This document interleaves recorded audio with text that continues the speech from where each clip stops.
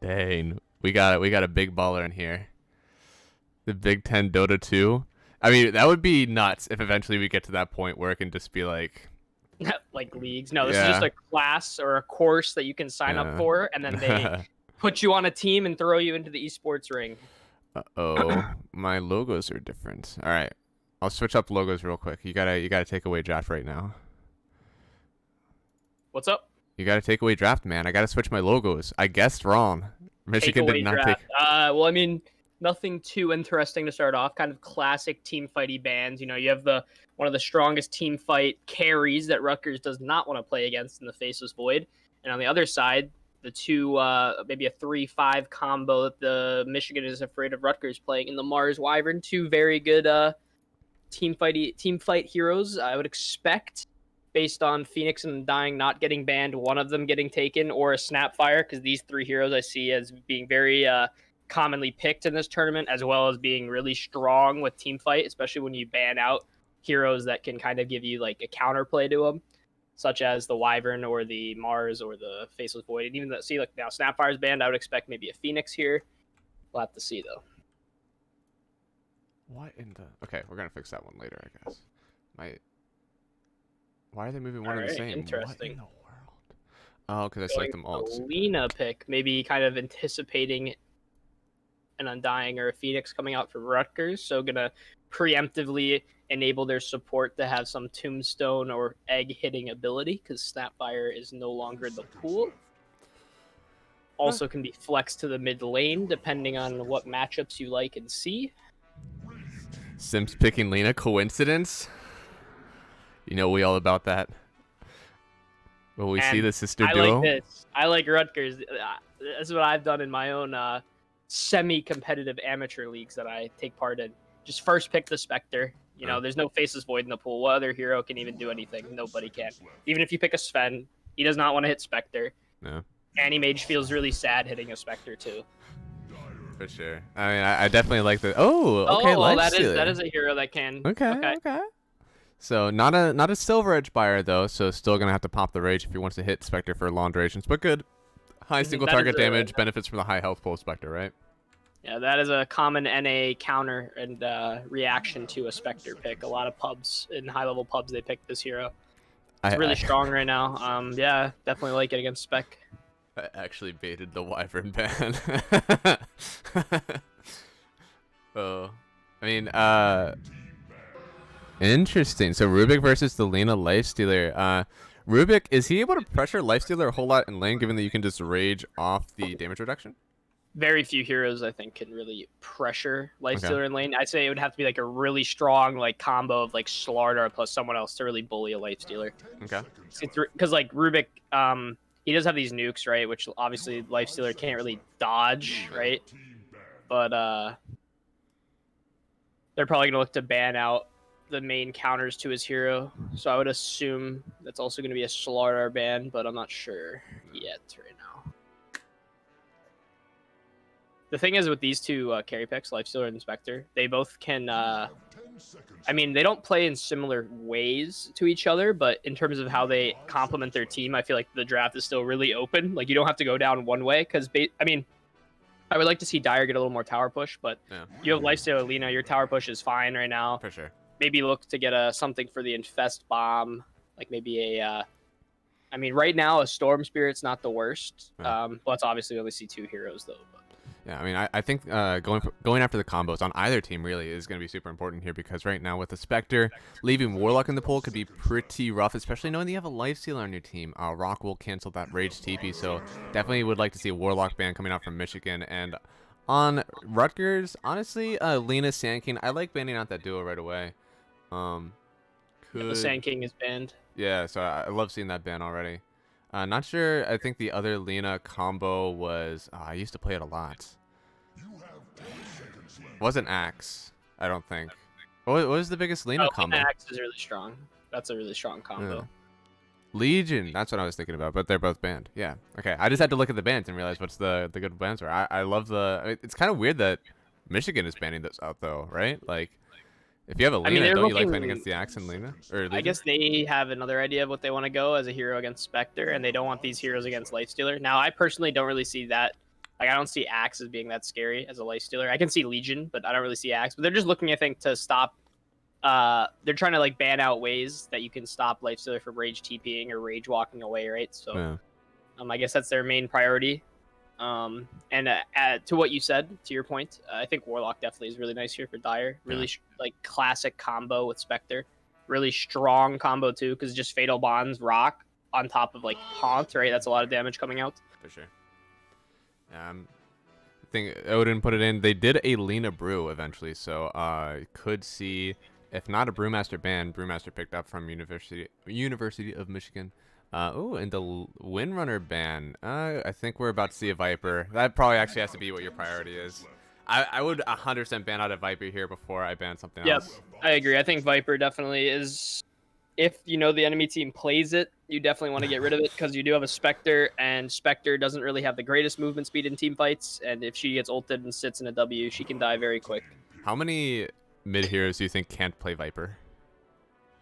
What do you mean, mid players? Yeah, I just feel like everyone can play Viper. Like, it's just. Well, do you want the basic answer or the like slightly more like in like because the basic answer would be yes, everyone can basically play Viper. But I would say at the top end and like a really high skill like pubs, Viper takes quite a bit more skill than you would normally think because it just needs like positioning wise and knowing where to be and how to play your like how to play the map with your like strength. Because it's basically a Viper. If you get behind or if you like rotate to a lane and don't do anything with your strength and you just fall behind the enemy mid, you're literally a range creep for the rest of the game. Duck playing Viper. I hope Duck plays Viper right now because Spectre and Slardar, I feel like you already want to pick the Viper hero. But yeah, there's the Slardar. That's what they're going to look to do to... that's what I thought their counter would be if the Legion and Axe are banned out very strong against Lifestealer because he can actually man-fight them, with the bashes. So. Yeah. For sure. Need to see likely a strong position 5 because it should be Lena 4. So if they don't pick the Lena combo here to go against the Spectre, I mean, you see both cores, right? This could be anything right now from Michigan. I would like to see... so hard. I almost want to say maybe like an Oracle could be kind of cool. Okay. Just throw it on the Lifestealer, and then he heals up a lot with his base, just his lifesteal if he's man fighting someone with your ult too. And then he gets like open wounds, right? Yeah. So he's like, that's really good. Also not a bad lane kind of mitigator to Slardar. It doesn't really like necessarily help you too much, but like Lifestealer, you'll be able to heal right back up. Yeah. Zakiro, okay. I actually don't like this that much. The reason is I feel like it's really hard to execute in this lane only because if you get caught out of position like slightly, you're going to get lifted by Rubik into Crush, and then you're just going to get ran down by Slardar. Rubik Slardar is a very, like, it's an old combo. We haven't seen it as much lately, but it is strong. As you said, the lift into Crush into Bash. I mean, that used to be the Rubik Centaur, but with the growing popularity of Slardar, and also, as you said, very good against the Lifestealer. That's a super strong lane, and I wouldn't expect him to kill the Lifestealer, but I do expect a hero to die. I mean, this comes down to their position 5's positioning. I know this matchup pretty well. I know Jakiro, like if you can play it correctly, where you can get your dual breath off onto the Slardar and even the Rubik like combos. Oh, there's the Warlock we talked about. But yeah, if you can get the dual breath off and keep your distance, and just kind of keep that harass, you don't really need to babysit Lifestealer because he can kind of hold his own in the lane. You don't need to really like tank damage for him, right? You just can't die because the only way I feel like this lane really goes poorly for Lifestealer is this Slardar just snowballs up getting kills. But the issue is Jakiro is really slow.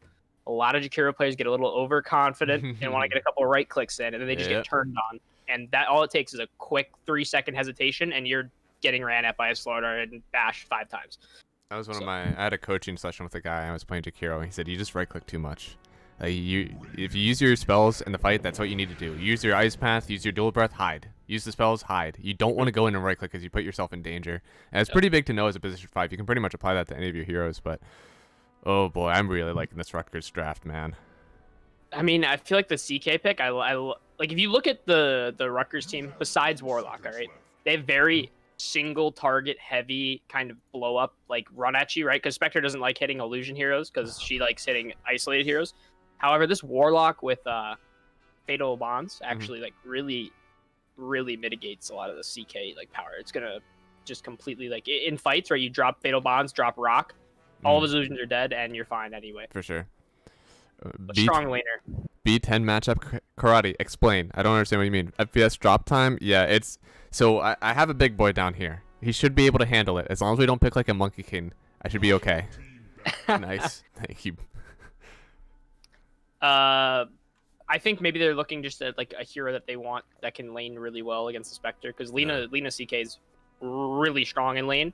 The only counter is Rutgers very intelligently picked the Warlock Spectre lane, which is designed not to try to kill you, but just out sustain you and let Spectre CS, which is all you need. Because Warlock Spectre, like by the time you bring, again, we've already gone over this before with other drafts. By the time you get Spectre to such low HP that you could go for a kill on her because of her dispersion, Warlock will then put W on her. She'd be under tower. She'll heal back up to full, and then it's a whole nother cycle again of you using all your spells to try to bring her down. For sure. It could be that there's a signature hero thing going on that I don't understand, but I feel like allowing Rutgers to get this Warlock, get a nice combo with Rubik, and then not picking the Viper up for yourself, you're really doing yourself some damage in this draft. So you CK Omega Wall. I mean, I know that there's CK offlane that's like viable. From my own personal experience in very, very horrible pubs, I hate having CK offlane because it's never an aggressive CK. It's the CK that's going, you know what? I'm farming here. Back away. You guys can play as 3 heroes, and once I come out with my heart, then I'll participate in the game. I'm sure that's not what's going to happen here, but I'm already a little bit slighted. I actually want to. Okay, so besides the Lifestealer pick, although it's not awful against Lifestealer because you're really tanky and you can your Diabolic Edict, goes through magic resistance or magic immunity. Leshrac for Dire, I think that would complement perfectly. You get more wave clear, balances out your right click with a little bit more magic AoE damage, which really works with the Fatal Bonds really well. And Diabolic Edict, that's the only thing you need in this entire game, and you push just as fast as Radiant. Sure. And that hero is really strong right now. His natural counters have been banned out in the mid lane, in the TA and the Viper. Yeah. Void Spirit's also pretty annoying to play against as him, but yeah. What do you call it? I think that hero would be perfect for Dire here. I don't know if anyone plays it, but Void Spirit? Really strong. No, Leshrac. Leshrac, sorry, yeah, no. It really would. And honestly, with the last pick going to Rutgers, I already think they're winning this draft really hard. Rubik's Slardar is tough. Spectre Warlock is not going to kill you, but as you said, it's going to out-sustain you, and Spectre in the late game is fearful. So allowing these combos to come through really rough right now. Oh, they banned out the Lesh themselves? Okay, maybe they were afraid of it happening to them. Lesh is just a really strong hero. That hero, if you leave lane like a normal hero, even DP with her ult or DK with their ult, you leave lane, you probably have a good 30 seconds before your tower is dead. Now Leshrac at level 6 or even level 5 rather, your tower's just dead. It's gone. I think if we see another strength hero here from University of Michigan, I want to see Death Prophet. I want to see Death Prophet so bad. Timber, okay, so I could see the Timber, but I mean, regardless of the Storm Spirit pick, Lina Jakiro feels pretty rough to play against as a Timber just because there's a lot of lockdown and you get bursted down by Lina. I just was wondering what you would think of a Timber. I don't know if I'd pick. I don't really like Timber right now. No. I feel like he's pretty eh. Yeah, and now with the Storm Spirit, Quap, is Quap still in the pool? Quap versus Storm Spirit is usually a pretty favorable matchup. Here. Yeah, I would like to see it just because you put a lot of pressure on the map. Good lane versus Storm. If you get jumped on by the CK, yeah, you might be in some trouble, but you shouldn't ever be that close with your Slardar Spectre taking up the front. You should be able to jump on top of this Lina Jakiro in the back line, likely. And if you put Storm in a bad position in this draft, it's going to be really rough because you have a Storm and a Lifestealer likely in your jungle. CK's not going to have an edge on the Spectre Warlock, so he's not going to be able to pressure the lane that much. There's a very real possibility that Rutgers are just going to shove the entirety of Michigan back into their jungle. I could see an Ember here. I could see the Quap here very likely. I think Ember also could work really well if you have a good Ember player. Yeah. Could win that matchup and then just go around. You're not really worried about getting killed because you can Sleight of Fist, dodge Jakiro and Lina stuff, and then Remnant away. Like all these spells are not really instant. They're pretty kind of you can dodge even CK. Yeah. Oh. Coil doesn't pierce BKB, right? So you rage TP, you can't cancel it with Puck until you get Ags? He's gonna have to get Ags, yeah. I don't know how I feel about this Puck pick. I feel like I guess they do have the Slardar, but it's a Spectre Slardar. That's not really the greatest combo. If it was PA Slardar, I'd say something different, but I feel like they're going to lack a specialty. little damage if this goes too late on Rutgers. So it's apparently a chicken specialty hero. I mean, I like it just because you're against the storm, and if you want to shut down the storm solely, then a good little coil into the rest of the burst damage that'll likely come out from Rutgers. I can see you killing the one hero on the map that's gonna matter pre 20 minutes. Because honestly, I can't see the CK being that big of a factor, given he shouldn't be getting kills in the bottom lane. Jakiro is huge. He should farm that lane decently though. It's not like he's gonna like that. That's still a strong lane. Like Lina CK, that's really strong. Okay. Now with this puck pick, I mean, it could. I played against a really like a puck spammer in one of my pubs, and he transitioned to a right click build, which was really strong somehow. I don't know if they're necessarily gonna do this, but I just feel like with a Slardar, right, you have this natural carry amplifier that like you see like a PA, you see a Sven, right? These heroes that if you just minus 20 armor on an enemy hero, they delete in 3 seconds. I don't know if Spectre is that same kind of hero, right? Mm-hmm. And I'm just worried that if this game goes a little too late for Rutgers, if they miss their timing, because they do have a Spectre here and they don't have like any real like tower hitters, right? Yeah. If they like get to this late game where Storm, Lifestealer, CK get these items, I'm wondering if they're gonna have they will start to have some damage issues because it'll just be a Spectre. I don't know if Spectre can have the damage to kill all 5. I mean, maybe the Lina and Jakiro instantly, but like CK and Lifestealer are pretty tanky boys, and Storm's not gonna let you just lock them down. So I mean, it'll be interesting to see. I think Radiant has an easier time executing their draft with what they need to do at all points in the game. I feel like Dire has a bit of a like they're gonna hit a plateau at some point, Yeah. and they're gonna be really strong at some point. So I wonder how that works, especially because they push really slow. But All right, got some Mr. William cosplay here. It's getting spicy. We got a smoke in the top lane. It is 4 of the Michigan heroes trying to get a first blood somewhere, but so far we're doing good on Rutgers, not showing anyone. But Spectre. Dan. Alright,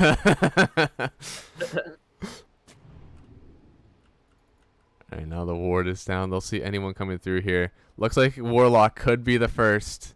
He's getting a little scared. And he's out of here. He's Storm, and he's like, Storm, why are you standing there? Something's sus.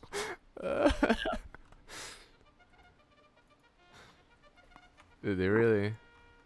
He should see them around. Like, all he has to do is stand on the side ground. It's okay. That's like Warlock. He was like walking into electrical to do some task, and immediately decided against it. Alright, so we're still going to trade runes 2 for 2. Smoke, not getting much, but at least you don't lose anything. You don't dive tower for someone. It's unfortunate. Smoke that will be in stock soon again. Warlock's ward got caught on the enemy ward. That's no. They've scrimmed against each other a couple of times. Going to be interesting to see how they play around knowing each other's play styles. Yeah, that'll be pretty nice. Get a team that's comfortable with each other. And this mid lane will probably be pretty hype also. Doc versus Mr. McChicken. We've seen some pretty hype McChicken, or just Mr. Chicken, sorry. Mr. Chicken Arc Wardens. He has some very, not really cookie cutter builds, right? He went for the bots. Orchid, he went for bots. Necronomicon, he has a few different builds up his sleeve.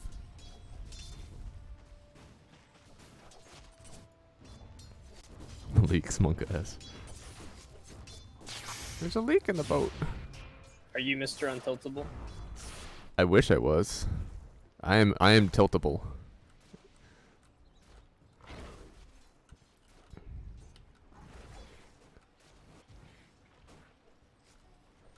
Which one is Mr. Untiltable?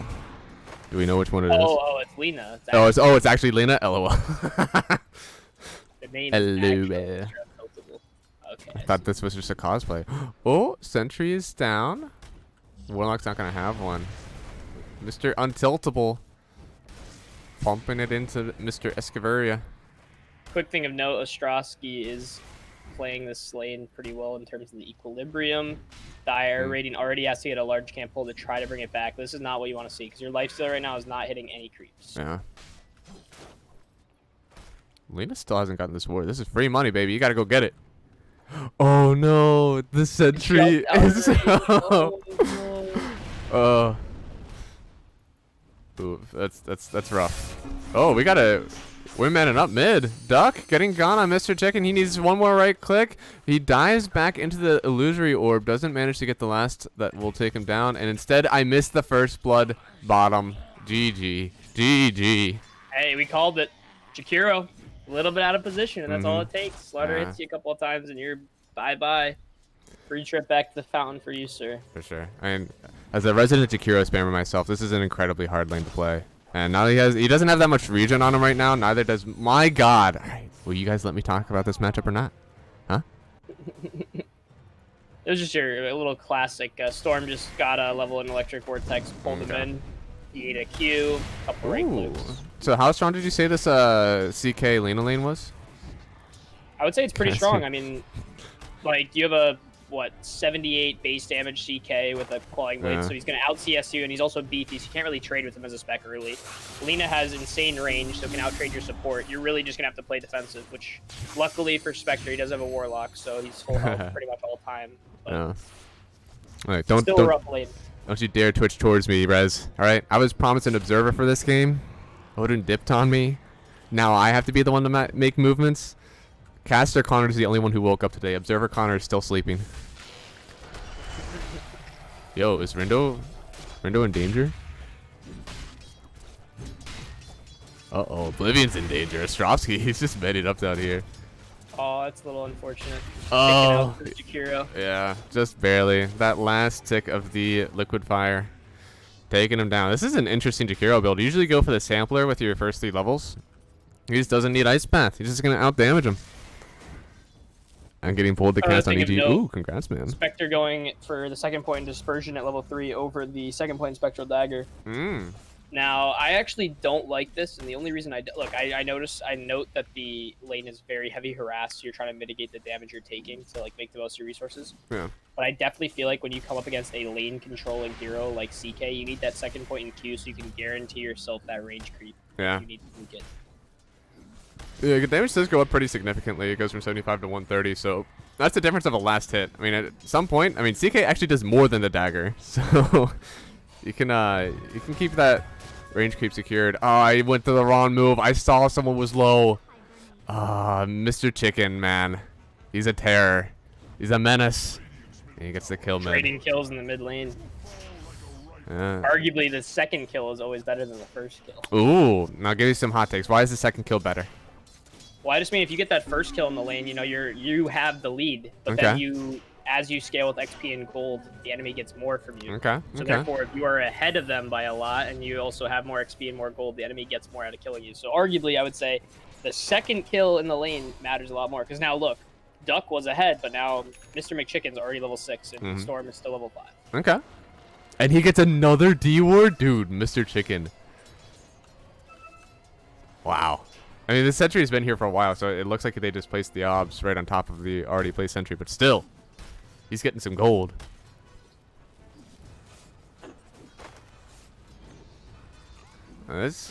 Oh, Storm, he's coming top. He's going to help out, killing the Spectre. Dives on top. Good LSA trying to get more control. And oh, good coil onto 2 from Mr. Chicken. Unfortunately, CK should go down here. LSA manages to stun up both the Puck and Escavaria. Puck could now be in danger. He wants to get the last click, but untiltable. He does manage to finish Mr. McChicken after they got the kill onto Soyuz. So now Duck, LSA hits onto the Warlock. We missed a kill elsewhere, but it's okay. We watched 2 happen here. 3 happen, actually. That's really unlucky. I mean, you could just see how strong this Warlock Spectre lane is just from that entire burst. Did you see how long the Spectre survived with that Warlock heal on her?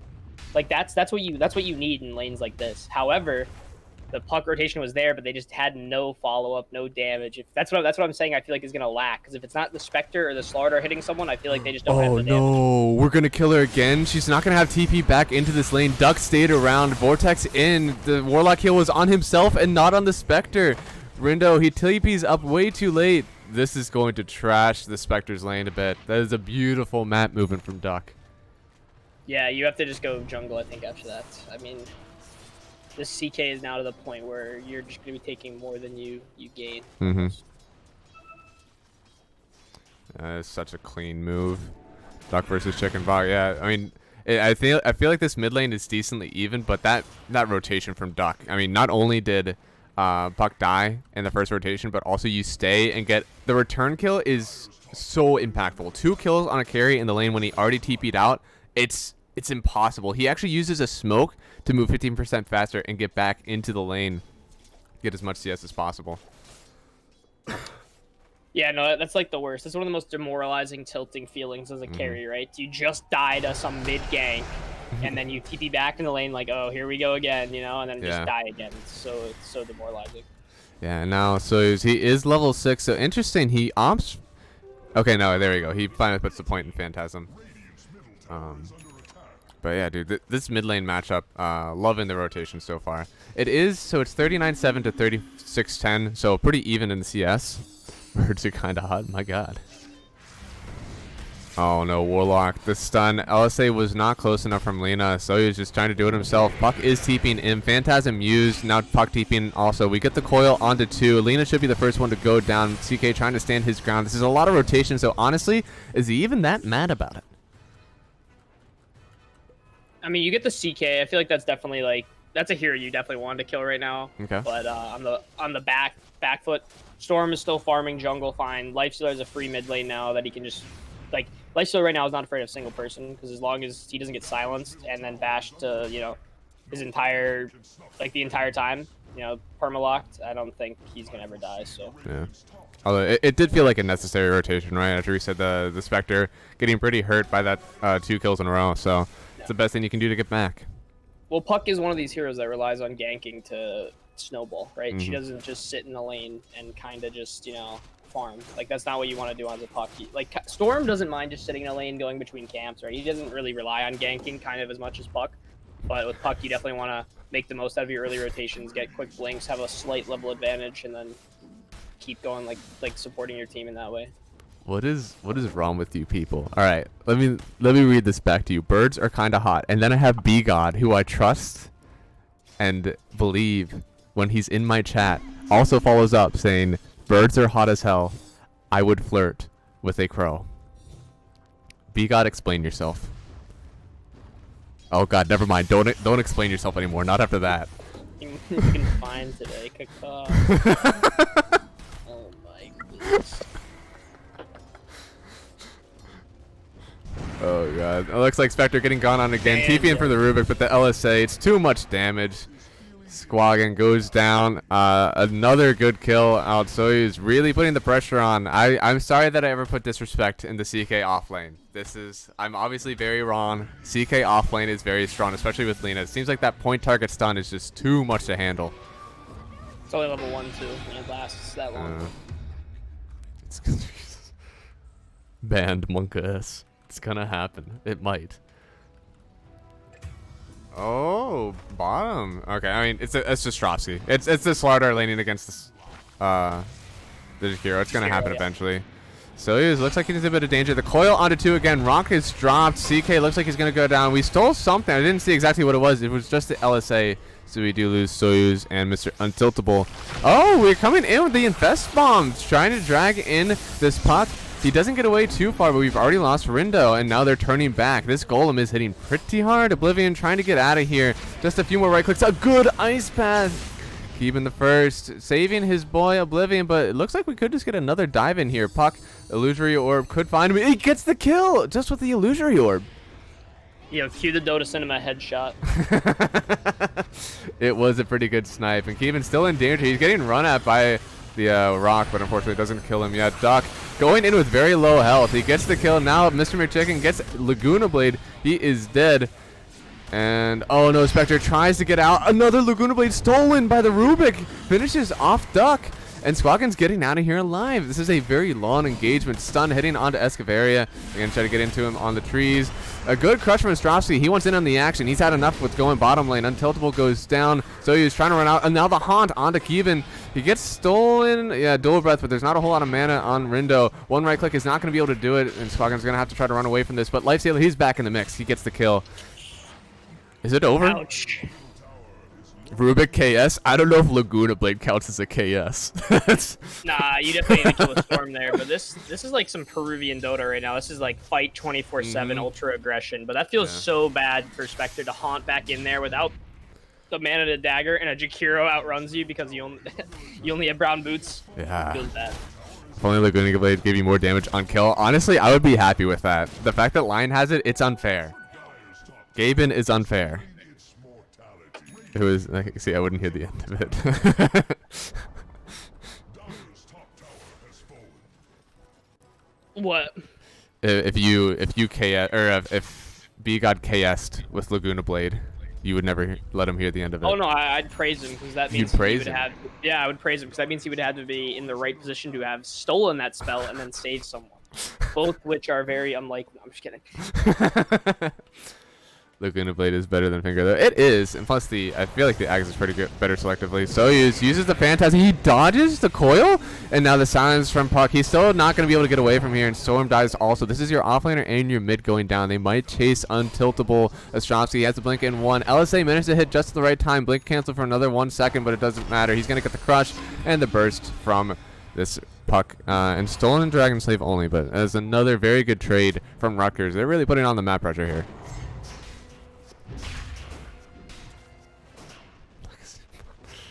Oh, we could get mid out of this.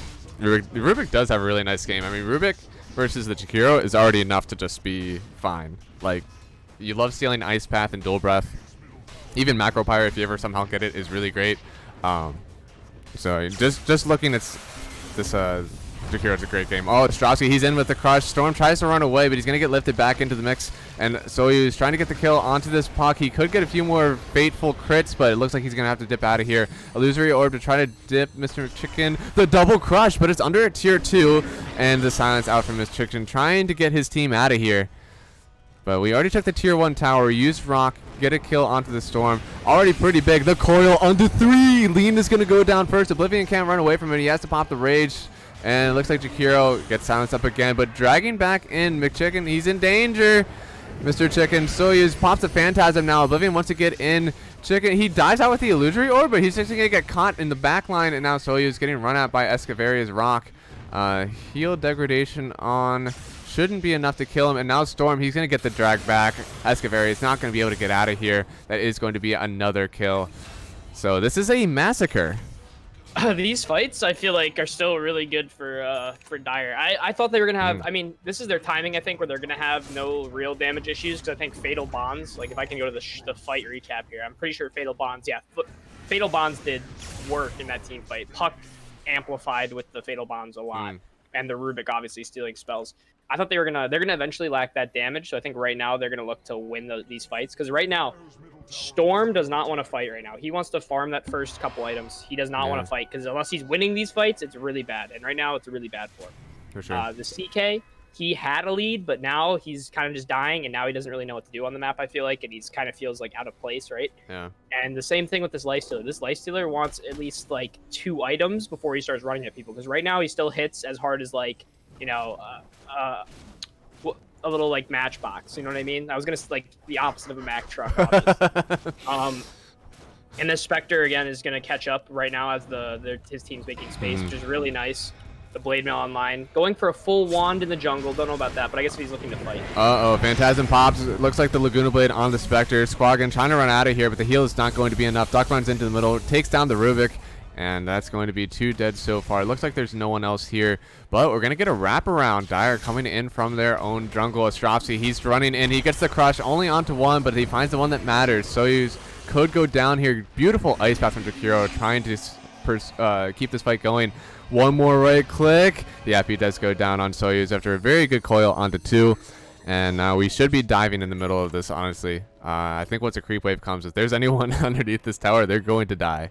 And Lean is TPing out, and everyone else wants to back out of here. Storm gonna finally have his Orchid. Yep. Nice.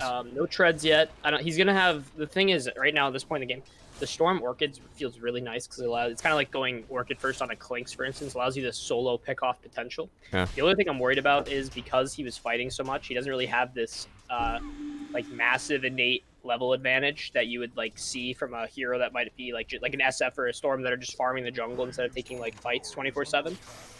So I don't know if he's gonna have some mana issues because that's the thing I'm gonna worry about. And I think him jumping in on someone, using his mana, bring them to half health, and then all of a sudden he just gets stunned by Slaughter and has no way to get away. That's what I'm worried about. Oh, this could be a fateful move, though. Duck and crew running up towards where the Spectre just TP'd to farm. He has a DD on him, and looks like Lena should be able to spot out the Spectre here soon. Oh, no, he's diving way into the trees. All right, so he should get out of here. They're going to show themselves. He haunts for the vision.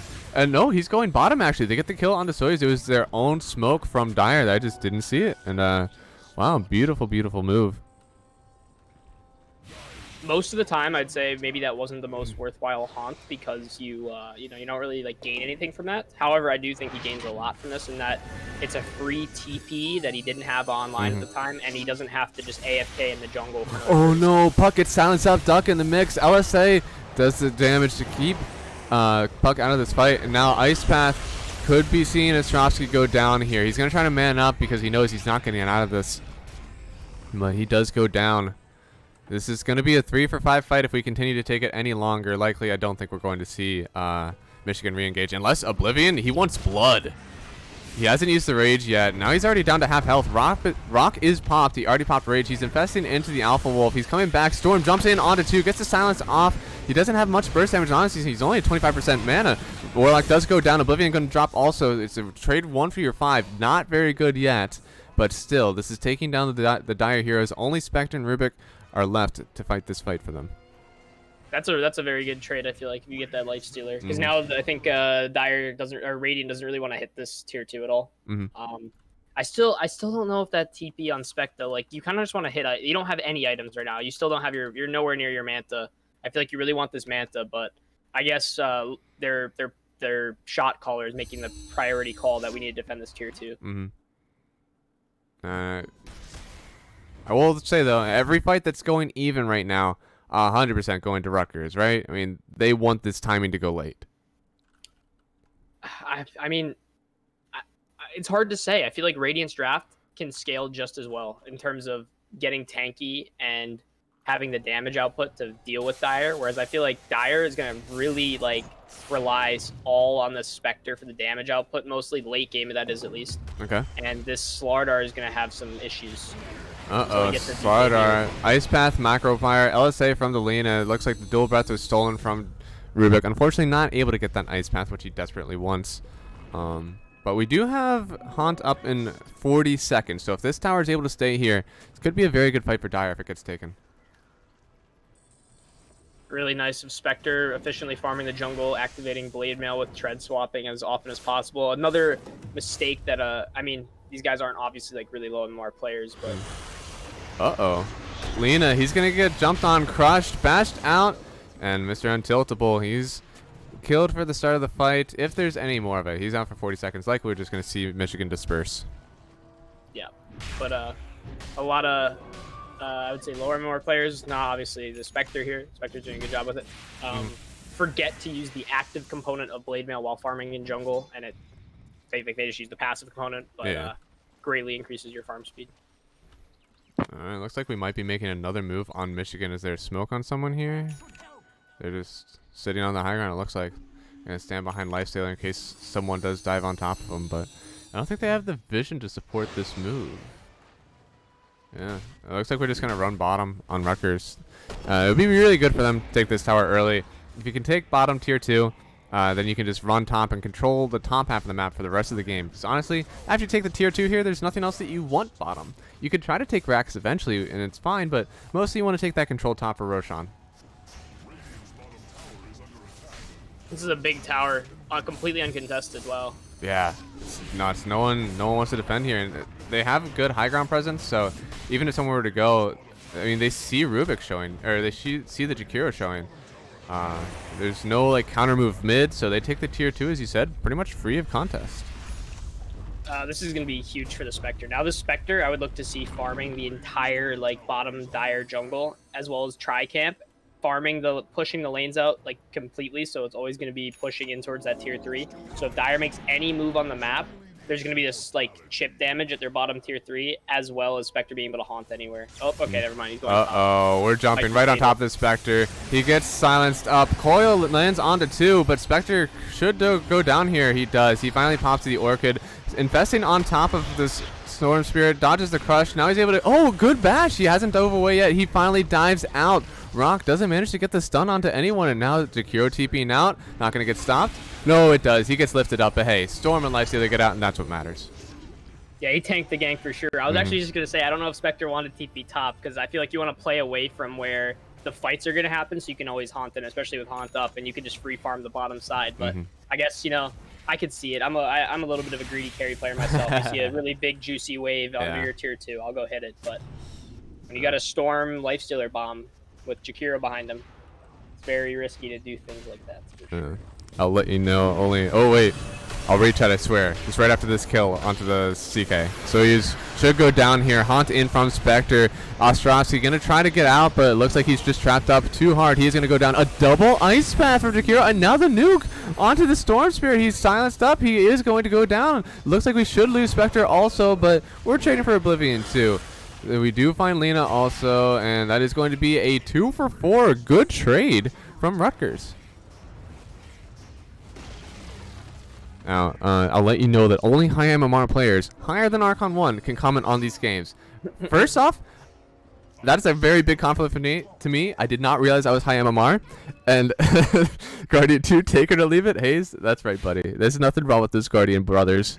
2 is higher than 1. You got a point. Hell yeah. So how did that fight go, Legacy? Was it worth losing your Spectre and Slardar? I mean, you killed everyone pretty much on Radiant. That mean anything? I guess it's fine. I mean, I feel like Spec still is not like it's right now on a Spectre. I feel like if she didn't take some of the fights that she took earlier in the game, she'd have this Manta and already be close to the Scotty. But I feel like now is the time where you kind of need to fight a little bit on your Spectre, because you're starting to need that, you know, tank and damage on your on Dire. But it still hurts because now she's still waiting on this, you know, this Manta to come out, which typically you definitely want to get on Spectre before like around the 20-minute mark. But.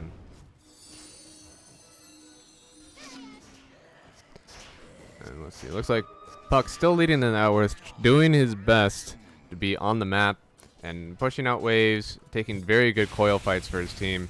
Honestly, a lot of the kills that they've set up so far have been on top of some very good coils onto 2, likely the Storm +1.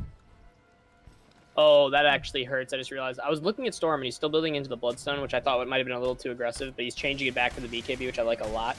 But it seems like his Kaya was killed on Courier. Oh, no. That is always really unfortunate, especially as a Storm Spirit. Yeah, well, he will have it up in 10 seconds, so hopefully he wasn't expecting it for that fight bottom. That would have made a difference, I believe. Impact items that are going to be up very soon, I think, is one massive one of note is this Slaughter Ags. That's going to make him that much more difficult to kill and that much more tanky in fights. And then also this Puck Ags, which I think is coming out on Courier right now. Yeah.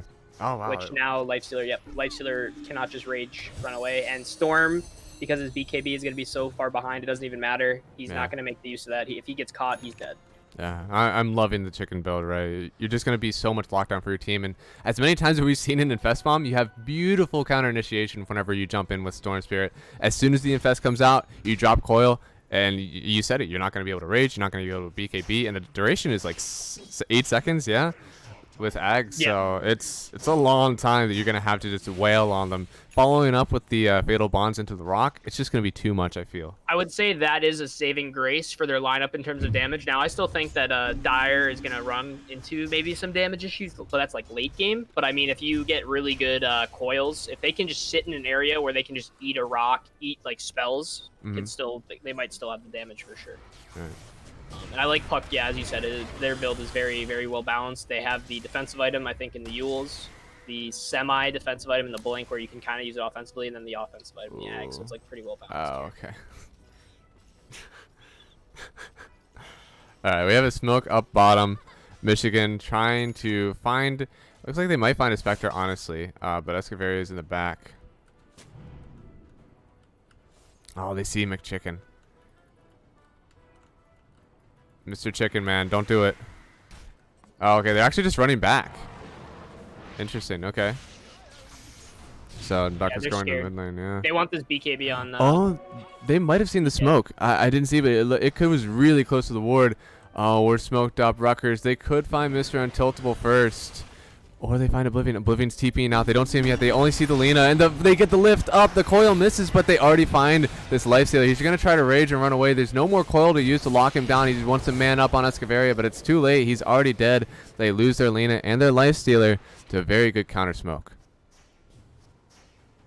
I mean, this puck ags, you know, it's 60-second cooldown, basically up every time you're going to fight, almost every time.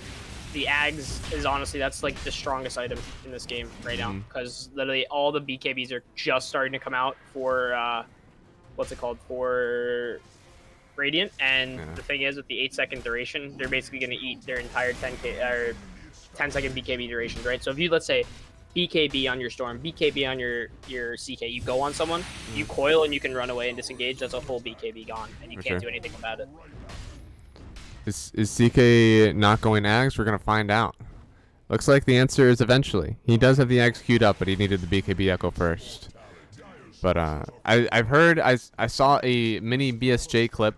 He said, if you are over 4K MMR, you should know by now that you should never be hitting a tier 2 without taking Roshan first, especially the mid tier 2. Side lanes are kind of iffy, but mid tier 2, it's very rare that you're able to hit it mid and not get punished for it. And it looks like Rutgers just got away with it.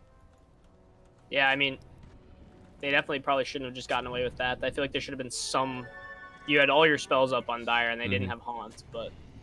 And now the DD into Roche. Perfect timing.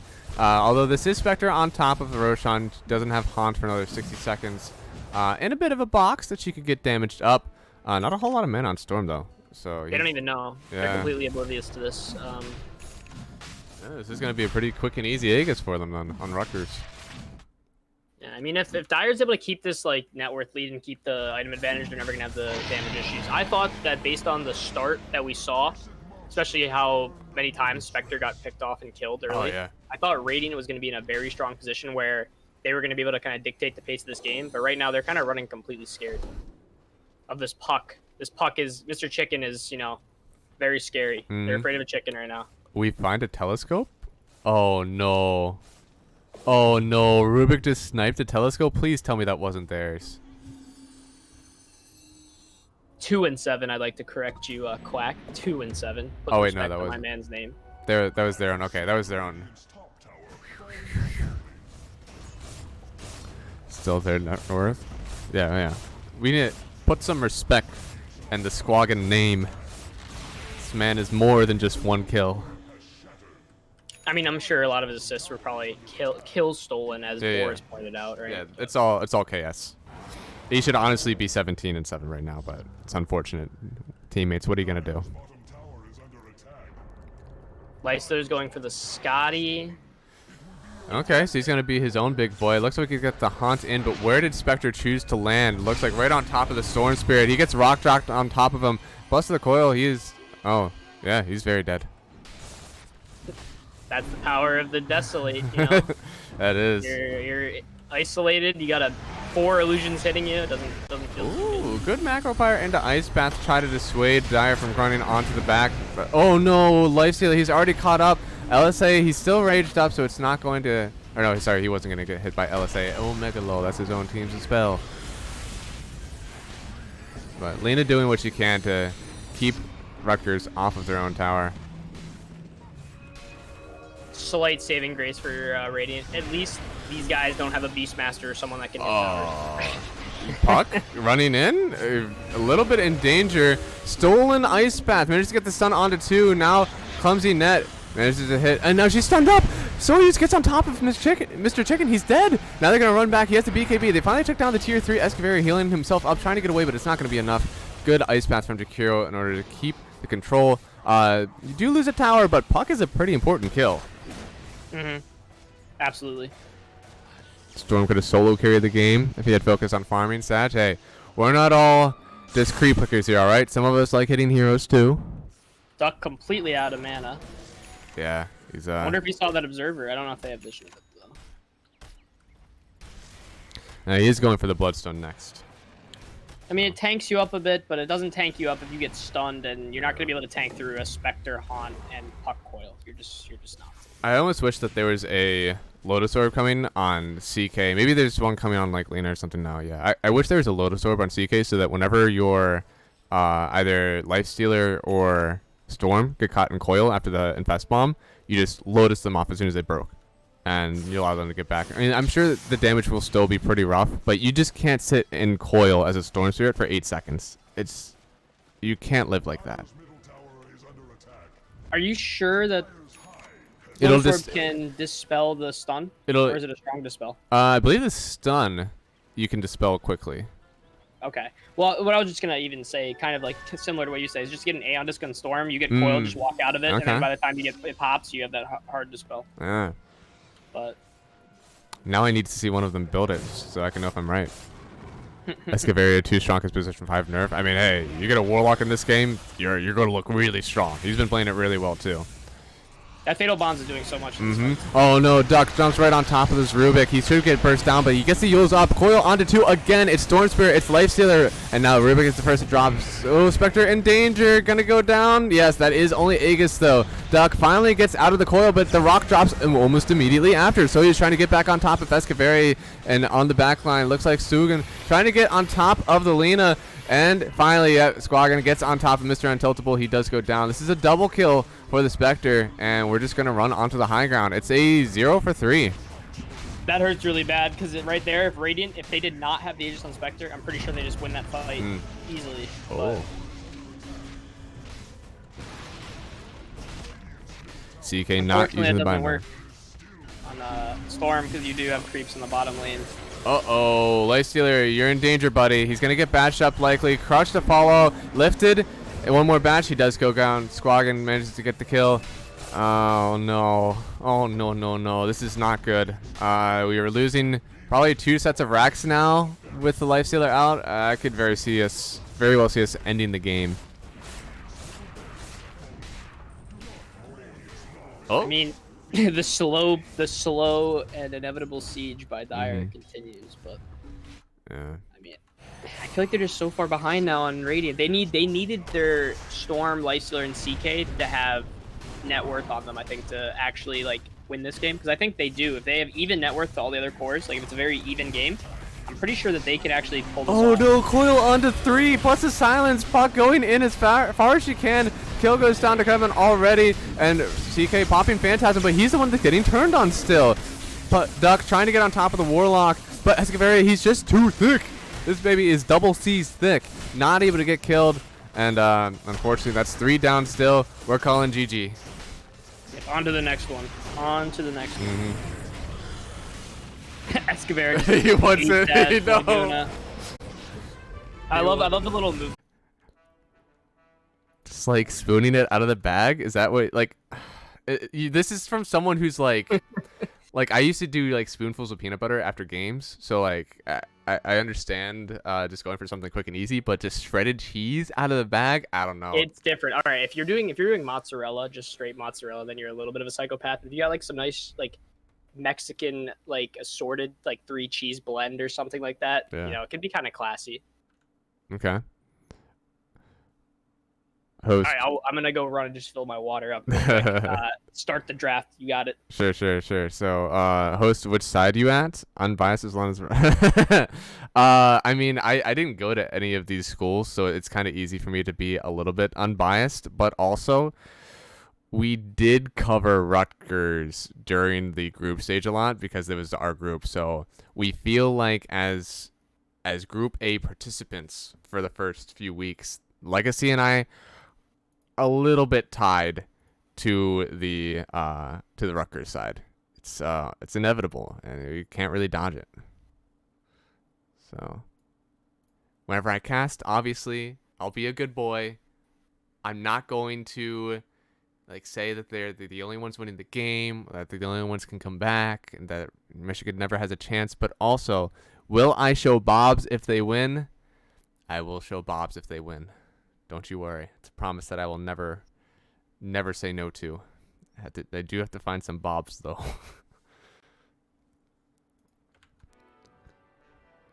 What is your favorite Bob? Type in chat right now. If it's not the builder, you're wrong. Just letting you know.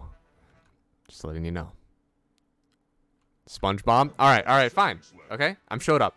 SpongeBob, also very fine Bob. You have 5 seconds left.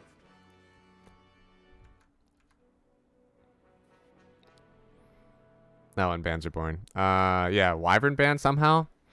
Questionable at the best. Zen will swear by Wyvern being a really good counter to the Faceless Void, but they banned it after Faceless was picked, so I imagine it's probably like a signature hero, and we're first picking Spectre on Rutgers again. Ooh. And they did fine against in the Spectre lane. They keep banning my Wyvern Pepe laugh. Alright. I don't know, man. I just don't see Wyvern as like that big of a pick.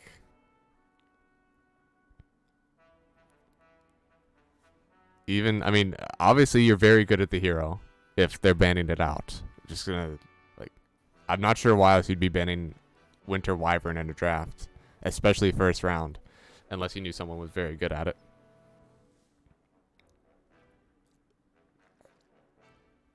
It was the only hero I could play. No. I'm sorry, buddy. Wyvern isn't in a good spot right now.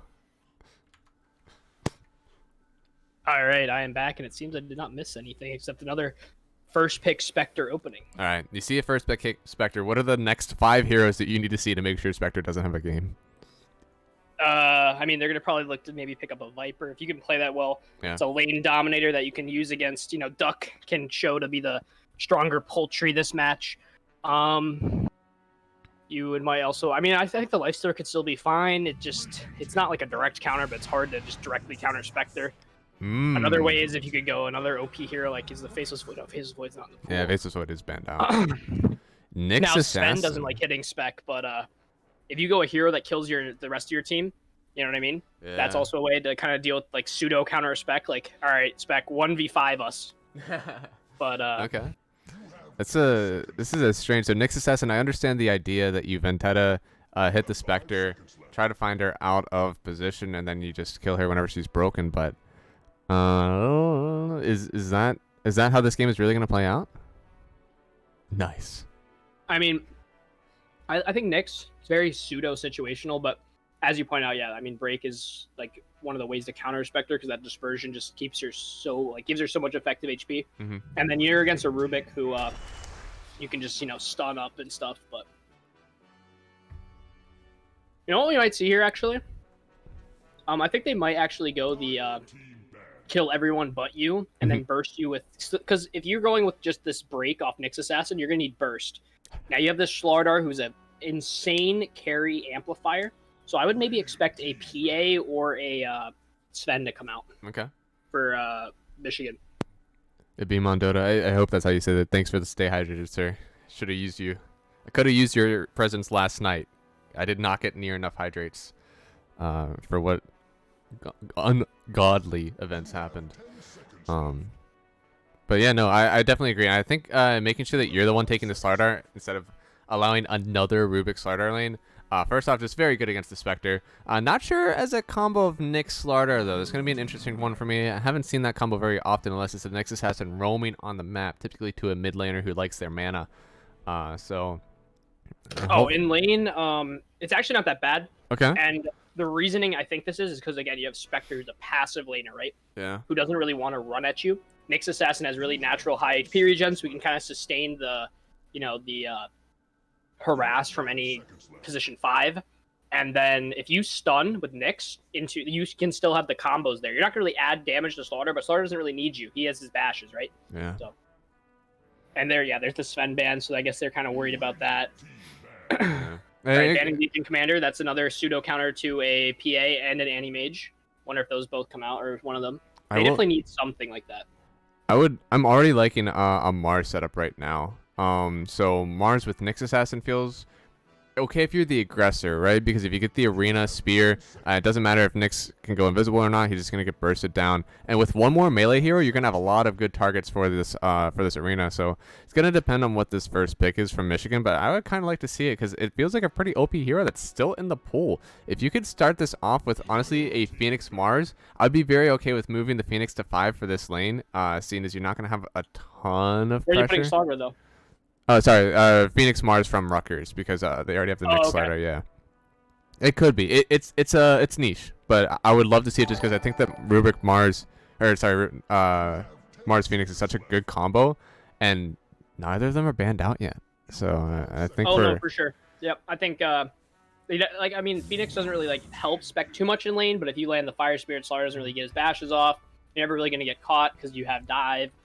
Yeah, I can see it. They're banning out the Mars. I guess maybe we're thinking of something you were saying too, but it'd be on, man. Thanks for the and follow. there's the PA. Oh Dude, no! Banning out, dude. No. Yeah, so I mean, you said I think you said this before on other casts. Like honestly, if PA starts hitting Spectre too hard, too close, she could just kill herself before the Spectre even goes down because of so much effective HP. It's not that much because you can't evade dispersion. That's for sure. But the issue is here, right? You have Slardar ult, basically gives PA a free Stygian Desolator ×2. Yeah, a lot of enabling, you right? Have break with Nyx, right? So Spec would just get blown up instantly. That's what I think they were looking at. They were just banning out, okay, what heroes combo that can blow me up? Yeah. Ooh. I don't like that. I don't think I like that. Okay. So I see it. I understand why. You're doing Spectre not able to get any sustain, so if they pick even a Warlock here again, or no, the Warlock's already been out. If they pick some sort of heal hero to sustain the Spectre, then you're good.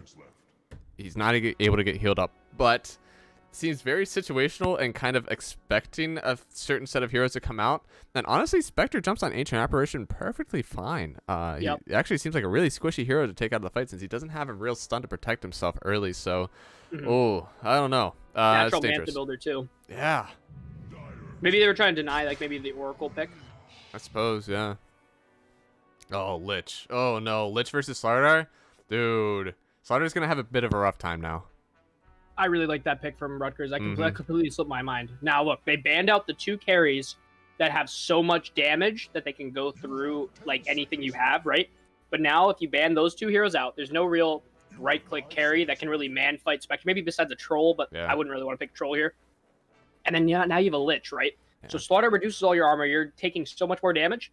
Lich throws Frost Shield on you. You're taking 60% straight up less right-click damage. That's huge. And the premier carries that are still left in the pool, Sven, PA, Faceless Void, Spectre are all out. Feels like Ricky is one of the ones. Troll, you said, is also in. Drow, I probably don't want to pick Drow into a... the other one, Anti-Mage. I wasn't even going to list him. I didn't think it was that great of a game, but I suppose AM, you're jumping on top of Lich and Rubik. If you're the aggressor, then it's going to feel pretty good as an Anti-Mage, right? I mean, you don't have the Lifestealer, you don't have the Sven, you don't have the PA. It's not really looking to be the greatest troll game, so I think they're going to go the route of we're going to just pick off every one of your heroes, and Spectre's going to be left alone to fight us all, and we're just going to beat her that way. For sure. Like they're not. I don't think they're going to look to man fight the Spectre unless they get like they do have the burst potential, right? You have a smoke up, break on Nyx into stun, into Slaughter stun, into AA ult. You can still kill Spec, but they're probably going to look to kill everyone else but Spec to start. Oh, okay. So it's the Rubik Axe combo. Lift back into the call. A lot of damage with the Battle Hunger over time also. I'm scared for AA again. We said it last time when there was a Jakiro against the Rubik Slardar.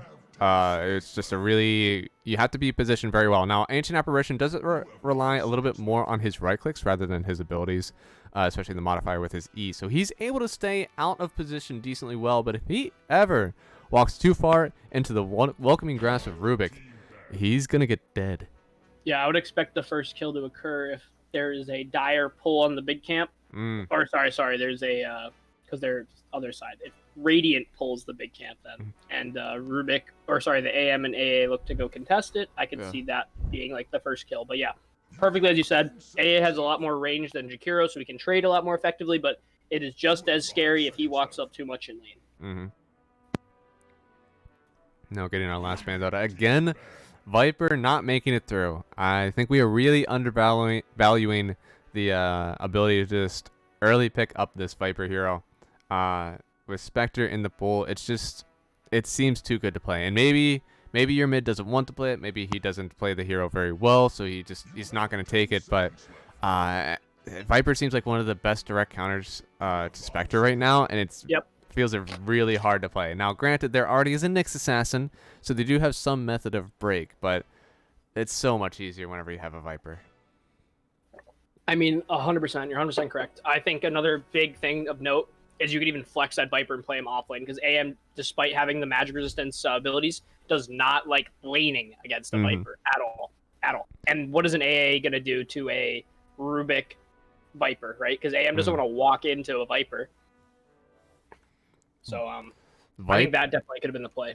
Viper is overrated, but you know, when you have a Spectre, gotta kind of go against overrated with more overrated. Oh, okay. So like just overrated as a pick in general. Okay, I can see that. But with this game, it's a Viper game.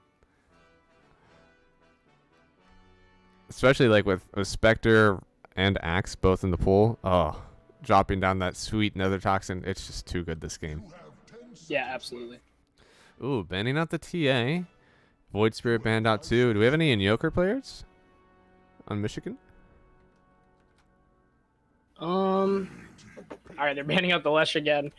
Yeah, that hero's just really strong right now. If I had to look at this draft, what hero would I want to pick? I think Death Prophet could be pretty good. You build Yules, you can dodge the AA Blast.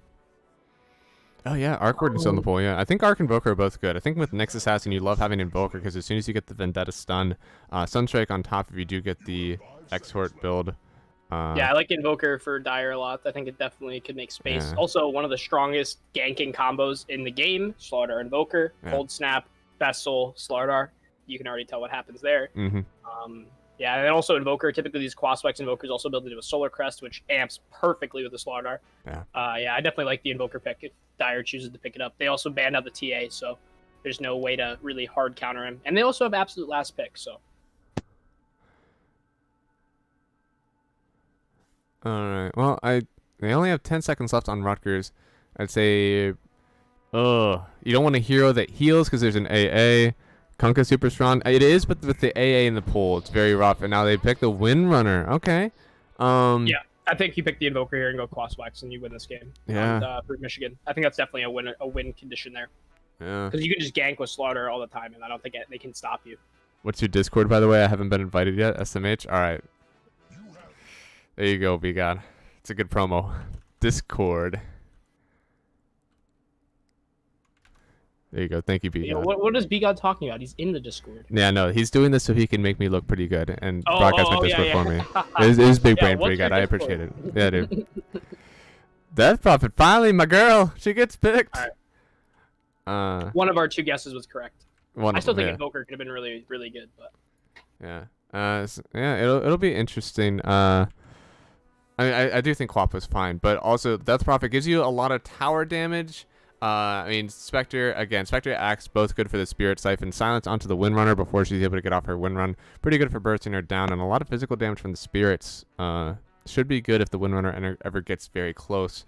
Only thing is, doesn't really help with your hunting from Nyx Assassin. It's going to be Nyx into AA Blast, likely, unless there's a Slardar following closely. So, interesting to see how they're going to burst down Rutgers heroes. Well, you have the split push from AM, and you have the space creating with the Death Prophet. You can just ult and kind of run down lanes. I like that a lot. Kind of like the Invokers, similar playstyles. They make space. I kind of think what IBM or IBIM Mon Dota just said, and the Quap was open. I think Quap definitely wins in lane against the Wind Ranger, and you can win your lane. But I feel like overall as the game, this entire game, I feel like it's hard to play Quap with, especially how well this Rubik played last game. He's going to be stunning you up to oblivion.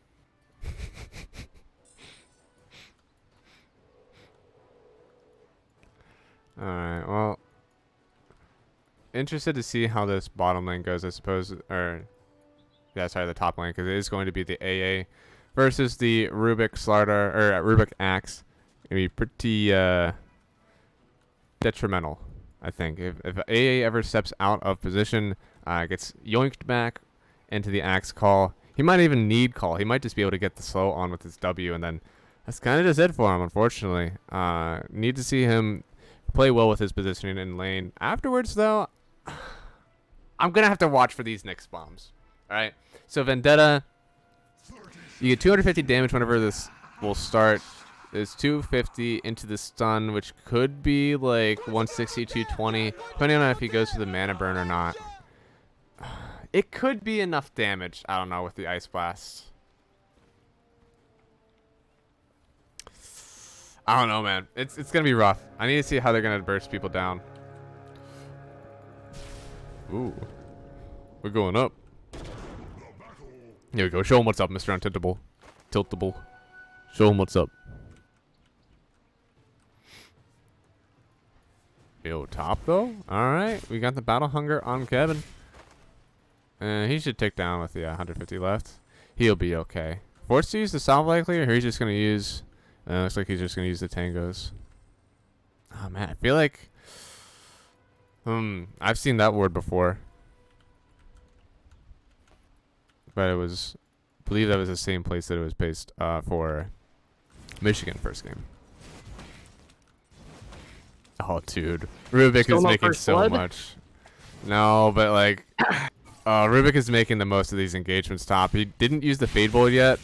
He wanted to save it for AM, I guess. But Kevin dropped it Alright, very gotta low. nuke that range creep, my guy. That's gotta true. nuke that range creep. That's true. But, I mean, AA having a rough time in lane already. It looks like bottom Mr. Untiltable. He's going in. Now, he does get the double impale. Nice. The dagger, not enough to get on top of this Nyx assassin. Now Squaggin. And have to run back. Oh, Escavaria, he's going in. One more right click. He gets the first blood. Escavaria, good job, man. You're probably going to die to Soyuz, but... Oh! He gets the Frost Blast, and then he walks and runs away with the Chain Frost. He's okay. My boy. My boy.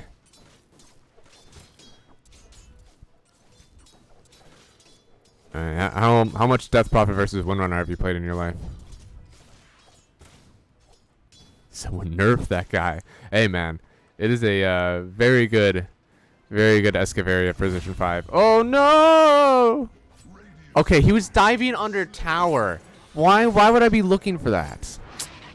Madmen. Absolute madmen. Alright, bring out the Twitch doors. See if I care. See if I care. Well, we get it now. Ugh.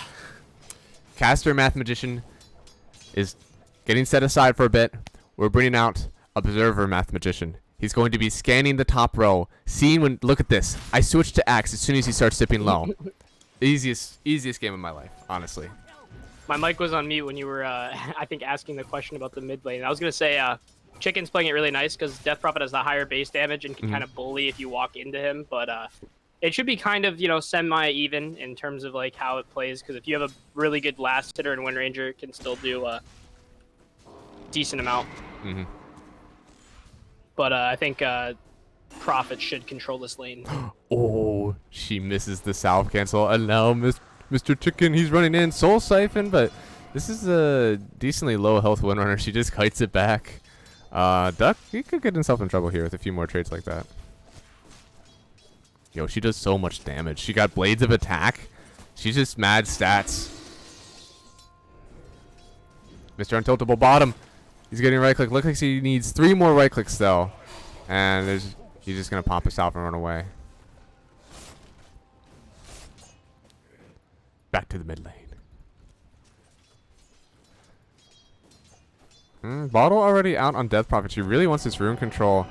Yeah, you need to play the aggressor right now on this Windrunner, right? Want to make sure that the wave is pushed in whenever 4 minutes come up. I would expect, because Rubik is controlling the lane top so well, you're going to have the Rubik come down and try to help you secure a rune, but it won't matter if you get picked off first by the Death Prophets. You got to play very careful. All right, 10 seconds to big runes. And it is... Oh, it's bottom, baby. Death Prophet got it. That's pretty big. So she's taking a little bit of a level disadvantage, but barely by, like, what, 2 creeps? She has the creep wave running in. She'll be fine. And she should have that arcane rune for whenever she hits level 6. So I imagine she'll be popping that exorcism quite quickly to make full use of that arcane rune. Yeah, I think that's a big timing you have to look at. What happens with this DP6? I think that'll set the pace for the game. You take this mid tower, that's 100% the ideal, like what you should use. But if Winter Ranger can nuke out these waves and prevent that, really, really good for her. Oh, Rainbow, he's diving top tier 1. He wants to get the kill. Kevin trying to stand his ground. He's going to take 2 more right clicks. AM's going in to help. Kevin survives, baby. Honestly, props to EG for sponsoring this Collegiate League. It was super fun playing something other than CSL with my team. Great opportunity for all these players. Good luck, have fun to everyone participating in the finals. Hey, man, Aftershock, it was really cool to see you guys play also. I mean, that Bud Shecky game's one of the most fun I've casted in a long time. I hope we see you in more. I think you said you might be showing up and gracing us with your presence in MD2L. We're not going to say that we're recruiting anyone here, but we would love to have you. We did have the University of Minnesota Gophers and Maroon teams, which are this is the best, I think, UMN team. Wait, that's Minnesota maybe. Yeah. I'm not sure. We had two of their lower tier teams in it. They did not unfortunately do so well. They just had a severe. They were like 3K like total team MMR and then 7K total team MMR, which was severely below the 4K average of the league. So I mean, a lot of learning. Definitely open to more higher skilled groups as well. Yeah. But it's a nice league to participate in for sure. Let's see. It's been about 5 minutes. I haven't missed a kill yet. We're looking good. And honestly, like, last game was a bloodbath. And this is much more chill. And we don't even have a Warlock and Spectre in the bottom lane. So, surprised that it's going so swimmingly for Radiant here. Like, hasn't been a whole lot of pressure on the Spectre. Yeah, I mean, Spec's still behind CS in terms of the AM. The AM's playing the lane top pretty well. I mean, Axe is farming a lot well too, but we have a rotation from Duck, but also a rotation from this Windrunner. They see Duck on the ward. Duck is immediately running out, but now Focus Fire on top of the Death Prophet. He tries to get the Soul Siphon off, but there's already too much damage. Duck will get bursted down almost immediately. That's his Exorcism down. That's really bad. Oh, yeah. I mean, this Javelin, I believe, right? Yeah, just put in so much work with the DD. Oh, that was a DD? That's really bad. Ooh. Death Prophet's start has been severely hampered by that. Oh, Soyuz living with 20 HP? My God. Unfiltable saved him there. Yeah. Body blocked the first initial tick of the damage. Oh, man. Now Mr. Chicken, he's just taking the stack from Untiltable and company.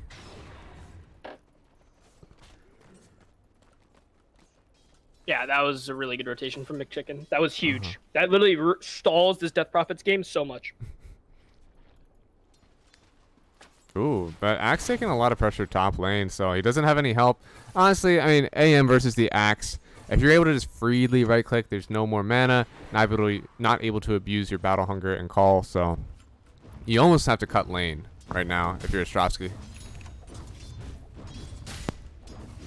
I mean, yeah, but I think he's just very scared because he can very well die. That's true. He's still at only like half health, right? Maybe if he was full health running into the lane, then he would be able to cut it. But since he's not too healthy, but yeah, for sure, you want to cut this wave because right now this AM, he doesn't care about keeping equilibrium far back because he wants to just amplify his farm, which means kill the wave as quick as possible, then go hit the big camp. Yeah. So if you're Axe and you can just make it constantly push into his tower, and then you can farm the big camp, that takes away a lot of this AM's game and slows down his timings by maybe even a minute or two. Yeah.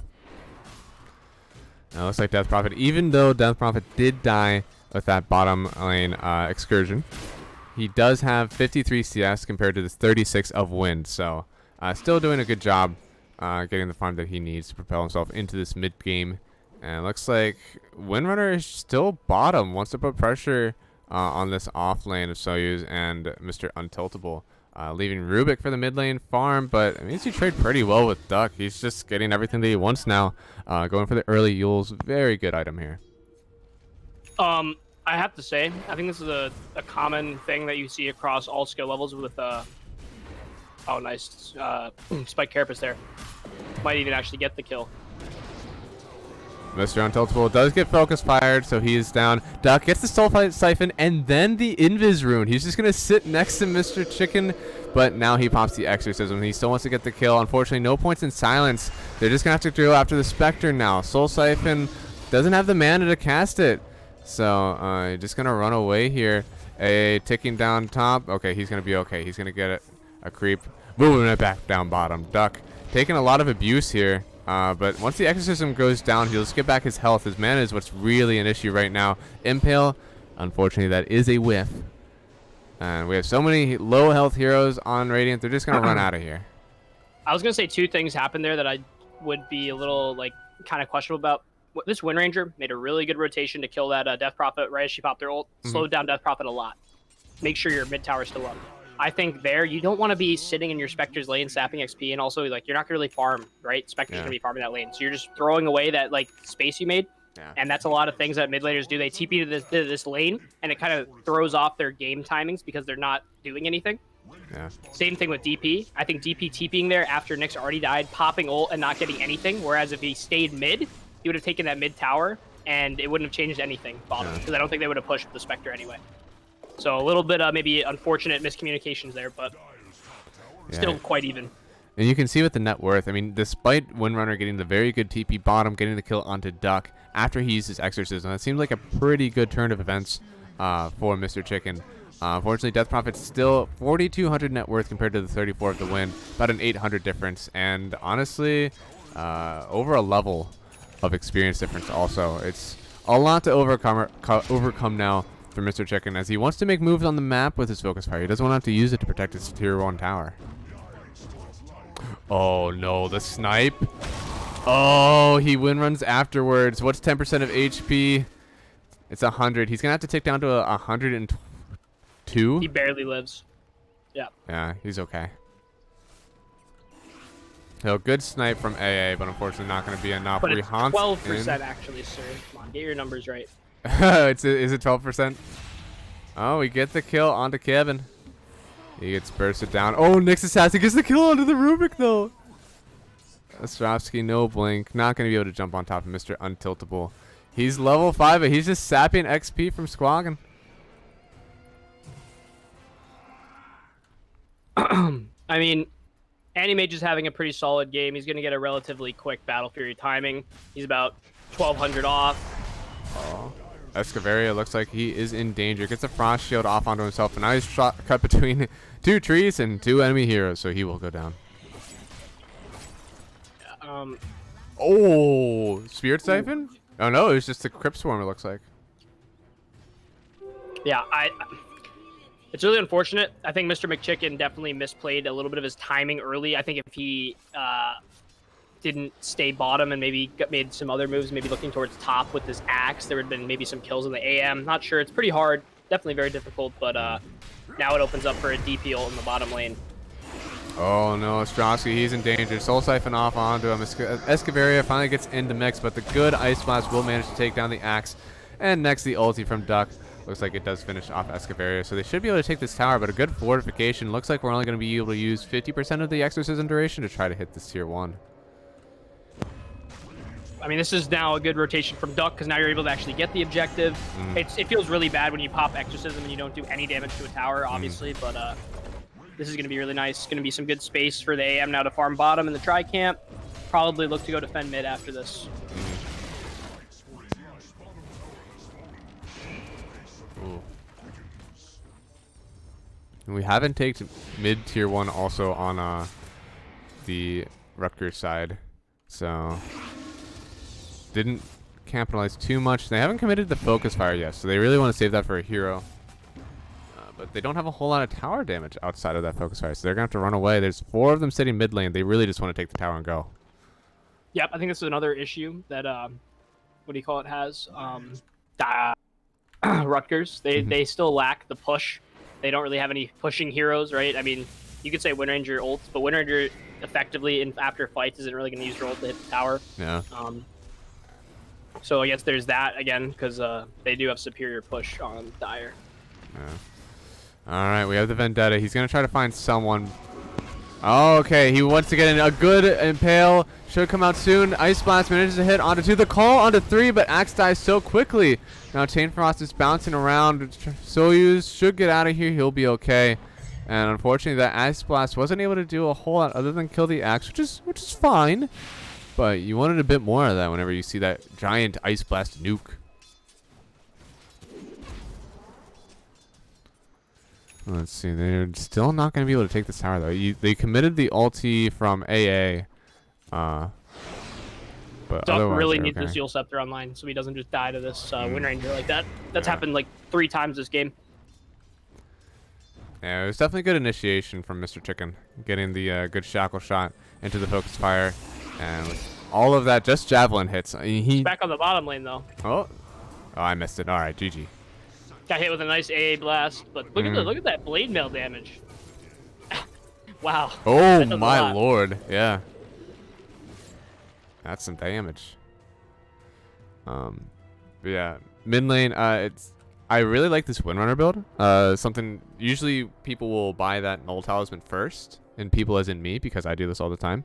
So Null Talisman, you get 3 from Mantle of Intelligence and 2 all from Circlet. So that's total 5 intelligence into that 2. So all you really get from the Null Talisman being completed is the 3% spell amplification and 0.6 mana regen, which I'm sure he would love the mana regen right now. But there's nothing else taking these slots.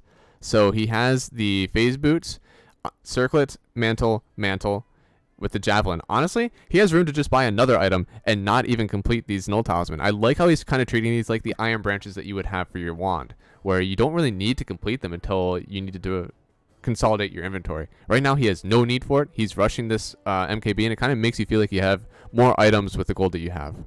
Another key to note here, too, is that Death Prophet was controlling the lane. I mean, we can see that just based on the CS numbers going in. And before, what do you call it, McChicken, Mr. Chicken, rather, sorry, went on to the Death Prophet bottom right there. But that first initial gank with the Javelin, he didn't go bottle because he knew he wasn't controlling the runes. So there's no point, right? And he thought, if I get this early Javelin, I can kill this DP, and that's the biggest impact. So I really like that item progression. Yeah. I actually don't mind it at all. Oh yeah, super good. And let's see. Well, I guess while we wait for a little bit, I mean, we had an interview earlier with some of the Rutgers crew. It was their coach and their position 5. So I can feel like I can pick out his name again. Escobar. No, it was not Escoveria. Rindo? I don't know, because he said he's just a legend gamer, but all of these people are showing immortal medals. But it was definitely with Rutgers, so maybe he's not playing in this game. But right now, the way their program works, we switched out. Oh, okay, that's why. I was like, I swear to God, I had someone. But it was, I mean, anyone who wants the interview with Rutgers, you should definitely check it out. Talked about a little bit of Dota, a little bit of Star Wars in the mix, and esports in general with Dota. They talked about their team setup, and they said a very friendly team right now, where a lot of them are they're friends with each other. There's obviously going to be yelling in games sometimes, but overall these guys are friends first and Dota teammates second, which I think is a very good formula for having a successful team. I don't know how many teams you've been on Legacy over the years, but it's a lot easier when your communication is as if you're friends, because even whenever someone screws up and they get a little bit mad, vent out some of their frustrations, it's very, very good to be able to say, hey, I was trying to say something else. I shouldn't have said it to you like this. Let's move forward from it and talk about what we need to talk about and go from there. Absolutely. And in these tournament style games where there's a group stage, then the final, playoff bracket, all you want is you want a team that you are okay to lose with, right? Because if you have a team where everyone's great when they're winning, that's just anything in life. But the teams where you can be still okay and content when you lose will put you in a great position to come back in the next series and play your best Dota, to go on and maybe even make the playoffs after that. Even if you start off 0-3, right? So, yeah. For sure. B God, that's very ambitious of you to think that I'm going to drink 2 nights in a row after what happened last night. In-house, though, that could be kind of cool. The Math Magician Invitational. So I wanted to do, that's something that I'm kind of figuring out. I should check how many subs that I have now, because the idea with the Discord is that eventually, but in-house maybe. Okay, I mean, I'm not going to pull that just because that's something that's going to happen later, but I don't have anything that I really give people for subs. So what I'm going to try to do is if you sub to the channel, it's like a monthly tournament that I cast. I feel that would be good. And it depends on how many people. Obviously, it's just going to be in-houses if we only have like 10 people. But if we do get enough for like, say, even a mini like 2-tier tournament, then I would love to just cast sub-tournaments, which I think would be really cool. That'd be kind of cool. Yeah, so that's likely where I'm going to go with it. But I need to check my sub counts because honestly, there's been a decent amount over the last few days. I could have enough to just host like sub in-houses, which would be really nice. Mm-hmm.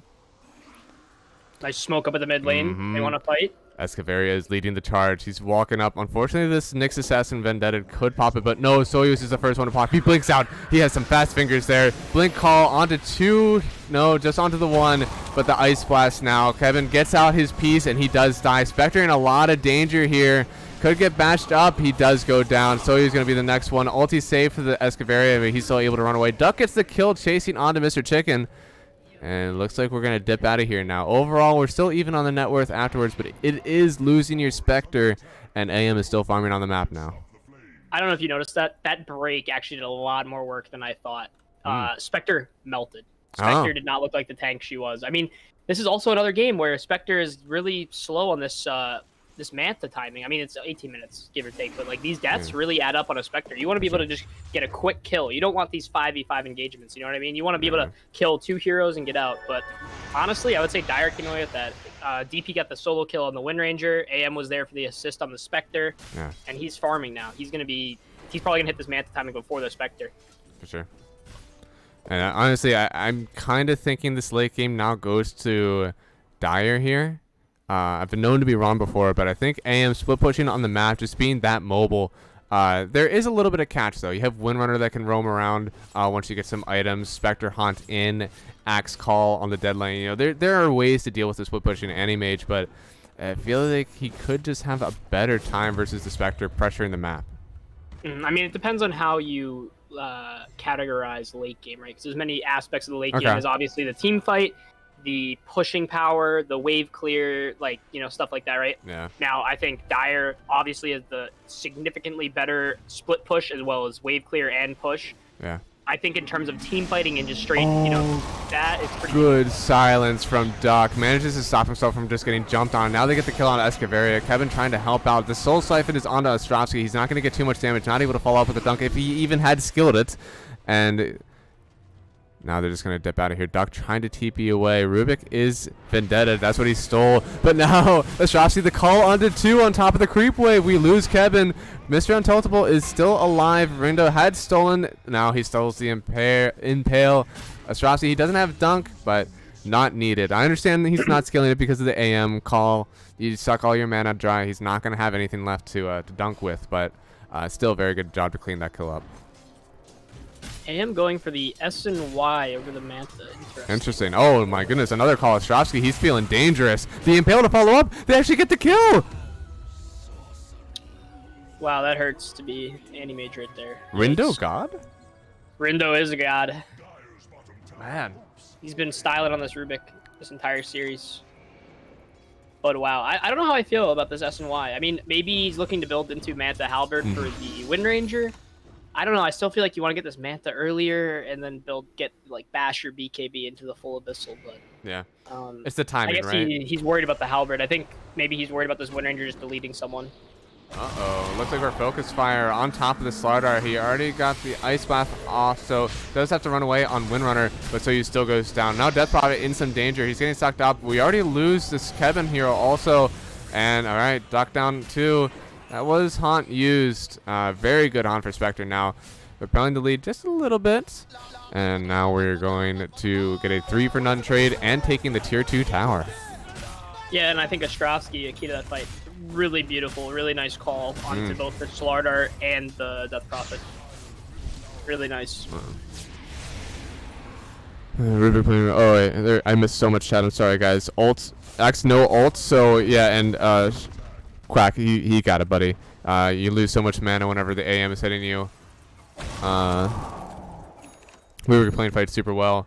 And SNY Satanic for call. Okay, okay. So normally whenever I see people who love building the Manta pick up SNY, it means they're going to split it almost immediately after to get the Manta and the Halberd. So Yeah, I think don't know if Slark they're is gonna someone go who the does that. Satanic. Yeah. I don't know if he's gonna go Satanic. I think if you build AM like you would an Ursa or Troll, you just lose because you don't have like they play completely different. Ursa wants to man fight you. AM doesn't want to man fight you. He wants to dip in and out and fight. Oh no, the call onto this Death Prophet, trying to get a good 3-man crush from Soyuz, trying to keep Duck alive, but unfortunately he's still gonna go down. Chain Frost's not enough to dissuade. Oh, we find the Nyx. Beautiful shackle shot from Mr. Chicken. That's another 2 for none. Axe carrying so hard. That was a beautiful call from Ostrovsky. He was playing very well. Sardar net worth next to Wind. Hey, don't bully my man, all right? Windrunner is having a fine He's time. playing really well. I mean, there's still a win condition. Dyer just is getting outplayed right now in the mid game. All right, this is interesting. He's opting to just go for the full abyssal apparently right after the SNY. Oh okay, wait, there we what's go. he doing? All right, there we go. There's the halberd. Okay, I was gonna say Okay. that seems a little questionable, my friend. Interesting. So Halberd first gonna try to take the Spectre out of fights, or is that more for the Windrunner? Wind. Windrunner, okay. Wind is nobody when you halberd her. She's 5 seconds. Okay. Can't like she wants to be able to just kill. Like look how much damage the Death Prophet took. Right. Yeah. It's literally all the Wind Ranger that's killing her.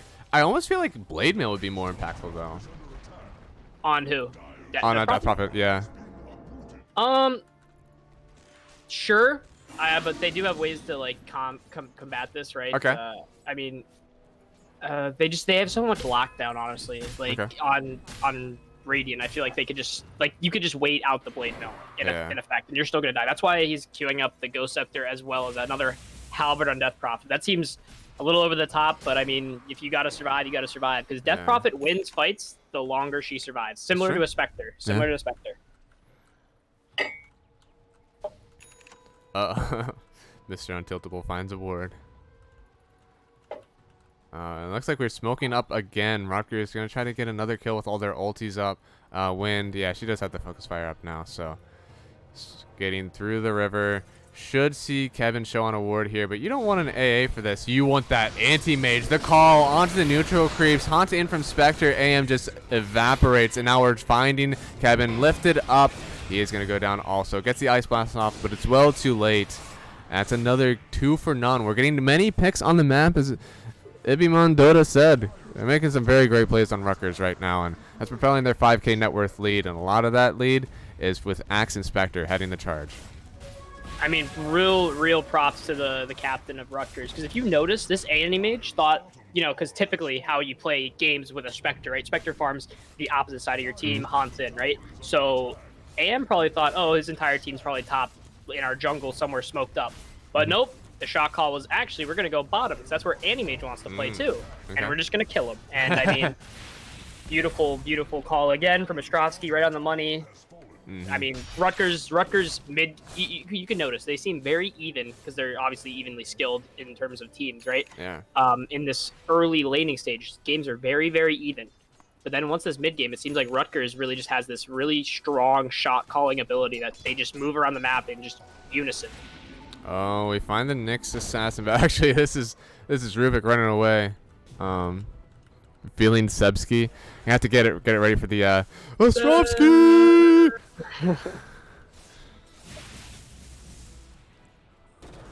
I'll do it. I see it too, man. I'll do my best. That was my description for MD12. I don't know if you saw it. They're like, who is Math Magician? And I said I'm just OD Pixel, but more talented and dramatically less British. More talented. I love it. One of those is a lie. It's for you to decide. Yeah, you're definitely more British than him. I could try.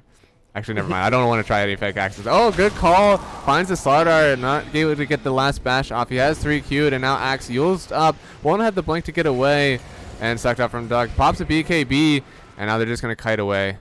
Strasny, though, 1 second blink call. Doesn't find the AA, but he's going to chase him down anyways. Nice illusion rune. Going to send it just towards the waves to cut.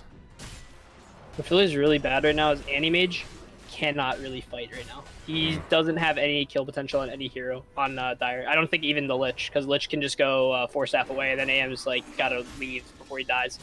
He really needs that Abyssal and BKB, I feel like, to really show up for these fights. Oh, we smoking. All right, it's Soyuz and AA smoking into the Roshan pit. It's already about 20% HP, 10%. We're going down. And they already get it. Ostrovsky, yeah, he's doing good to protect his team. They just have to blink out of here. Halberd first or Manta? Why not Manta first? It's a good question. I feel like maybe he just doesn't think there's anything to Manta off. Instead, he just wants to status resist. And do you even get status resist base from Halberd? Yeah, you do. You get the 20%. Yeah. The reason is, because in this matchup, the only way Animage is really dying this game, because a lot of their spells are all targetable, right? You can use your E to like escape. It's really if he gets Axe called, and I guess you could say you could Manta dodge Axe call, but most of these times it's from out of vision, right? The Halberd is the thing that he thinks is needed the most to save his team from this Wind Ranger, who's actually outputting the most damage. Focus right fire, Force Slaughter, the dunk, Ostrovsky, he skilled it. Oh, Escavaria is going deep. My God, that is scary. Yeah, I agree. There's not really a silence, right? This win didn't go Orchid, so not a whole lot that you have to Manta off right now if you're Anti-Mage.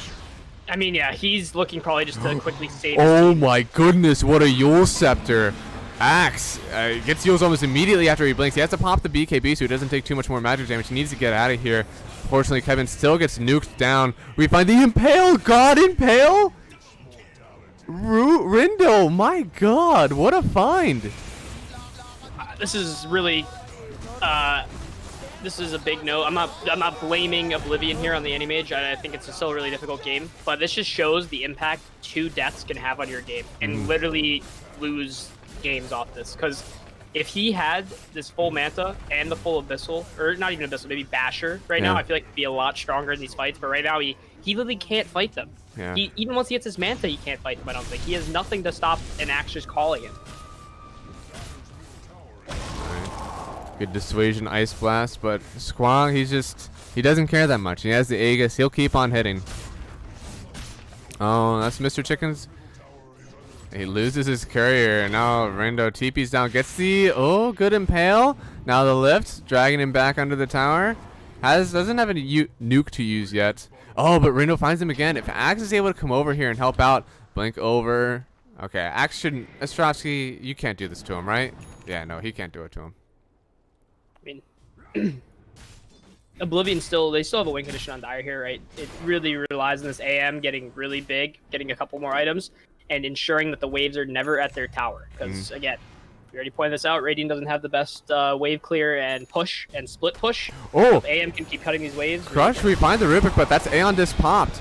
Now, Axe immediately Yule's up again after the blink. He pops the BKB, and everyone's just stuck. He doesn't have Cole for another 3 seconds. Oh, Windrunner, she could be in danger here. One more click. Yep, there it goes. Kevin gets the kill, but Axe also dies. This is a 2 for none right now, very much in the favor of Michigan. Spectre dies once, and there's no one else to protect her. It seems like the Rubik's going to be the only one to come in. He has an Impale. This is going to have to be a beautiful one, though, to save him, and it looks like, unfortunately, not getting enough. Spectre goes down. I have to say, oh my goodness, I thought that was really bad for Dire initially. Beautiful shackle shot onto the Slaughter and the Wind Ranger, but Dire, that was a great fight. They needed that. Yeah, it looks like we're gonna get another Rindo. That's a big kill. These Yule Scepters from Death Prophet, it's almost as soon as Axe enters the field. I don't think he has the time to press BKB after he gets in before he gets Yulesed up. Keys that fight, Wind Ranger dying. Once Wind Ranger died, they didn't really have the DPS output there because Spectre doesn't really have... I mean, Spectre does decent DPS, but not really until you get the Scotty do you see this amazing, like, Spectre kill potential. But the really well played of that fight, AM on the back line, being able to nuke down the Lich, also killing off the Aegis of the Spectre's first Aegis. That was really well played by Dire. Really well played. And the AA blast was on the money yet again. Now, is this giving AM the game that he wants, right? So he has the Manta, he has the Halberd. Going for the Bastion next. It looks like we do lose Mr. Chicken again. We're going to lose a tier 1 mid. Mr. Untiltable going in clutch. Big stuns. Big stuns. And now it looks like we could take control of the top half of the map. And that means that once Roshan is up, it could be going in Michigan's favor. So have another 3 minutes. Still a barely a net worth lead right now for Rutgers, but it looks like Oblivion, he's catching up. He's going to be a force to be reckoned with in the next fight. Unless he just dies here. Okay, we're good. There's no way they kill him. They need Axe to kill him there. But yeah, I mean, this is the fight. These are the fights they need. Now, let's just hope they don't get a little too cocky. Yules pops a BKB before he gets silenced up, but he does. Oh, good chain frost. Sardar's so close. He gets dunked. Sardar's dead. Yules up on Spectre again as soon as he gets haunted in. But Kevin does go down. Oblivion, he mantas. He's TPing out. Looks like they're not going to be able to find him. Astrosity, he does find Mr. Untiltable, though. He has Vendetta. Oh, lifted up, getting dragged back. The call doesn't hit. Now the dagger, they know where he's at, but unfortunately they don't know where he's going to end up. Oh, another dagger actually manages to hit. Now they have the sentry. One more hit. Mr. Untiltable goes down. Oh, I don't see the reason. Oh, I want to see Dire with this comeback so badly, but I feel like just running at heroes without having your DP ult, once your Slaughter goes on an Axe who BKBs, then you die on the Slaughter, and then you're just 5v4, then AM goes in. I just feel like this is all a little sloppy and a little bit of miscommunication, because now you're just going to probably lose a lane of Rax. Well, they have a chance to defend it. With AM up and the Death Prophet. Oh, okay, they found an illusion. Okay. But Escavaria, He has no mana really. Yeah, they're chasing this dagger. It's such a long dagger. Finally hits. Yeah, this AM has no mana to TP out. He's gonna have to tread switch and TP. Oh, he is found. Blinks out. Ringo, I think he saw where that TP was. Again, he has very little mana. Blink in 3. They should see the trail. That seems like his last blink. And now he's showing on the creep wave. He takes out the creep wave just for good measure. He's actually getting out of here. Wow. Yep, when they're showing off the map, you have to be very scared of this Axe because he just dies. AM is not tanky right now. He is not survivable. I don't think even having this full Abyssal, I still don't think he's tanky enough. Because if you get Axe called into Wind Ranger ult, you're dead. You're just dead. Yeah, no, he does. He's finally back in base. Still getting pretty close to that Abyssal Blade, and that likely going to just jump on the back line. He doesn't have an MKB yet, so he's not really able to jump on Windrunner yet, I don't think, unless he really bursts her down. Oh, speaking of which, he pops her BKB, gets the focus fire onto the Slardar. Slardar should go down here after the suck from Escavaria. And he's thick, but he ain't that thick. He does go down eventually. It was bold, but I mean, no MKB Wind Ranger, one of the strongest things in the game. Big power spike. I don't know if he's gonna I don't know if he can afford going MKB. I mean, this is a really tough AM game, especially if you go the SNY split into Manta Halberd. Because if you have both Manta Halberd, that's 2 slots that now you can't use on these really big items that could help you. They're still good items, obviously. So if he gets this full Abyssal, I think his plan is to maybe go on like Blink Wind or just the backline in general, Abyssal them, drain all their mana, kill them quick before Wind. Like, I don't think he's looking to like be able to just chase a Wind down. You know what I mean? Okay. Because she's so fast now with her E, like you're not gonna really catch her. I'll call onto the next assassin. She'll get bursted down. Silencer, there's no dunk, but it is not needed. The layup is well available. Yeah, I definitely agree. You want to make sure that Windrunner doesn't get off the Windrun, so you don't need the MKB. They take respect back. Okay, they're respecting the. Oh, on to 3. Yule's one up. They find Axe. Escavaria trying to see if he wants to stay and help out this Axe. All right, we get the bash on Soyuz. Astrosity, he's pretty tanky. It's going to be very hard to take him down. Blink in 3 seconds. Oh, no, they're not going to be able to catch him. He just blinks away. This is ulti popped. And now Chain Frost. Escavaria helping himself get away. The Yules, it's just in time. He gets placed up, stun. I don't know how necessary that was, but we're going to call it space. Just ran, yeah. I think he could have just ran. He would have been fine, but that hurts so much. You cancel the Axe TP. He just casually runs away. Yeah. And you pop Death Prophet ult for that. For sure. Yikes. I'm back from EG stream. Who won game 1? Game 1 did go to Rutgers. So this is a game 2. Looking like it's kind of in Rutgers' favor again. For 2-0, yep. But could be a comeback here still. We've had some very fine turns in the game. AM looking like he's becoming a fighter. Yep, we see there is potential. There is 100% potential there, but I mean, The thing is, I think it comes down to these decisions, right? Because I mean, the whole thing about MMR is you're higher MMR based on if you have better decisions on average than someone of lower MMR, right? That's why you're higher MMR. Right now, in Team Dota, Radiant, Rutgers, they're making significantly better decisions than Dire right now, and that is allowing them to be in the lead right now. Yeah, they really propelled their mid game with those good moves, especially towards this bottom half of the map. Oh, Rindo finds Kevin. There's no jump though. He's gonna get out of here. I am going for the Scotty. I like that. Yeah, Scotty's definitely a really good pickup. Tanks you up. I wonder if he's gonna be able to get to that though before he has to defend with his team. Oh, looks like Williams are out. Just heads up when Series and Waterloo 1 is going to face the winner of this game. Oh, okay. So the winner of this game is going to play Waterloo in the grand finals next week. Congratulations for Waterloo. Moving on to the next round. Oh really? This is the semi. That's correct. Wow, Yeah. I forgot about that. Yeah. Yeah, it seems like it came out of There nowhere. shouldn't be any GGs. There should not be any early GGs that No, even yeah. if something goes wrong. So looks like Spectre going to get another Aegis. Cheese likely going to the Windrunner. They do take it. This is the time to fight, boys. Oh no, Soyuz, he's in, but the crush does not land. Ice Blast onto 3 of them. It's in the pit. AM goes to the backline on Rindo, but the A there lands, or it pops. He will be saved. Soyuz gets another good crush onto 2. He's getting run out by this Mr. Chicken. Forces focus fire to be used on the Slardar. So Soyuz goes down, but Mr. Chicken gives his life for it. Ostrovsky, Axe is out of the fight after so much he's contributed, and so is the Spectre. Huge fight. Huge fight. They right take there. Roche. Another massive key. That AA blast hit both the Axe and the Spectre, and then Duck was able to just run in with this exorcism and just create havoc. Perfect timing on that engage. Absolutely perfect. That is the game deciding change they needed. Oh my.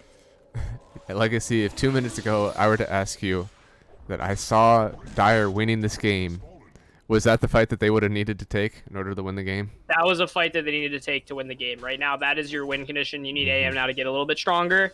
But these fights, the Slardar, I honestly look. AM jumped on the back line. He did AM things. Kill the Lich. Right.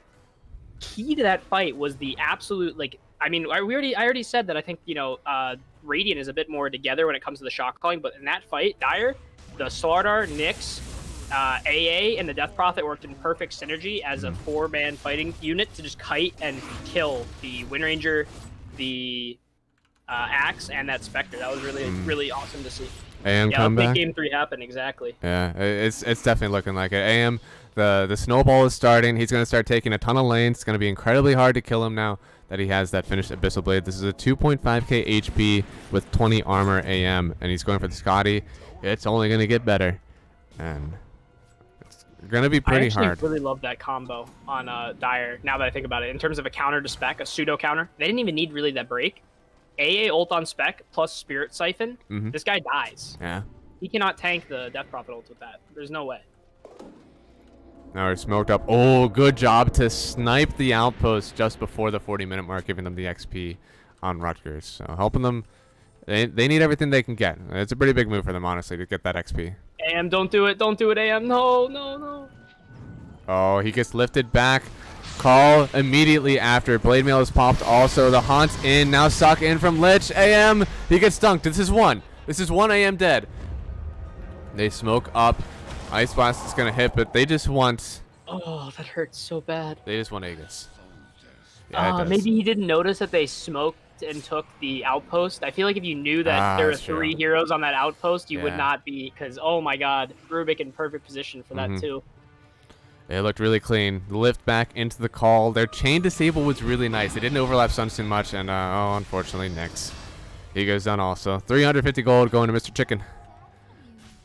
Yeah, Dire cannot let this happen. If they cannot let themselves get picked off like this. They want to be able to control the map and have Radiant be afraid of them. Especially, okay, Haunt is down now, but you don't have that Aegis on AM. You got to play very careful. Yeah. Death on AM could be the end of your game and the end of your tournament hopes. It could. Now, we do have AM. Where did he go? He's going to run back bottom. So he's going to keep throwing out this bottom lane, even though he doesn't have control of that outpost. And he still wants to finish up the Scotty. He could buy out Scotty right now, but buyback pretty important. Looks like he's about, what, 2,900 gold, or he already got so much gold just in the time that I did that math. So, what, 2,700 GPM, likely somewhere around the 600 mark. So, looking pretty good. I mean, yeah. I mean, this is actually anyone's game. It literally, this comes down to who makes the right decisions at the right time. If AM gets caught, Radiant have an easy path to victory. But if, you know, if Dire can keep fighting like they did at that last Roche fight, I mean, they look like a grand finals team for sure. Sky's the limit, baby. Take another fight like that. Confined area, letting your starter get this. Oh, now he has Ags. I don't believe he had that beforehand. So that crush is going to give them all the more sustain now. And we're smoked up. They want to get it. Looks like, oh, AM could be the first one to get caught. On Wind Ranger, though. It's Vendetta Rubik. He gets lifted. He gets caught. Oh, he could die here. He gets the counterspell off. And now the crush. Axe is the first one to get caught now on Dire, but he pops a BKB. He gets a call onto the next assassin. Haunt is in. We're catching this Windrunner. Windrunner goes down to Oblivion. He's dead. And now Duck chasing after the Rubik. Aeon Des finally pops. He's going to stay alive for now, but this is buyback onto the next assassin. He wants back into the fight. Oblivion jumping right on top of the Rubik. There's no more Aeon Des. Rubik does go down. AM, he wants blood. He's going to blink in for more. It looks like we're going to get out on everyone else on Radiant. Beautiful catch on Windrunner and Ostrovsky. Please get out of here, buddy. Okay, that was a bold prediction, but now he does use the Havoc Hammer to create space. Be a little careful here. Oh, they catch the Death Prophet. Trying to get out. The call onto 2. Ostrovsky. Beautiful job. Soya's trying to get out of here. He's so siphoned up. He can't move. He goes down. Duck trying to get out of here also. He does run away with about 400 health, but Escavaria catches him on the back line. He's dead. And oh no, we lose Nyx too. Mr. Untiltable. Oh, that's a 1 for 3. Beautiful job from Rubik starting that fight off. The AA ults, unfortunately, did not land in those engagements. I think if they got it on the Spectre bottom, there might have been a kill potential there, but they had a really good engagement. I think that's all you need, and then just push out lanes and control the map. But they were a little too cocky, diving behind a tier 2 that's still up onto tier 3 high ground, and they're going to pay for it, you know? We have a Seb Axe here, right? What's it called on Ostrovsky? You can't be that cocky because you're just gonna lose a laner Axe now for that. Like, we've seen so many people die to that lift into Axe call combo, man. It's too dangerous. That was the decision that might have. I don't know if it's the nail in the coffin. They do have buybacks, but you definitely don't want Megas here. Megas is really difficult to defend against. Rubik God. Rubik is definitely a god here. All right, we use the fort. We're going to have a Slardar in 9 seconds. Will there still be a Rax? The call! He gets the AM! AM could die here! He doesn't get able to play it. He's dead! AM, he has to buy back already. This Goldworth is slowly turning. Squaggin trying to get out of here. The suck from Duck. And it is a dead Spectre as a trade. But, oh boy, AM bought back for this. You want to get something. Ostrovsky hiding, but Duck finds him. And he's silenced up. We're going to get the Soul Siphon off. And he does die. So, another good catch. This is 2 buybacks, though. This is... oh, what? He did end up just... I mean, AM Blink. Come on. You're not going to escape him. He'll give you a drubbing you won't soon forget. What a trade, man. So, you lose the buyback on your AM and your Death Prophet, but you don't lose your Rax, and that's what really matters. I think if this AM shouldn't be getting caught if he's playing the map right. So I think it's okay if you don't have a buyback on AM there, because I think you still win these 5v5 engagements. They just need to have the discipline. They have to have someone to just yell at them and say, hey guys, don't be idiots, don't dive. Let's use our strengths, control the map when we have the strength to do it. Let's just win the fights and wait until our timings are again, because this game, this is our last chance to make grand finals. You know, you got to have that discipline. And here it is. It's going to be Michigan hitting the Rax for the first time. Oh, we might not see a high ground push. I thought we were going to see a high ground push, but they might just be turned away. Axe still not using its buyback. He's going to be up in 20 seconds. But Blink, AM finds the Rubik in the backline window. Going to be able to just use the Aeon Disc get away.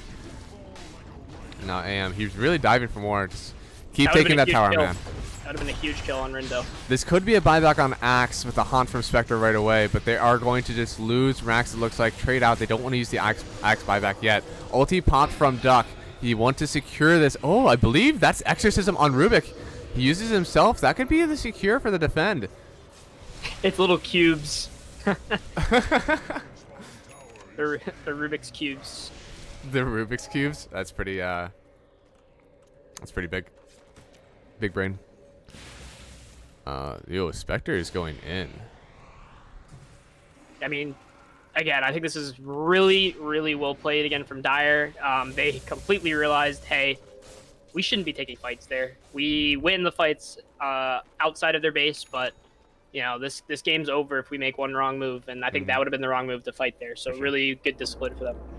Yeah, backing out at a very good time. Usually it's very tempting to get this melee Rax too, but with Axe up, man, you do not want Axe to call on top of your team while you're trying to hit Rax. It would be very much game over.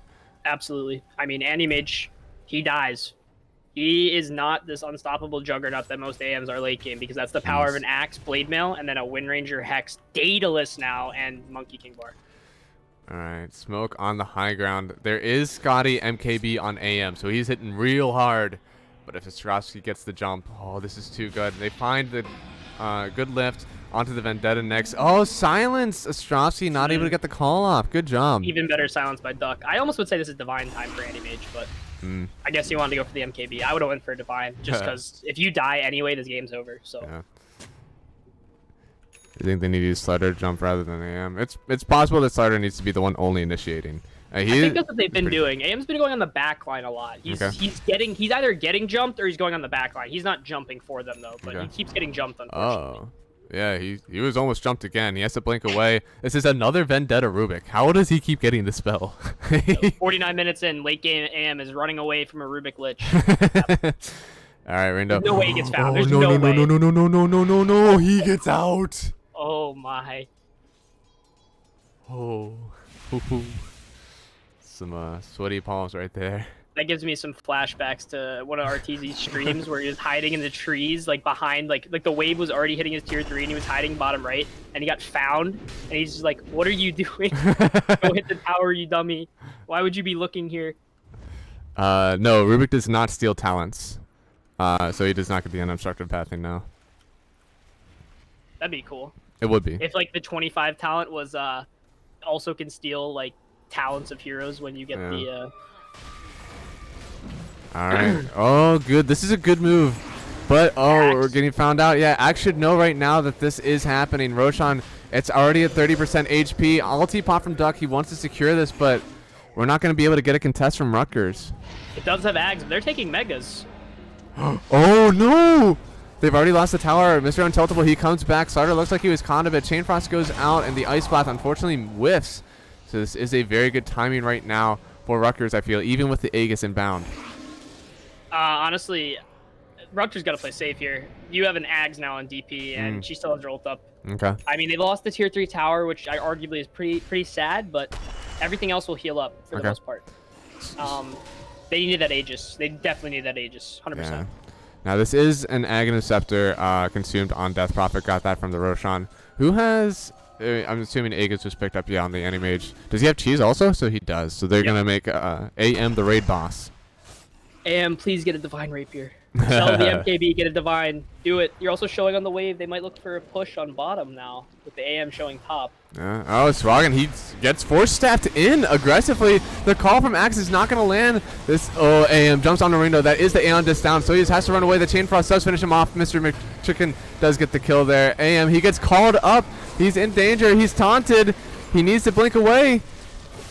He doesn't have the... No, he wants to stay in and fight. Mr. Chicken is down. Squawking. He's dead also. Axe trying to create the distance with his Havoc Hammer. Escaveri, he gets out. But Ostrovsky not as lucky. That is 3 down with the Soyuz buyback. But that is a 1-for-3 trade. Wow. Yeah, you're not getting away from a Death Prophet with Exorcism Grants Haste. Really good fight from Dire. Now, an interesting thing, though, you must keep in mind is if... No way. Oh no, AA. He has the use. He doesn't use the use. He's dead. I think he was dead either way. He might have been, yeah. Oh, Rindo, he's in trouble. There's no Aeon to pop this time. Oblivion, he does get the kill. Important thing of note here, though, if you are playing in a late game matchup like this, no, and you kill someone. Escavaria pops the Ghost Scepter. He's okay. Right now, AM, he gets called. That's the Aegis down. Slardar, he's getting focus fire, so he has to run away. He pops the Blade Mail, but it's too late. He's already dead. Oblivion has to blink backwards, and Mr. Altiltable is also dead. This is 2 down and a buyback on the AA. But 3 buybacks, 4 buybacks on Radiant. Oblivion trying to get out of here. We stole Blink. Oh, dude, Ringdo, he has the blinks. Lift up, he's found this anti-mage, and now the shackle shot gets onto the trees. There's no focus fire. Now there is. All right, the call. AM could die here. He's not able to get off the cheese. It was never in his backpack. He's dead. AM dead for 2 minutes. No. That's so ironic because I was just about to say, when you're playing these late game matchups and you kill someone, you have to automatically assume they have buyback. And AM diving the tier 4s there to get a kill, that just ended the game. And this Rubik, Rindo, MVP. Dude, Rubik, God, man. What is... Oh, we got buy. He just got his buyback. Oh, dude, AM, he's back into the game. Duck, he's trying to run away. And AM, he's going to be a whopper to get in. Here he goes. He's onto the axe. No mana on Astrosity, but he still pops the BKB. He's not able to get... He does get the call now, but it's onto the next assassin. He gets a break. He was vendetted, and he does... Oh, gets the Yules up. He's okay for now. Escavaria gets hit by the Ice Blast in Oblivion. He jumps onto Mr. Chicken. Mr. Chicken is dead. Untiltable gets the flicker. He saves himself for a little bit, and the dagger keeps him alive. He's not dead yet. Oblivion, he's finding a target, but he is Ice Blast. Good steal from the Rubik. And that's a dive back on the win. Oh no, we're still jumping on Squaggin. He could be in danger. The call. Oh, Death Prophet, stay alive, buddy. Ostrovsky looks like he will go down here. He has no buyback. This is no axe for 2 minutes. Oblivion jumps. He finds the Spectre. Spectre, he could go down here. Oblivion gets the kill. And now Yule's up on the Lich. He's dead. That is one of the single most clutch buyback return timings I've ever seen in my life. Maybe it was all planned. Maybe he intentionally baited them to dive him and then go high ground. But oh my god, I thought the game was just over there, but he got the buyback. This game is over. This really feels like it. There's no Windrunner for 70, no Axe for 100, no Spectre for 100, and AM, he's a menace. Yeah, all of you need to run 5-man down mid. Don't go push up the side lanes. Just wait, go. What's he buying? What's he buying? Let's There you go. It's Rapier. It's Rapier gaming time, baby.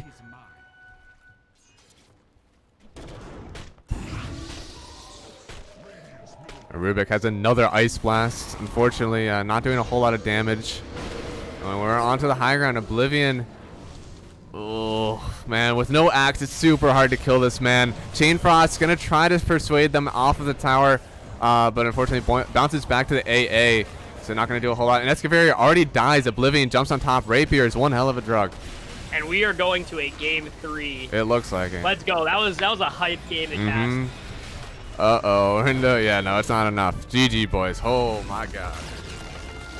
Yeah, my bad, Hayes. You messaged right as I clicked the button, and because of how messages work, it moved my screen down, and I clicked you instead of the other guy. Unfortunate. F for Hayes. I don't know. I haven't timed you out, though. Don't worry. It must be nice to have a grandmother that's good. That it is that good at Death Prophet, though. My grandmother doesn't even play Dota. But easy enough. If I had to guess, you left me, so now I have to go click watch game on yours. Right. Oh, it's hard being one like definitely a this. 2K name, yes. I really hope University of Michigan bans out the Spectre first. I think that they had a real tough time playing against this hero, and Rutgers plays it pretty well. Okay. Despite having poor early games, but it's just Spectre, right? Really easy to execute hero. I gotta change up my logos again. No winter ban, please. I don't know if they learned their lesson, man. I think we've seen the winter ban. Yep, there it is. I'm not even tabbed in, and I can see that winter. I just want to see if Phoenix are Undying. I feel like these heroes are so strong, have been in the pool both games, and they have not been picked. And they are the two strongest team fight supports right now in this meta. Yeah. It definitely feels like it's 1-1 hype best of 3. It definitely feels like they're too strong. Ban. The respect Rubik ban. Ooh, Rutgers gonna probably pick Spectre though. He has had it 2 games in a row, right? On the Yeah, Ruben? yeah, and he's been styling on it. Look for the first pick Spectre maybe on Michigan here, because I think Rutgers is just going to first pick it anyway if they don't pick it here. But this could actually work out. They could kind of give Rutgers a taste of their own medicine. And the thing is, if you play 2 games of Spectre, I feel like it's kind of weird to play a completely new different playstyle for game 3. Yeah. Okay, no, they're Fair just enough going to go with with Lena. Hey, it was a good Lena play. Last time, unfortunately, Yep. not able to take. Wait, were they able to take the W? No, they lost that first game. Okay. They got pucked. They got McChicken pucked. I'm wondering if Rutgers is going to go game 3 with the Spectre, though. I still think it's really strong, and I think they've played it really well. And allows you to have a lot of leeway with your playstyle. Yeah. Now with faces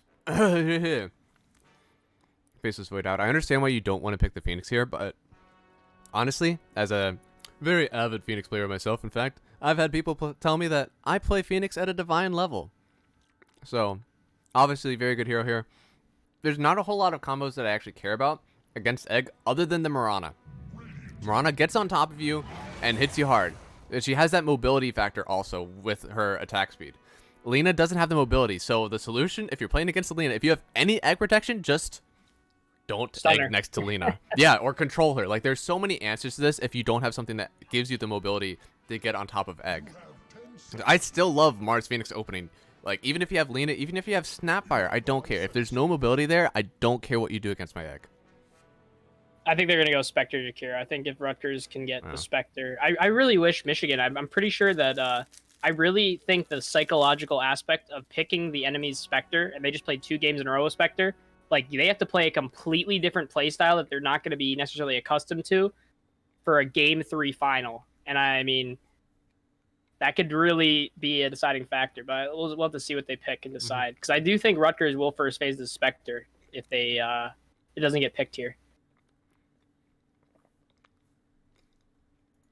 I'm sorry, I'm eating a Cosmic Brownie. They're really good. Oh, you're all good. I was eating pizza last game, so. If I don't get the Truly sponsorship, Cosmic Brownies, right on the cuff. I'll take that too. Truly.mathmagician. Truly.mathemagician.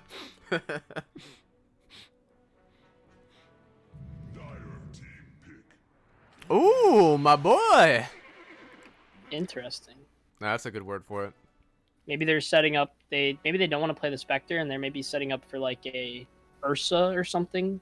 Yeah. Because that's still a really good combo despite the Ursa nerfs, or even a PA. I love Ursa versus the Spectre. Your timing is faster. You have high single target damage versus the high health. Your status resistance is good enough to kind of bully out the dispersion, and you even have a high health pool anyways with the Ursa. So. And you can man fight. Well, Ursa also actually is a really good hero against the Sven. All right, well there's a Sven. I know it's kind of bold because again you said Ursa isn't really meta right now. I'm actually pretty sure you want to ban out Ursa just to secure yourself a very good game of Sven, and probably even the Spectre. Despite the meta, right? Despite meta heroes, if, for instance, a meta hero is hard countered, or not even hard countered, but loses to another hero, even if that hero is not in the meta, that hero is good in the game. And I still think Ursa, Keeper of the Light, incredibly strong. He naturally builds status resistance, so Sven's not going to do anything. And he is one of the few heroes, besides maybe a Troll Warlord or a Lifestealer, that can straight up man fight the Sven and kill him. So that's true. Yeah, Troll Stole in the pool is pretty big, especially because Lena... a lot of heroes that Lena combos with are not countered, but lane well against the Troll. So they ban out the Slardar, a hero that can kind of deal with Ursa a little bit. I want to see my bear. I want to see my bear boy. Lifestealer, okay. I think a really cool play for them would be like a Centaur Lotus quick build in the off lane, and then a Ursa. Then you can just run at people. Like, just run at them. I'd also be pretty okay with Pango because of the disarm. Pango also really nice here too. Yeah. But I mean, it's hard because if you do get bursted as a Pango, I mean Sven with his stun, Jakiro Ice Path, Dual Breath, you're already taking the Pango pretty low. You need a tanky hero. You need a tanky hero for the off lane. Like even a Tide could be okay. Yeah. You just need. I think you need a Lotus Orb is one of the greatest items right now that you can buy on Radiant. And you also want. In the mid lane, because honestly the only counter to this broken Sven hero right now with his level 15 purge talent is you just need a blink dagger hero, a hero that can blink. So you need someone that builds blink dagger. So I mean, common or just can blink, so like co-op, for instance. But Yeah. you got to be quick on it. Mm-hmm. But what about Ursa if he builds an Abyssal Blade? Just blink into him. No, that's what Ursa wants to do. Yeah, Sven yeah. wants to man fight you. Ursa wants to man fight you, and I would take Ursa every single time. Oh, dude, there's Spectre out of the pool. I don't know. That's a hero that does do fine against Sven, because Sven doesn't Yeah. really want to hit a Spectre with Blade Mail. So But who's still in there? It's Big Yep. Bear. You ever read those? What is it, like Brother Bear or whatever? Oh, I think Berenstain I've seen Bears. the movies. Berenstain Bears. That's what it is. There's movies for Berenstain Bears. Brother Bear. I thought you were talking Sorry, about. yeah. Berenstain Bears. I think I have. Yeah. I think I have. Yeah. That stuff was that's big mood in childhood. So it's a good time. Banning a Legion Commander. I hope they don't. I mean, Animage is still like okay.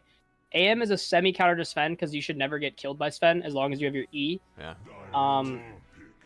Juggernaut out. Yeah, that's also another semi counter to Sven because Sven Qs in, you just ult him, right? And he Yeah. tanks a full Omni and he dies. I want to see this Ursa, baby. Yeah. Show it to me. They have 2 response picks, right? So you're able to likely we're gonna see a position 4 out here. Respond with the offlaner, since you already see the entire safe lane, so you're able to pick your offlaner that kind of punishes that.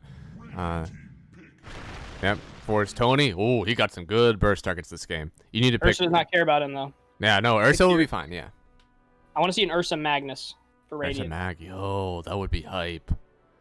Oh, that would be nice. Doesn't get bursted by Tiny. Yeah. Can tanky. Can ult like RP Sven. So Sven, even if he gets BKB, is kind of ineffective there. Sand King Lena's strong, man. That's a strong lane. That is really good lane. Tiny airlines. It's Tony Airlines, baby. We just need a Snapfire. A Snapfire band actually? Oh, okay. No Tiny Airlines. At least until he has a blink. I love the Sand King pickup. Yeah, I think it's a good hero. Yeah. It gives them stun. It combos really nicely with the Will-O-Wisp. Yeah. Really strong lane, obviously, with Lena because of the stun combos there, and as well as I wonder if he's gonna go max his W, which most Sand Kings do, or if he's gonna go a couple points in his E to bully out the melee safe laner of the Dire. Oh, Lesh. Take away a lot of the illusion heroes that they likely weren't going to pick into this Sven anyways, but very strong. I completely forgot about this hero. This hero is so good right now. Oh, they have so much magic damage. Rutgers draft is really strong here already. We And this could also be an offlane Lesh. This could be an offlane Lesh. It could, yeah. It can get flexed there. I mean, Tiny into the Lesh rack with the Yep. Earth. What is it? Earth? It's not Earth Splitter, is it? It's Earth Splitter, yeah. It's Earth Splitter. Okay, yeah. So decent damage. Good tower pressure now. I mean, God, what are you missing on Rutgers draft right now? Yeah, Probably just well, I something mean, to I don't know. Save maybe. I think Rutgers realized they needed people that hit towers because now they have a Sven and a Leshrac and a Jakiro and even Tiny can help push a little bit. But like Sven, Leshrac can solo down tier 3s in less than 10 seconds just by himself with that edict. Now, this is pretty bold, but last pick is on Rutgers, okay? You see a matchup mid that you like as Tiny or Leshrac. Like Tiny, maybe he likes the off lane matchup. You put Tiny or Leshrac in your 3 and 2 roles, and you just pick an Oracle so that your Leshrac can just move forward and do whatever he wants in a fight. Jakiro 4 might be a bit risky, but I don't see enough protection for Lesh right now, right? Like, there's counter initiation on Sven and Tiny, and, that's great. But someone who bursts down a Leshrac will be pretty impactful on Rutgers. It seems that they think this Lesh is off lane, so it's Lesh Tiny. Okay. I played a Lesh actually into an Ursa the other day. Split I was Earth. Leshrac. Leshrac, I mean, I started out with a Windlace, and I built quick boots, so I couldn't just get ran at. But with a Coddle, I think it's still incredibly playable for this Ursa to bully Leshrac. Because the way Ursas play now versus, a year ago, when they max their Q now, it allows them to really close the gap on these range offlaners. So, I mean, I still think it's strong. I think Ursa's your pick here. You have a lot of magic damage. You have decent stuns and team fight with your Coddle, Lena, Sand King. Yeah. I think if you have this bursty kind of you need a frontliner on Radiant because this Deuce is gonna have to build Blink Dagger or he's just gonna feed. Yeah, so early Dagger would lead to so much solo pickoffs. No Coddle, easy team fight. Yeah, I agree. Tiny's gonna have some good impact in this game. It's Split Earth, not Earth Splitter. Why did they name them so close together? Definitely need a frontliner. Underlord would seem pretty good, but looks like we're going to see the Leshrac in the offlane already. So it could Did you see say splitter? Underlord mid though. It is apparently split Earth. Well, no, I'm saying, didn't you say that? I said Earth splitter. Oh, well then my bad. Yeah, it's I thought you Yeah. said splitter. Nah, I nah. must have also been confused. Whoops. But yeah, no. Underlord. Underlord mid. That's a gunner special. He's done that. I mean, if they pick Underlord, I really think if they pick Ursa here, they would deny the Underlord pick. 'Cause if you pick Sure. Underlord into that, you're kind of throwing. But Yeah. honestly, I don't mind.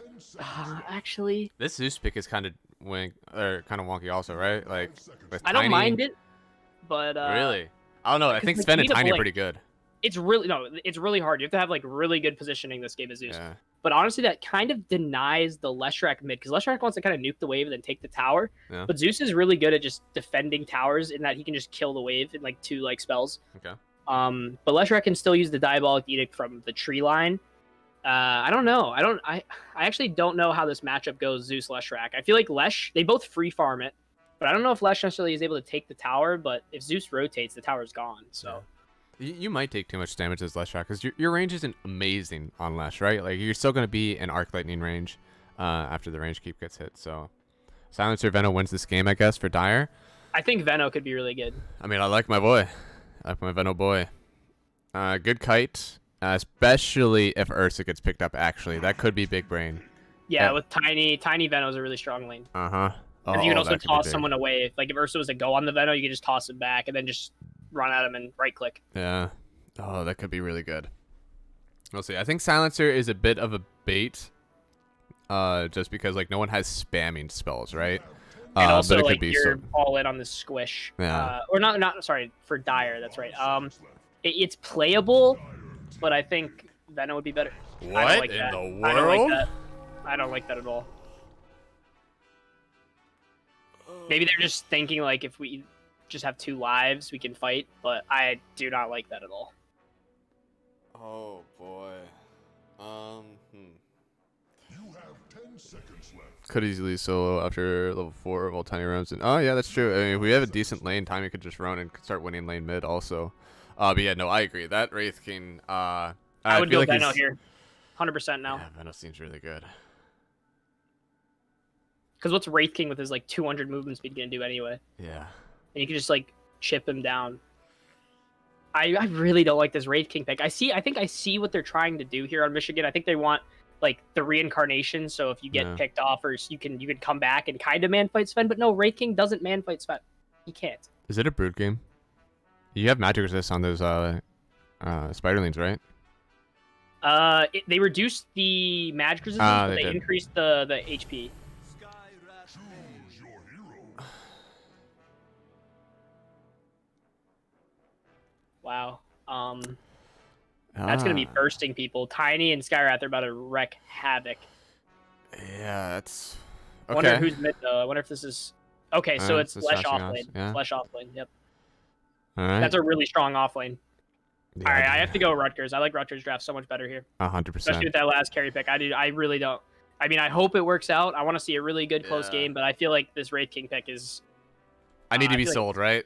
I feel like it's trash. I need to be sold on it. Yes, I do. It's just this hero is kind of out of meta for a reason, right? Typically he has this radiance where you're farming up a lot in your jungle, and I think 2 things that he really like stands out in the meta with is that first off, radiance is a very poor item right now. The buildup is very weak. Once you eventually get it, you're just stuck in your jungle for a while. There's a lot of like kind of snowballing with the meta right now where you want to get your carry involved, and right now Wraith King doesn't have an ulti that he wants to fight a timing with. Your level 1 ulti is so bad. If you die level 1, you can't be on the map for such amount of time, and I think that's where we kind of bleed into what the next thing he's out of meta with is that he just doesn't show on the map at all.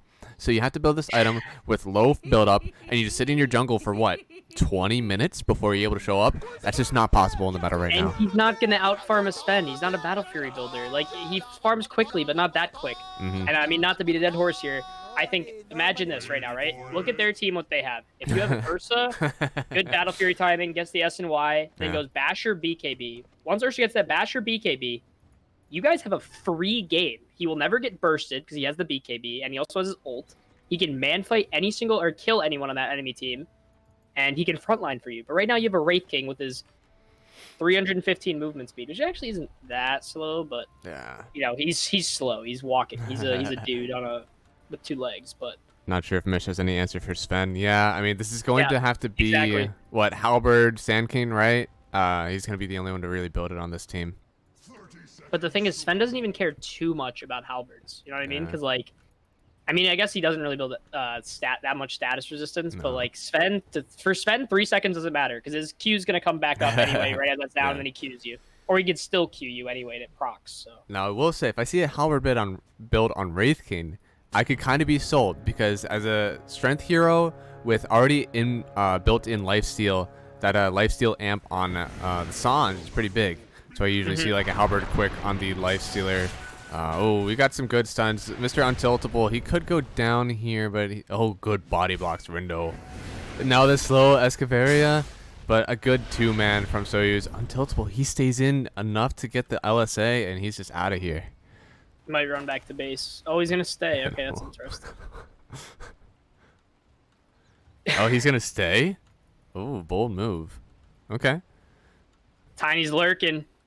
He's lurking. Rindo. Dio, they want this kill so bad. Mr. Untiltable, don't do it, man. Don't show. Oh, okay. We're just going to go on Soyuz instead. He still has the stun. LSA managed to hit onto 2. Now with the Avalanche, we could get Soyuz here, but this is a decent amount of Sven not hitting creeps. He needs this last hit, and Rindo is the one that gets it up. The 3-man LSA. But it's not Yeah, enough you to really save. need that first blood because if you're letting Lesh solo right now, but Lesh is honestly still getting XP. Like that's the threat of having a Wraith King. What is he gonna do to a Lesh who has more movement speed and range, right?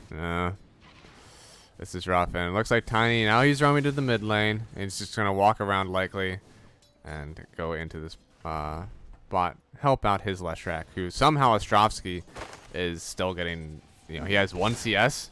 He's, not too far off of this Wraith King, who somehow doesn't have a CS yet. He's 1-1 versus the 1-0 of Lesh. It's strange.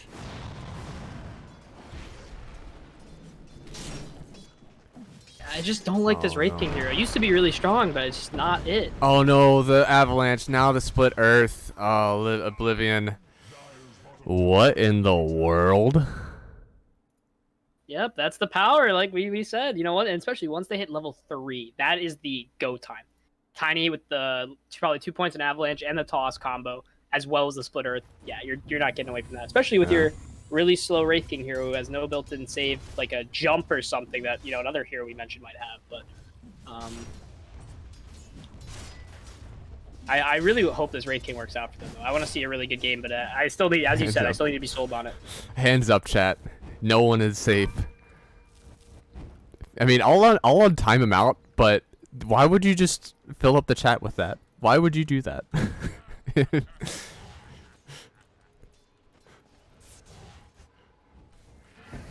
Oh, Mr. Untiltable. Oh, he's pump bacon. Oh no, good dodge, Escaveria. Uh-oh. Squawking? Stormhammer? Oh, one more. Yep, there we go. Untiltable is dead. You need to play around your Sand King, man. You get caught out, it's a... What? Could be dead. Sven queuing up the phase boots. Okay. I don't think I've ever seen that. I guess you can get away with it if you go Mask of Madness, but like I still feel like treads are so much better. I don't know. Escaveria, he could take down one more right click. Oh no, dude, it's danger. He dies, TPing back to base. Escaveria, unfortunate. It's gonna be a long walk back for him. He wanted to be noticed. He was noticed. I'll give him that. Oh no, okay, we're good. Window's good. Does he already have Tranks? All right, that's actually pretty big on Tony. Yeah. Yeah, I mean, it's gonna be interesting to see. I really wonder why he's going phase. Oh, on I don't Sven? think I've even seen. Yeah, I don't think I've ever even seen top 100 players do this. It is interesting to watch. So the physical damage is going to come from the Wraith King and Lena. So, well, you don't really care about that as Sven because you have your E, Yeah. and also you only care about doing damage really and farming, right? You're not gonna be fighting that early. he'll get to those camps really fast. Guess so, but you already have Mask Madness and your E, your War Cry. Yeah. You're losing out on attack speed. Like, Treads are almost better in every single instance than Phase in most cases because it's cheaper and it gives you the benefits of Tread swapping, which Sven likes in terms of, using Mask of Madness and his War Cry, so. Yeah. Oh my goodness, Riskin is going deep.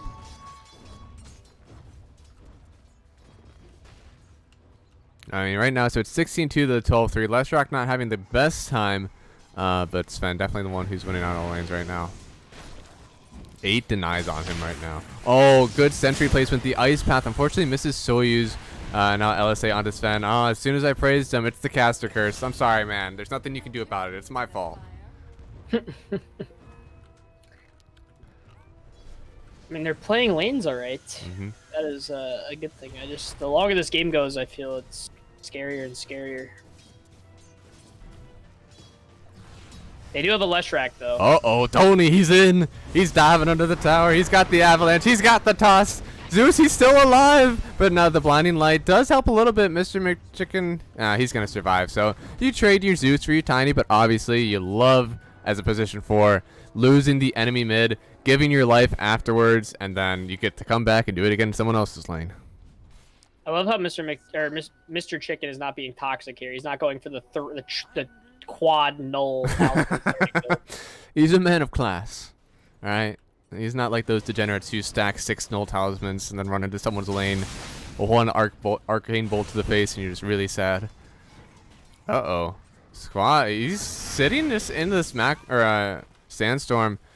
Oh, Escavaria. Oh, it's not worth it. It's not worth the curry here. Don't take the biscuit. He's okay. Wait, he has got creeps on him. He's dead here somehow. Yep, LSA hits. This is really bad. This is why Sand King, I think you mentioned already, Sand King is a really nice pick here because Sven likes to be able to body you in lane, but you cannot trade with a Sand King in a Sandstorm. You just can't. It's so inefficient, and you just take too much damage. Yeah. And I think another thing that you push out the waves here as the Sand King, since this hard camp isn't pushed or isn't blocked. You also have a siege creep. Yeah. Oh wait, maybe they don't want to pull it back. Okay. All right, Sandstorm. He's decently under the tower though. Yeah, so he just gets out of tower range. Keep the pressure on. This is good damage. This is good damage for the siege creep for sure. Oh, Courier is dead. Mr. Untiltable with the snipe. They might know that there's a ward there now. Jakiro, if he places a good one, he'll be able to get. Oh, he just places. Interesting. Okay. That's rough. Yeah, I mean, this Sven is actually having a tough time now. Yeah, that's very trying to get what XP he can. Oh, they want to get the stun. So he's already level 6 at 7 minutes in as an offlaner. Yo, he's feeling it. Interesting build on Sven. I see this a couple times. More of a fighting build with the 2 points near your Stormhammer. Oh, split Earth. Rendo hasn't used the Avi yet because he doesn't have it. He only has Toss up at the moment. Tosses him back into Ostrovsky. Ostrovsky pops his Diabolical Edict. Soyuz goes down top somehow, but Oblivion, he is going to go down. That's just his ulti, though. He's already level 6. Seems like we have a lot of cores having a good time. Fortunately, the ulti was not skilled on Leshrac, but honestly, he didn't have that much mana to use it. Yeah, level 1 Leshrac ult isn't what you're looking to kill with. The biggest thing you're looking to kill with, that Diabolic Edict, if they're solo, melts people. Absolutely melts them, especially early game, for sure. Yeah. And heroes with low armor like Wraith King. I'm surprised that Sand King went down, but he's coming back with a Veil. This is a 100% more terrifying Sand King. I love Veil build on him. So right now he has 3 points in the Sandstorm. So all he needs to do is get the Sandstorm. Someone unfortunately comes in to take a range creep, get the stun with Lena combo. It's going to be a dead man. What is EG Collegiate? So this is the Collegiate series that EG is doing. They're just getting a few college teams together, putting on a tournament for all of them. This has been going on since about the 22nd of, or no, even the 15th, I think, of November. So we've been doing group stages, and now we're into the semifinals. And whoever wins this again will go on to play Waterloo in the finals next week. Yo, Lena, no, run back under the tower. Go back to the tier 2. Zeus has to TP. Oh no. Now if I was Lesh, okay, never mind. He can't. They still see him. They actually get the kill, and now I'm Chicken. He's just gonna TP out. There's nothing to cancel this. Oh my goodness, he gets away with murder. And Lesh is taking a free. All right, well they've fortified. Okay. Look okay. at the damage Edict does. Like, I mean, he fortified, but all right, that was a bad example. Because they fortified, but 2 seconds on a tower and look how much damage it did, right?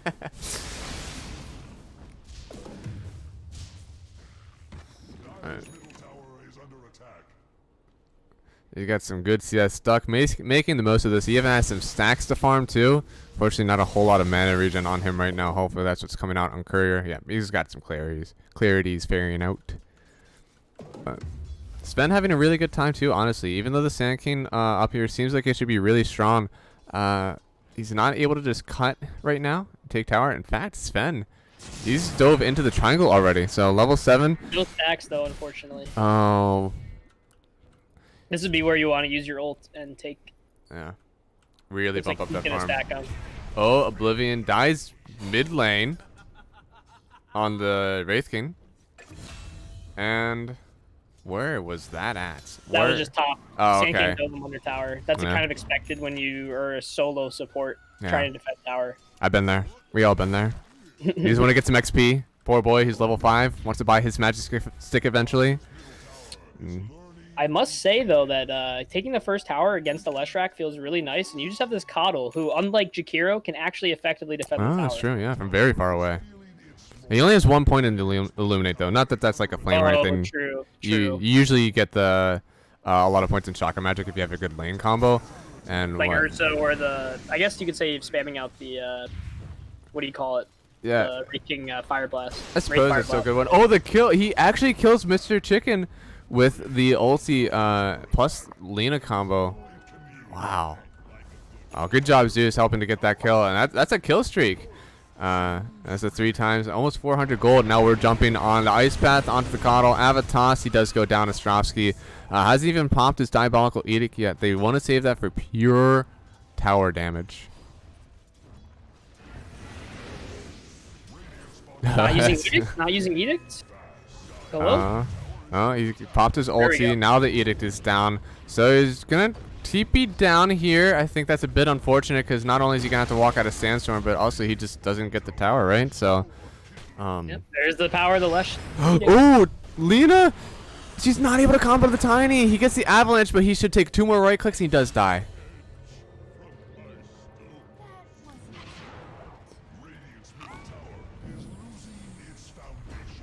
And now, I mean, unfortunately, Mr. Chicken, he doesn't put a whole lot of pressure on this tier 1, even though he does have a cart with him. So, he's going for the Atos build. He's going to try to get some kills on the map as soon as he finishes this up. What, You always 850 do make gold? space for Sven. Because, I mean, if you just look at the levels right now, Sven is 3 levels up on Wraith King. Ooh. That's what you want to see from a carry. Like, Yeah. the rest, everything else is going really well for Radiant, except for the carry matchup right now.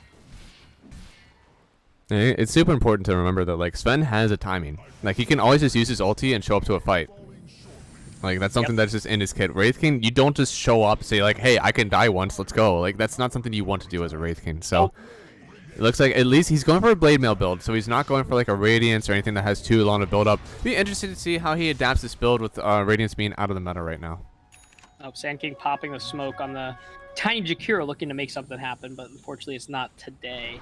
But yeah, kind of to your point, this game too, if Wraith King dies, like even if he goes in and like, you know, tanks some damage and tanks some spells and dies, if he comes back, there are so many stuns that can time right as he respawns. Like you have Split Earth, you have Mystic Flare, you have Tiny Combo, you have Sven Q, you have Ice Path and Macro Fire, right? Like, you gotta be very careful. Uh-oh. So it looks like he jumped in, but didn't use ulti. He's kind of okay. Reno gets the Avatos, brings him back into the welcoming arms of Escavaria, and the Will-O-Wisp from Coddle not able to do enough to save his friend.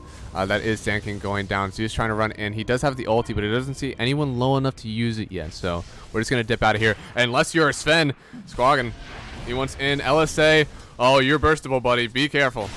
Oh, no, we try to get onto Ostrovsky. He gets away. The Coddle Illuminate not in time, and now he takes a Mystic Flare to the face. Duck actually dies to Mr. Chicken. The ulti from Squaggin gets the kill under Mr. Untiltable. It's a decent amount of ultis used. Can we take this mid tower off of it? I don't know. I feel like Sven showing up to that fight is kind of a non-factor. I mean, Okay. I don't think he really like. I feel like that Lena was dead anyway to Skywrath. Not really getting the tower after this, and you kind of just wasted like 15 seconds of your God's strength. I mean, I can see what he wants to do. A lot of carries kind of want to like be there for their team and just show up, but I feel like if he was farming and shoving that bottom wave, it might have had more impact. Because like his team doesn't really need him. They have a Skywrath and a Lesh right now. They can do everything on their own. They don't really need a Sven right now. They have the tower push. They have the burst ability. They have the kite ability. They have the tank ability with the tiny. Like Uh-oh. It's the Atos, Mr. Chicken. He wants blood. Oh, the last Arcane Bolt. He actually goes down to the Zeus before Arcane Bolt even hits. And good old Tranks gonna keep the card alive. The arc lightning. The better arc. Duck does get the kill. Oh, he has bots already? This is Mad Dog approved. Mad Dog certified build is going bots straight up on Duck. And that's what he said. It's the slow hero. You get the bots first. Gives you some nice move speed. Lets you show on the map. Probably a little bit dangerous with there being a Tony in the mix. But you showed us safe lanes.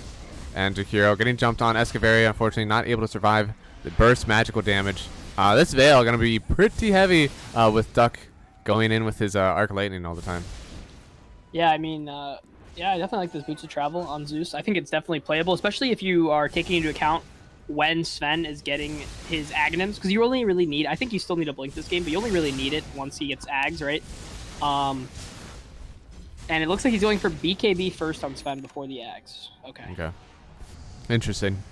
We've usually seen that Ags first because you beat out the BKB timings of a lot of heroes with your farm timing. So usually it doesn't matter if you have a BKB or not because you take that first kill with your Ags and just propel your map movement so that you end up taking your Aghanim Scepter soon after.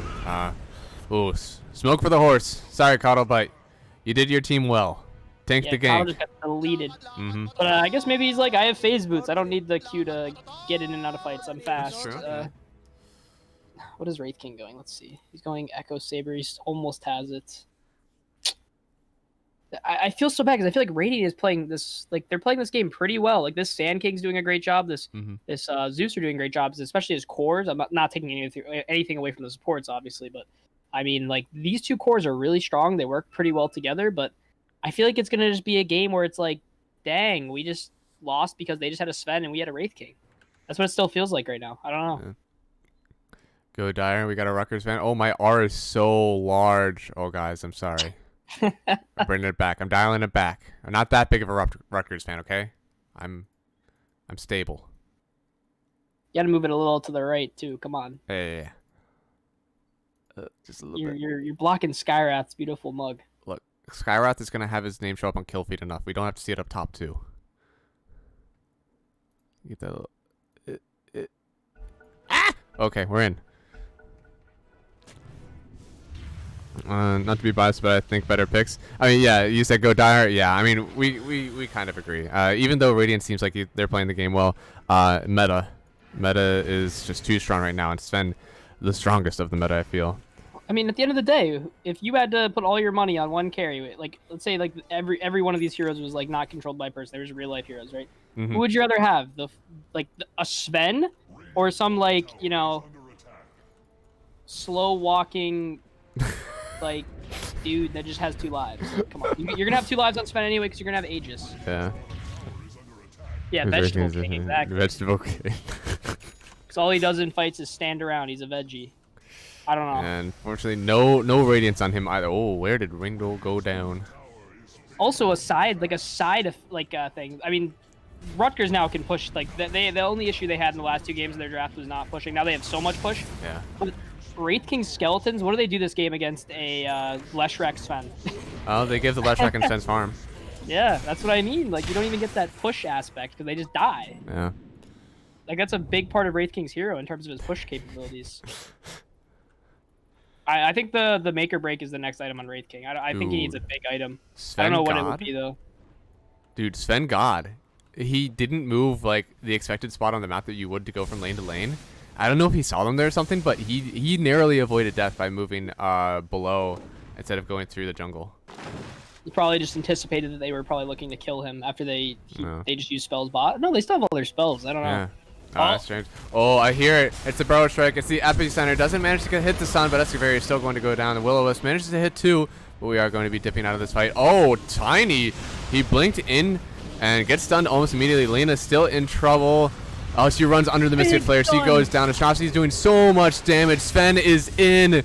the God Strength. He's just hitting away. Oblivion next to Joe down. This is going to be the first life. Astrovsky somehow still alive. Oblivion not going to be able to do much about this. Split Earth lands almost immediately.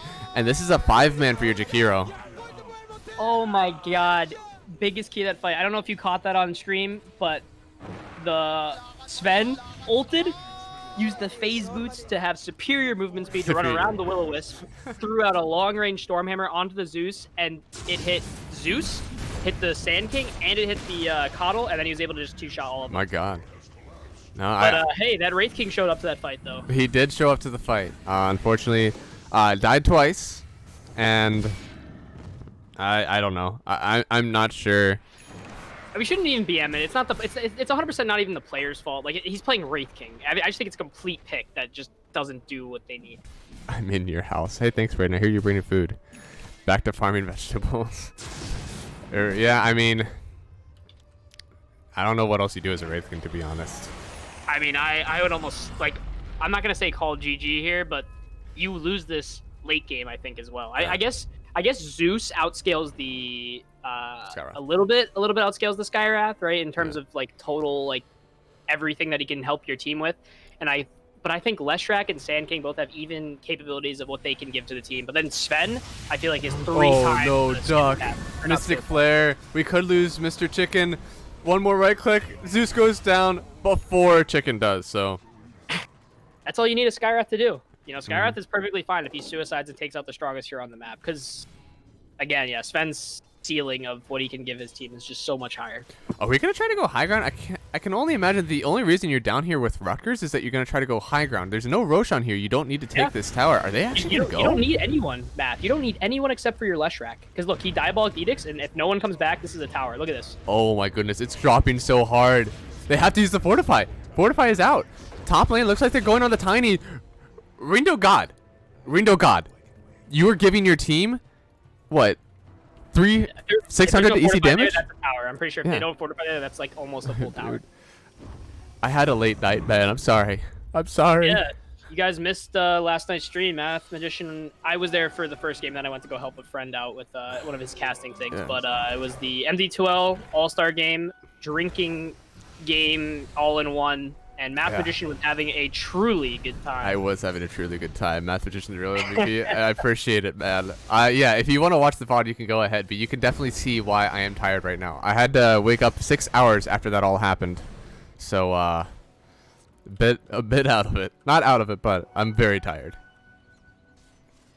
It should have been a coffee day, honestly. Uh-oh. He's under vision? Where? What? How did they see him? I'm not sure. Oh, they have a sentry right here. Oh, okay. Never mind. All right. It was hidden. Poor Tiny.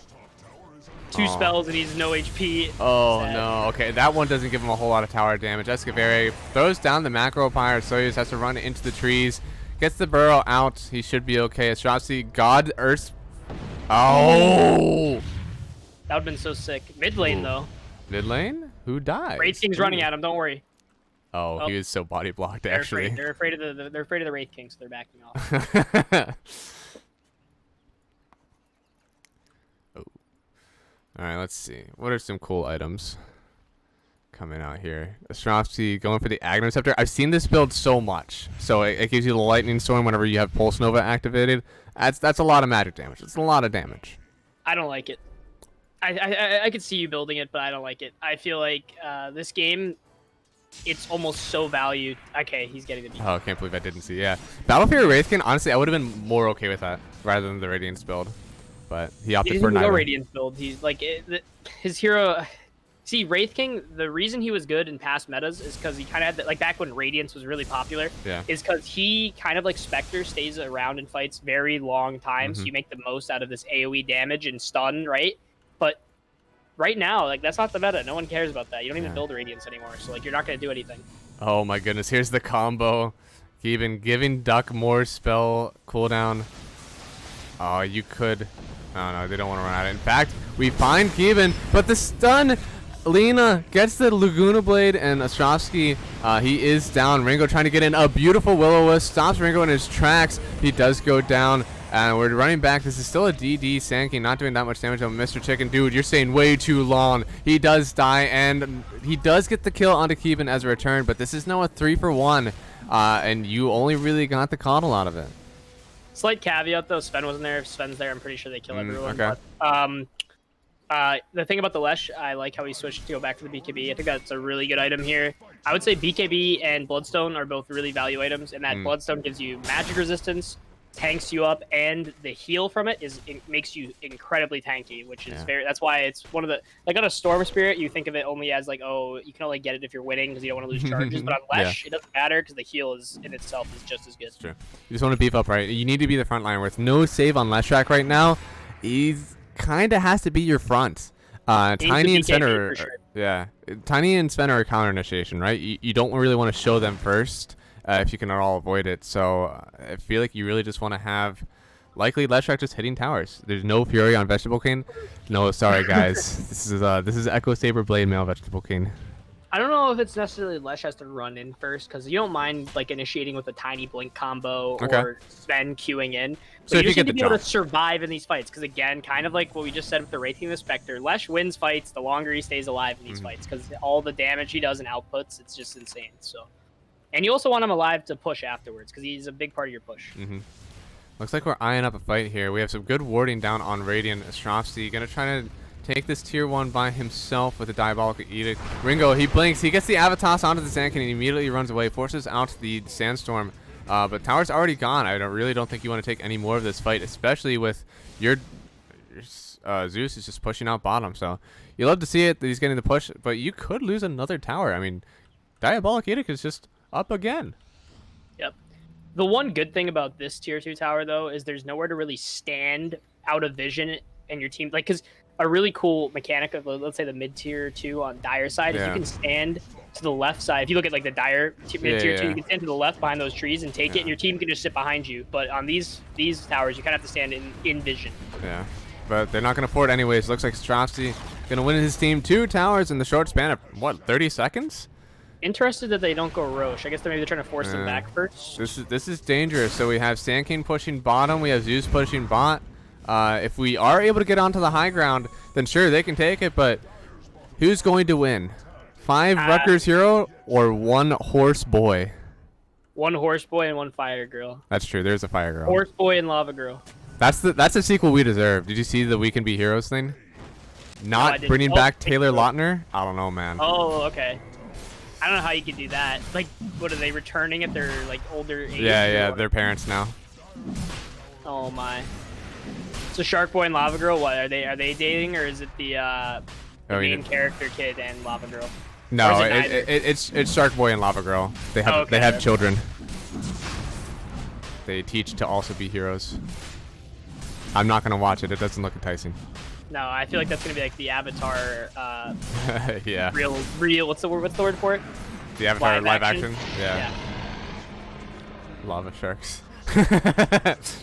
Now, if that's what it is, if we have lava sharks flying through, I'm 100%. I'll watch We Could Be Heroes. I don't think that's what's happening, unfortunately. Now you have I mean, a little bright, like a little silver lining for Radiant. Sven isn't the greatest hero, kind of like Wraith King to have Aegis, because like he uses his ult and he dies and comes back. He doesn't really add too much, but that's Caveira getting real close. Ostrovsky hiding outside behind the trees. It's gonna take another tier 2 tower. This is gonna be the last line of protection for Michigan. And that is another tier 2. Sand King is split pushing bottom. He's going to wait another 5 seconds, cut the wave again, then we'll probably dip out of here. But we're smoking up. Wasn't under a ward, so we're still clear to go. They want to find someone who runs out to push a wave, but unfortunately I don't think you're going to find anyone. And the Zeus ulti manages to find everyone. And they're just TPing back. Now they want to find Sand King. What a great play. Sand King keeping them in this with these split pushes. They actually they almost look at tier 2 too. Yeah, and they're out of here, right? Like they all TP back. They're not hitting high ground. Now this is just kiting more and more time off of Roche. Now Zeus goes top lane. Yep, there he goes. He's running. I feel like you just got to say whatever. You know what I mean? Like Zeus Sand King, they might be able to eventually kill your tier 2 by having the lane pushed in, but there's no way they take tier 3. They're not going to base race you. You have a Lesh and a Sven. They try to base race you. By the time they kill one tier 3 tower, their entire base is gone. Sure. It feels like you're the one that needs to drag them back, right? Like Sand King is pushing your wave. You're a Leshrac. You're a Sven. Just make them come back and defend you. Yeah.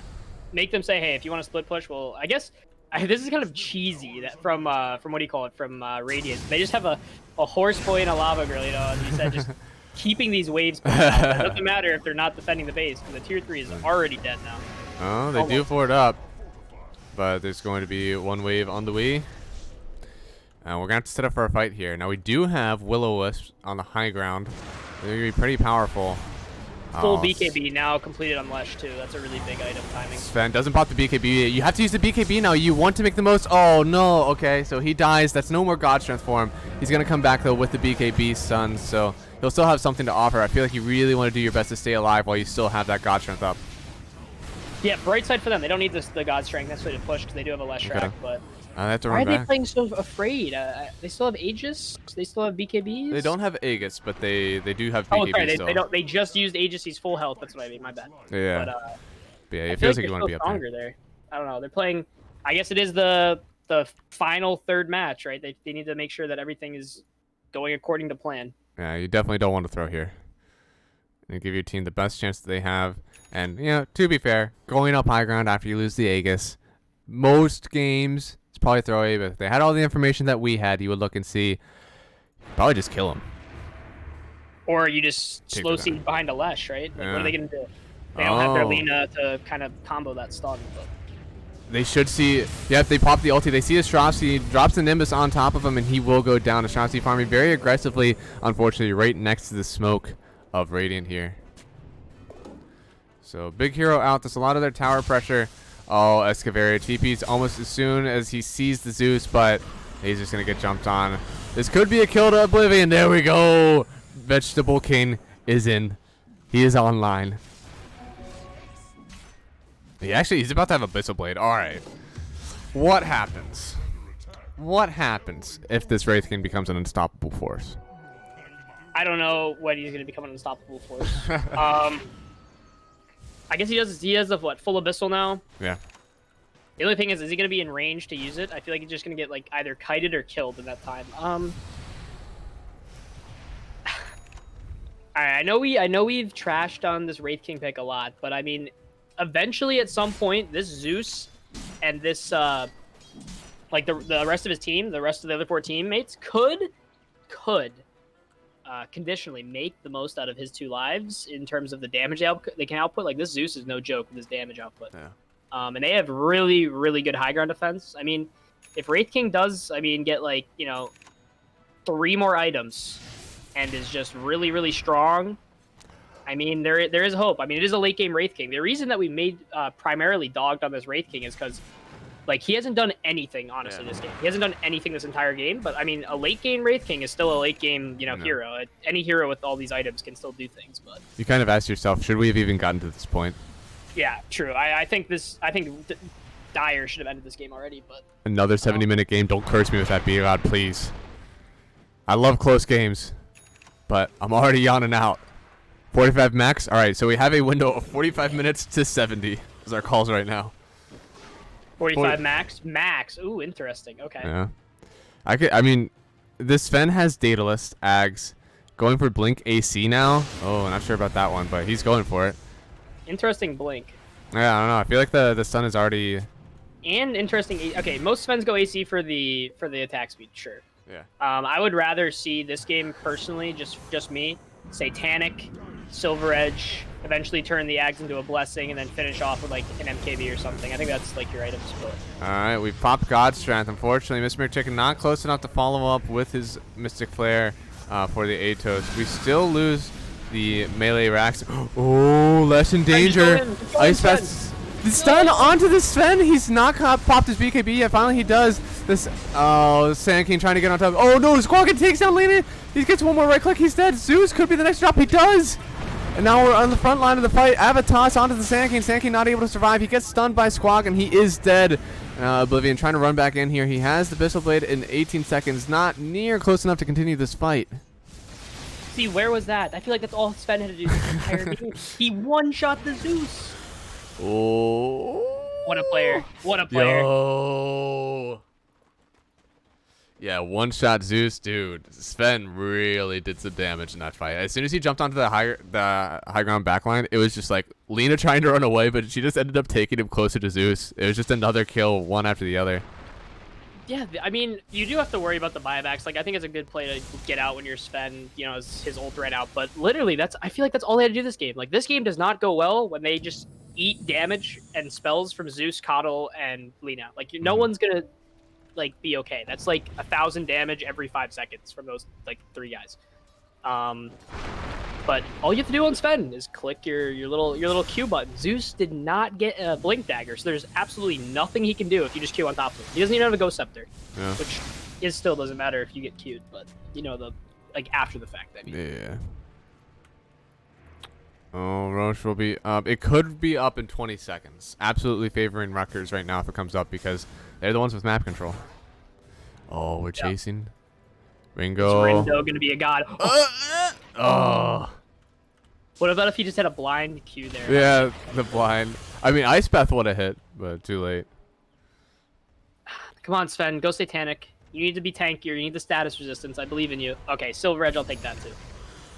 Oh, it's a long spawn for Roche. 2 more minutes. What's Wraith King's next item? We got a Silver Edge completed on Sven, which I like. Allows him to easily man fight Wraith King, as well as it does give him more attack speed, tanks him up, gives him some extra damage, and allows him to move around the map quicker and get on top of Zeus. So Wraith King's going for the 40-minute BKB, which I don't mind. I mean, he definitely needs it, but he's really far behind in this farm. Zeus is hitting these clutch ults. He's able to see everywhere on the map. Oblivion gets the kill onto the Tiny with the help of the Zeus ulti. And they got vision. Sand King was able to back out once he saw that Sven was on his back. That's a very nice kill. I mean, this game, okay, Math Magician, if you were to ask me your crystal ball question. All right.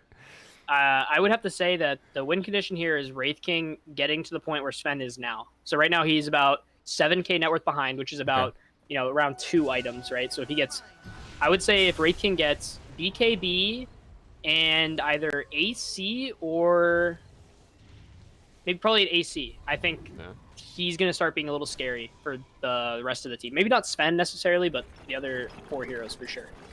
Yeah. But is he going to get to that? Like, he's now down by 8k. So, I mean, Sven's a big boy. Yeah, if it's even fight, I do agree that, like, the team fight right now on Radiant is much more convincing.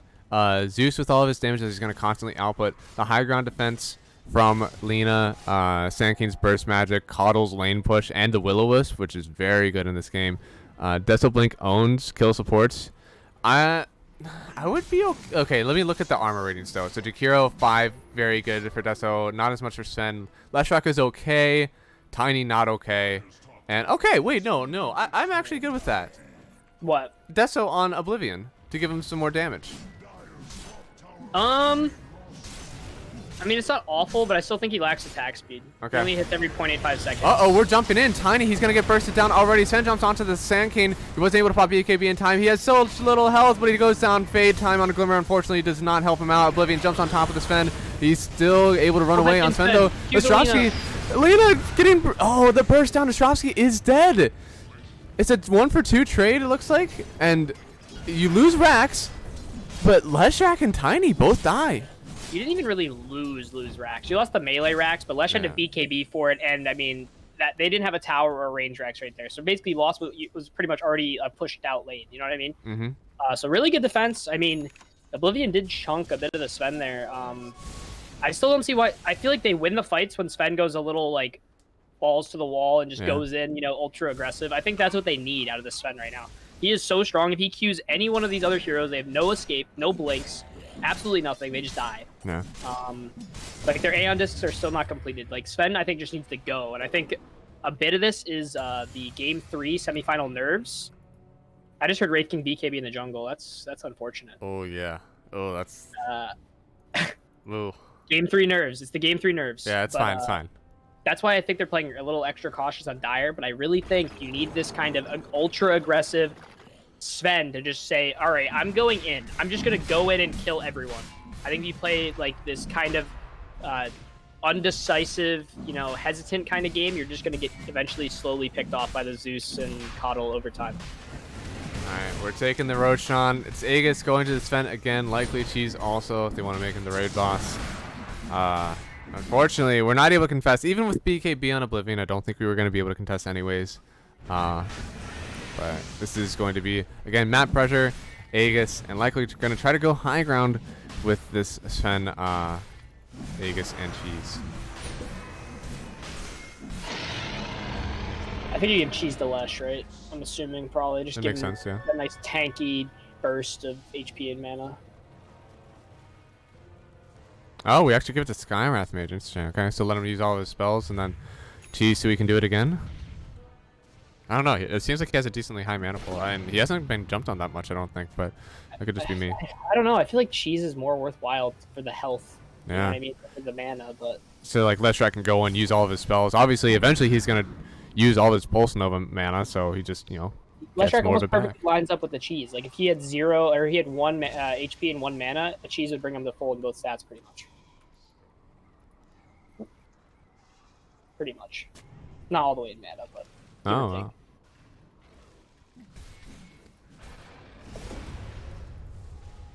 It looks like we are just backing off, allowing Sand King to push this wave.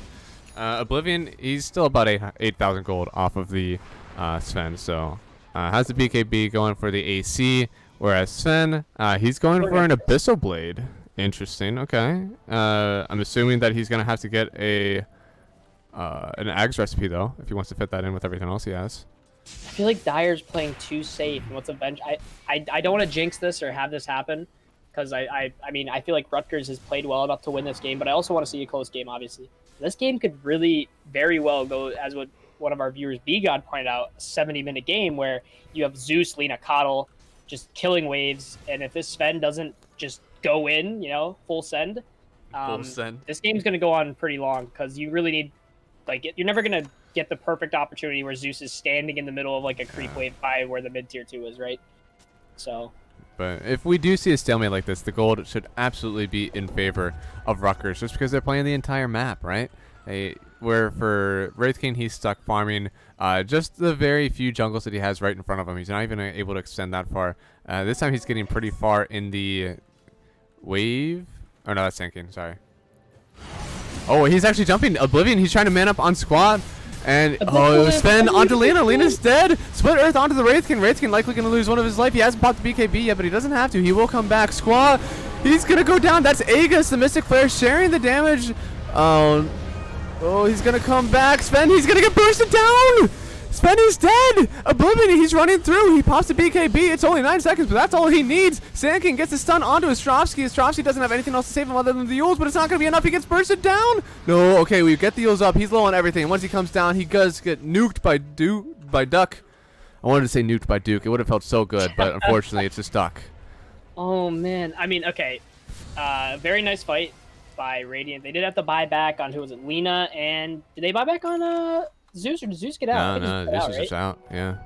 So they bought back on Lina. That kind of is unfortunate, but you don't need the Lina too much necessarily in these fights. I think Wraith King could have saved her if he abyssal the Sven, but I guess he was waiting for that second life, you know what I mean? So he had a guaranteed stun there. Maybe that was it. That's probably, yeah. But the thing is, Sven used BKB, so I thought if you just stun him there, Lina gets out, and then he's just dead.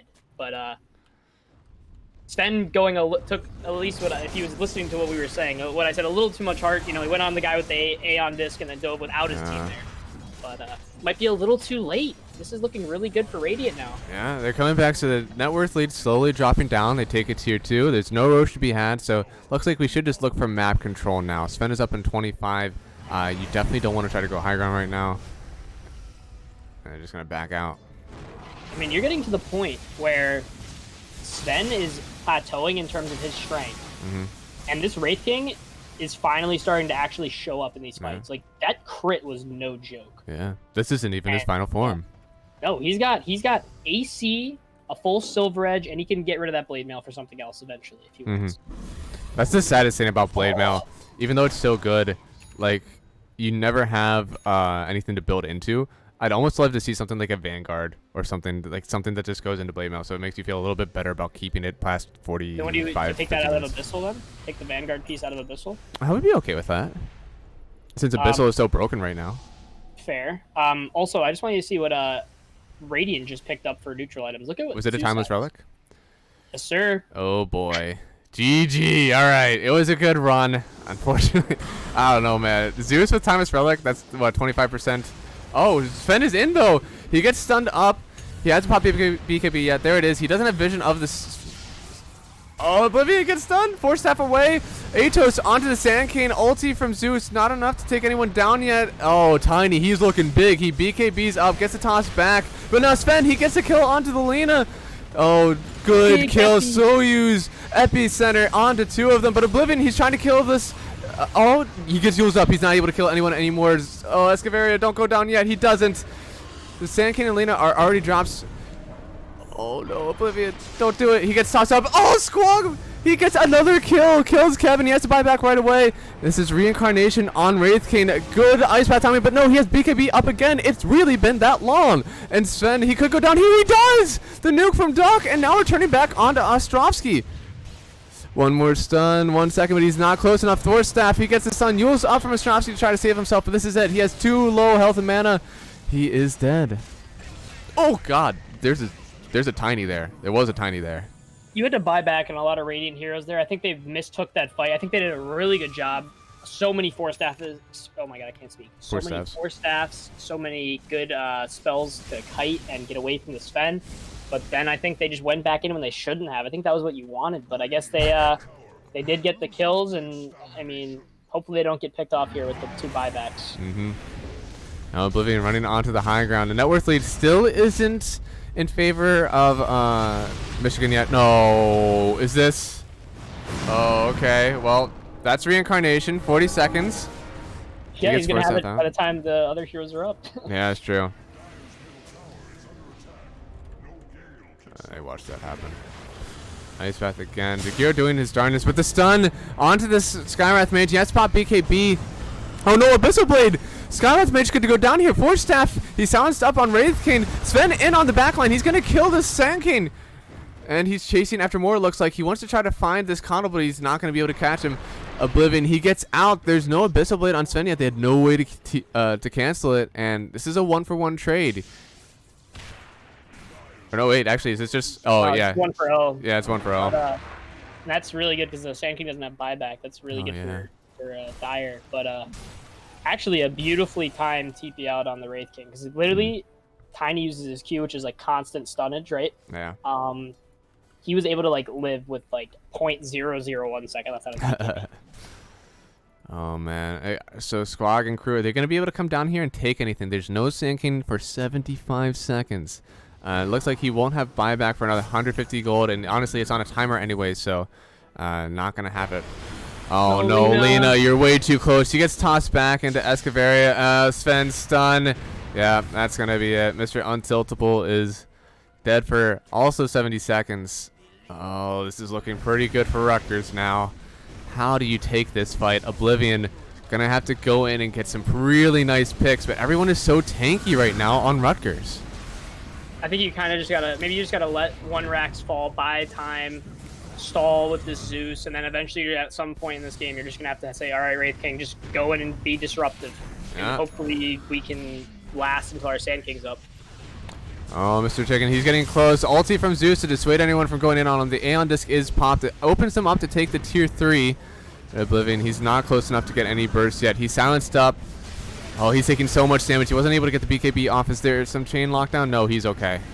Sven's pretty scared right now, though. He's going to have his ultimate. Yeah. Oh, another good ulti from McChicken. But, oh, Sven, he's getting so low. He still has Reincarnation. We're trying to get out on Escavaria. The stun from Wraith King?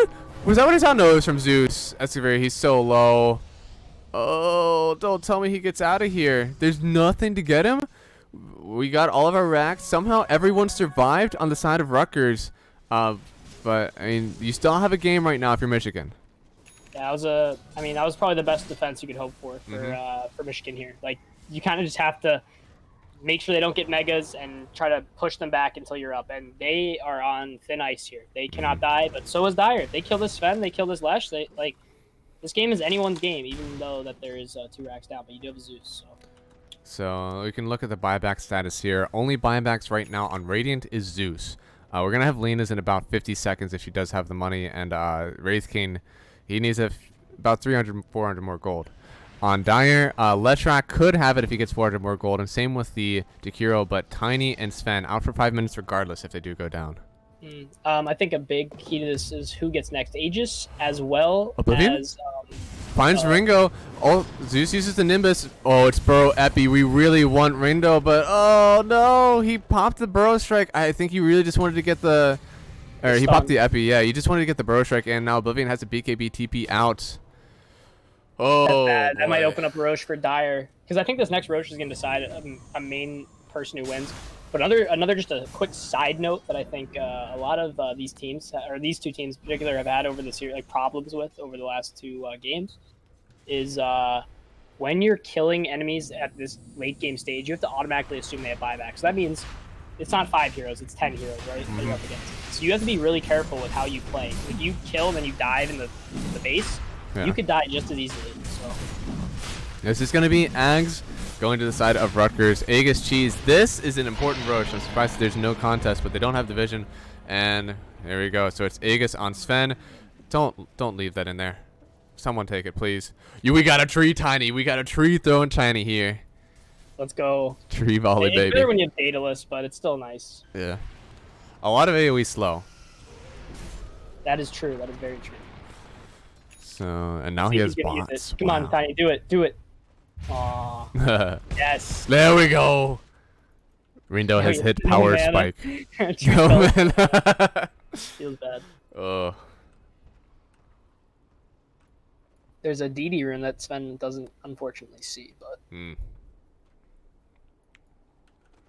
this game is really hard to play for Radiant right now. They kind of just have to turtle and hope that they get the better engagement. Yeah. And the net worth lead just keeps on growing. It's right now about 13k for the side of Rutgers and should only get worse. Squagan running around, see if he can find anyone aggressively farming. But unfortunately, all of Radiant is still stuck in their base. So he's not going to find anything.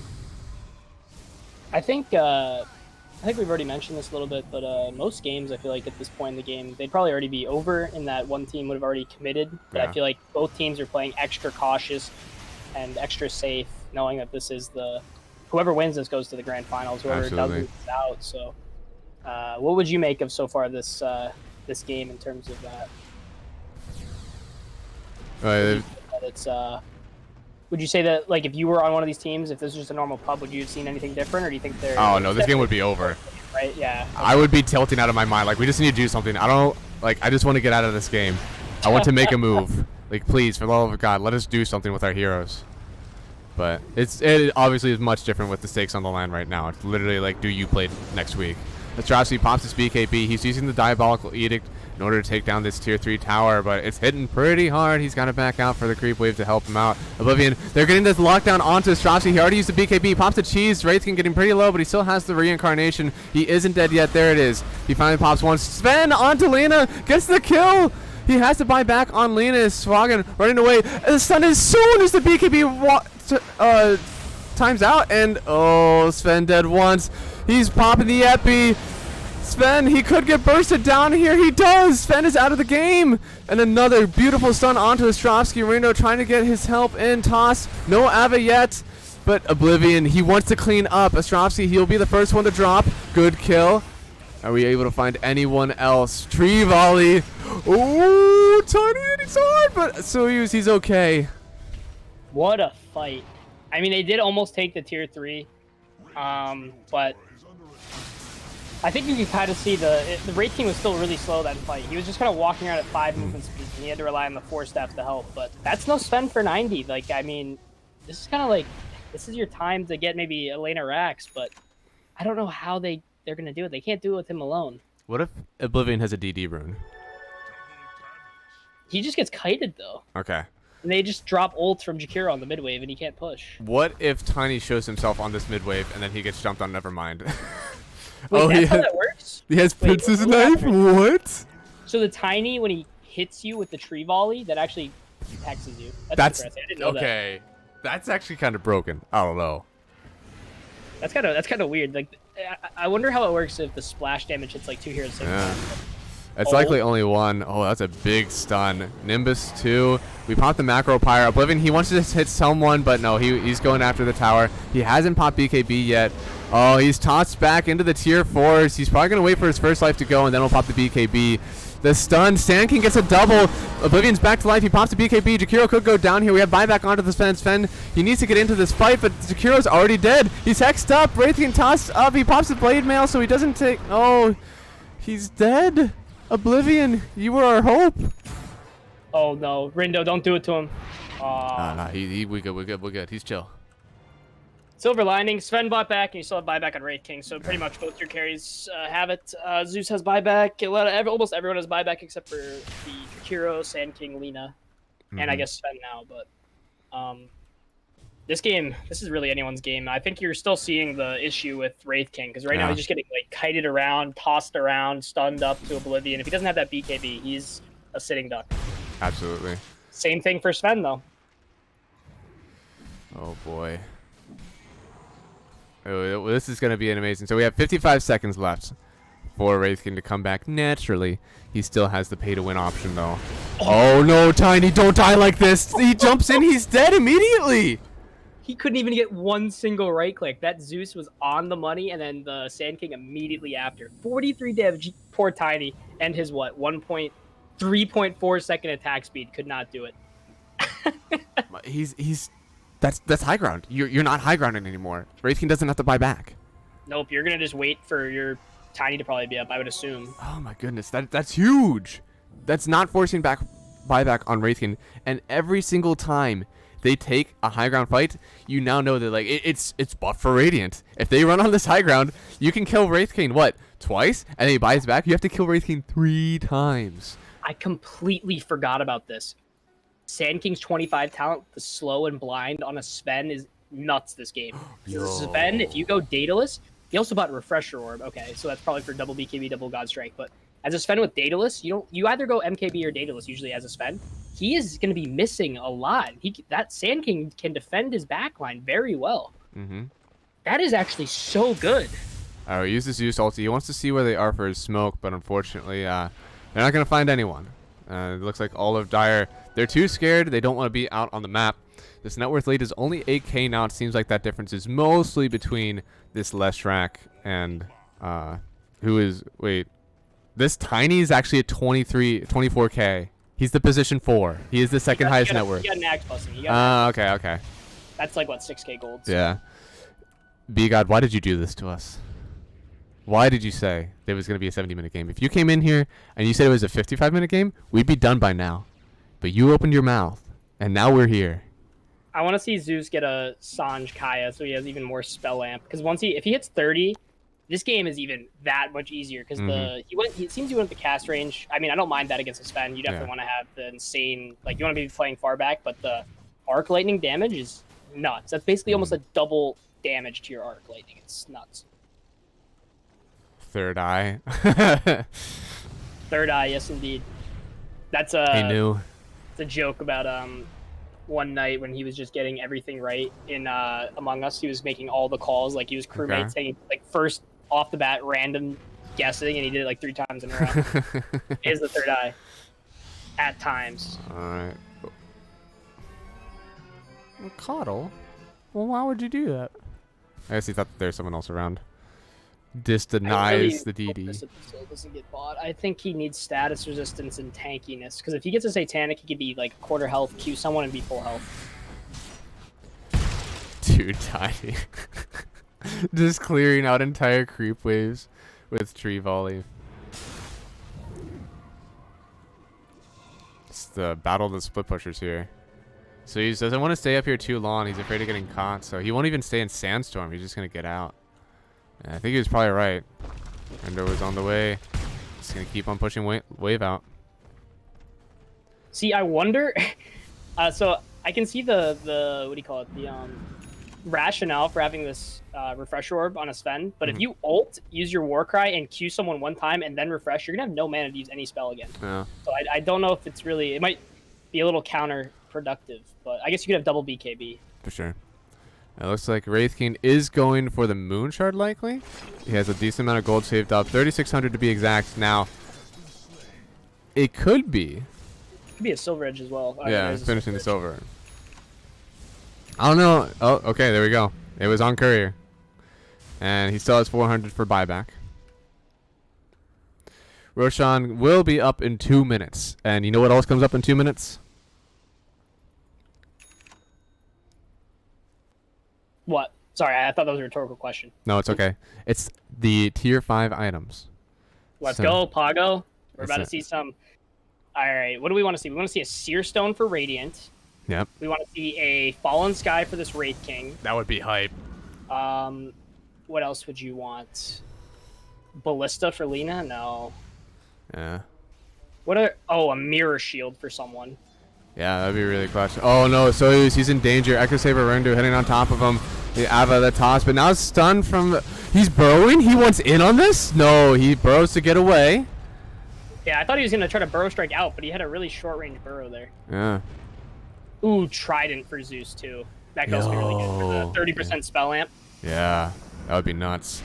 Force Boots. Yeah, there's actually so many things that are so good. And then for, like, Dire, I mean, Stygian Desolator, Apex, Meteor Hammer. Like, everything is almost really good for them. Yeah. Like, the Woodland Striders. Yeah, this is actually going to be game deciding. Whoever gets the trash items and who gets the good items, I think might even just win this. And plus, map control is pretty important right now because I mean, it's all Rutgers right now on the map. It's going to be really hard to...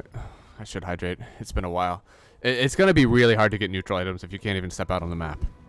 Hey, this is for who goes to the grand finals, though, B-God. It's no easy path. We don't want to see two stomps. You know, we want to see some really good play, and these guys are delivering it. Both teams are showing out really their best Dota right now.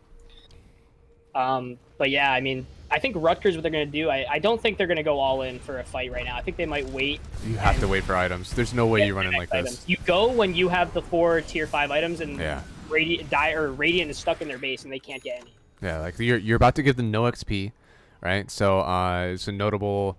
Where's my level button? Level button is E. My level button is E. There we go. So looks like this Lina and Coddle not gonna hit their 25 talent likely for a long time. I feel bad for the exhausted caster. It's just because honestly, if I was sober last night at 12 p.m., I'd probably be fine. But guess who wasn't? And it is me. First item for Dire is a Trident. Yo. And Skywrath Mage already has the Yashikaya. I mean, it looks like they're giving him the Ex Machina. I mean, I'd be okay if he just like finishes it out. Your Skywrath Mage likely has a lot of gold. Then taking solo Roche too now. Ballista, that's not something you want on Radiant. No hero. I mean, I guess Lina, but Lina's not really right click right now.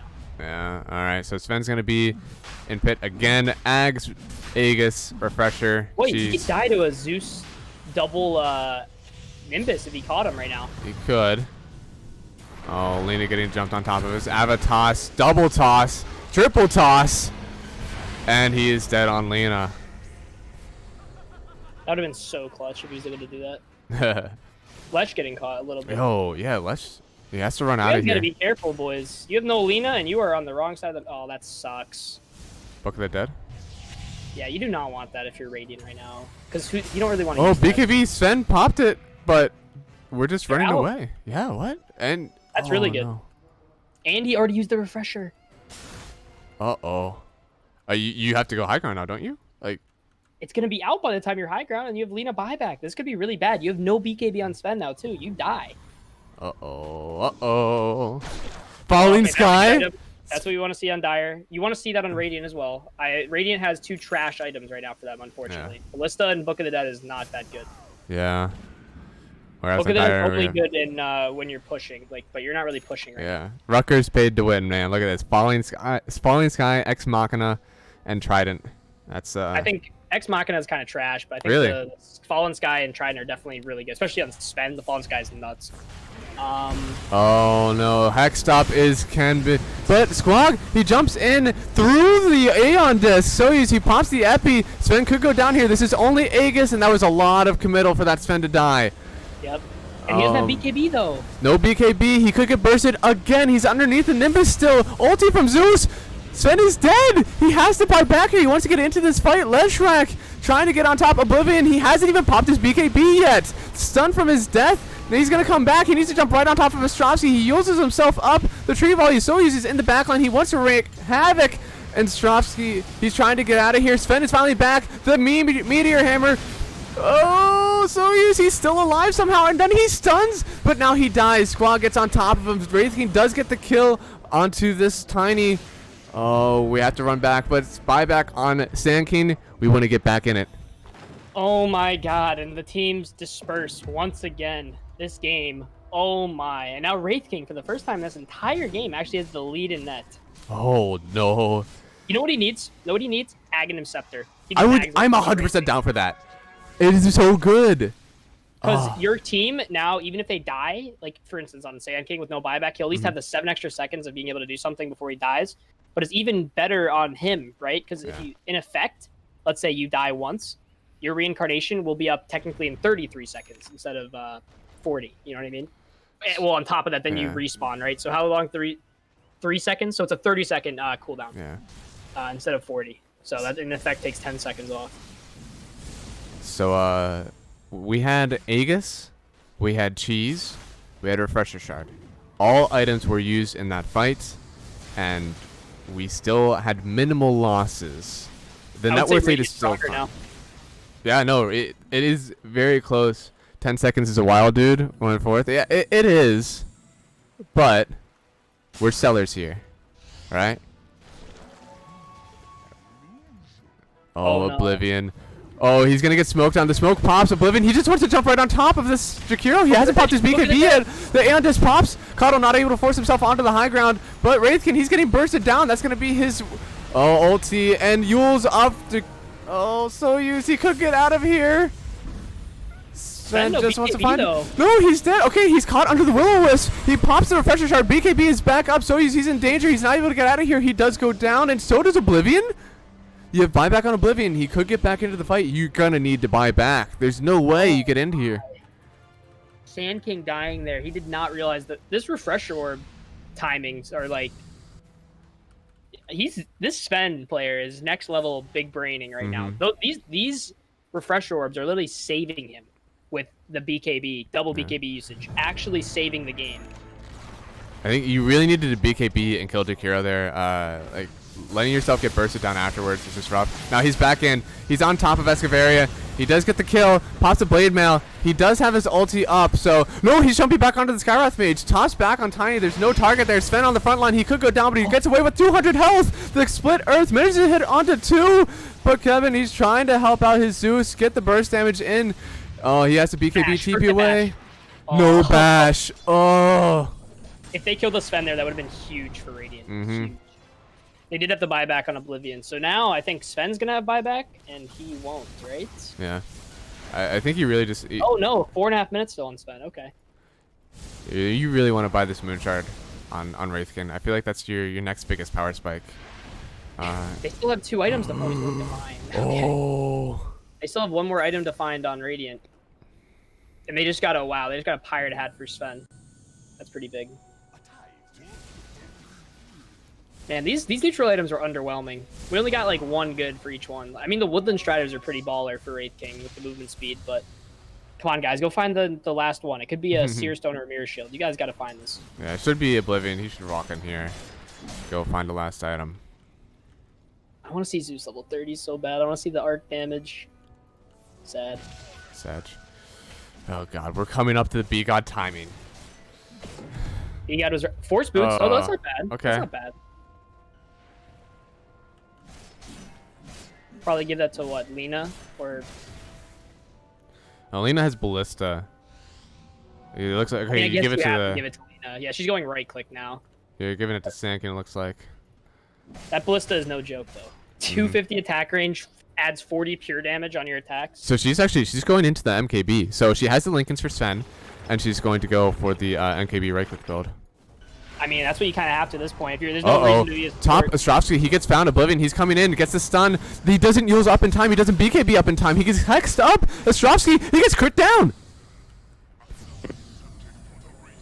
Does have buyback. You got to assume he has buyback though. So like Mhm. again, it's kind of just all that is buying time for Radiant. But So you're really scared to fight here though, because you don't have buyback on your Sand King, your Coddle, your Lina, or your Wraith King.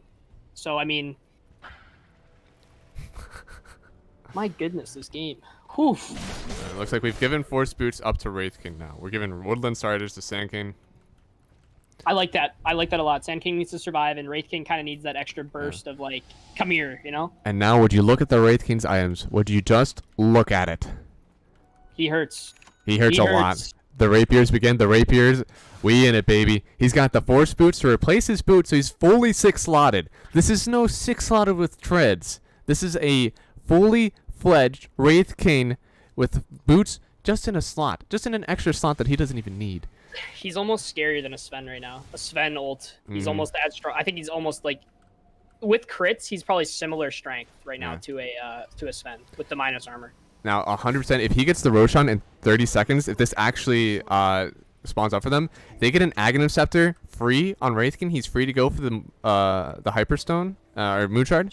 Ags Trust me, he Wraith loves King is it. I'm actually sure. so good. Oh, he's Oh no! alone, Someone's though. gonna jump on. Oh no! Wraith King, don't die here. He pops the BKB. He's gonna jump onto Escaveri. He's stunned up. It's only gonna take 3 hits. No, it takes 4. Okay, but he's still dead. That's level 30 on Wraith King now. He's just walking away. Oh, Sven. Is there dust? There's a gem. There's a gem on Tiny, but he runs the wrong way. Oh, TP out, TP out, TP out, TP out. He's out of Oh here. my, that was for free. For free. Oh my god. No, dude, Ads is actually so good because you think about Yeah. it. He dies once. They probably are like, all right, Wraith King's dead once, whatever, right? But no, he can still use his abyss. And he can TP back. And You're- he's got a divine. You can just kill you. You can just Can he TP back to base. So you're not targetable once you're in that form from Wraith King. So they're not able to stun him. He just TPs back to base with his rapier. Oh, it could kill him. Oh, Burrow Strike again. Astropsy manages to pop the BKB. He's gonna be okay. And this is a Oblivion. Hunting though. Oblivion, There's no dude, way that's to too go close. Oh no, man. Wait, so you can't get stunned by Ice Path or anything? That's a good point. You Roche might be able up. to. Yeah. Roche is They up. see it. They They don't see it. have They to see it. go. Oblivion, just going right now. Just going. No, this Ags though. This is actually, I think, a game-winning item. Okay, they popped the ulti from Zeus. They should know that something's up right now. But they're not running towards the pit. Everyone on Dire, they're so far away. Squat, he's running the wrong way. This was an early timing on Roche too. Maybe they don't think it's up. They probably don't. They don't know where he's at.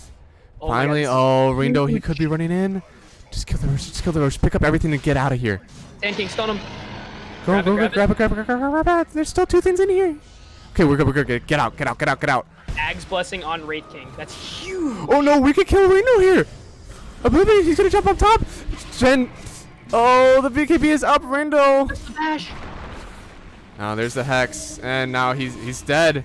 Bottom, they're making a move forward, Squawk. He's running bottom, but he can't get anything. Oh, this is Ags Wraith King with Moonshard. Huge. This is huge.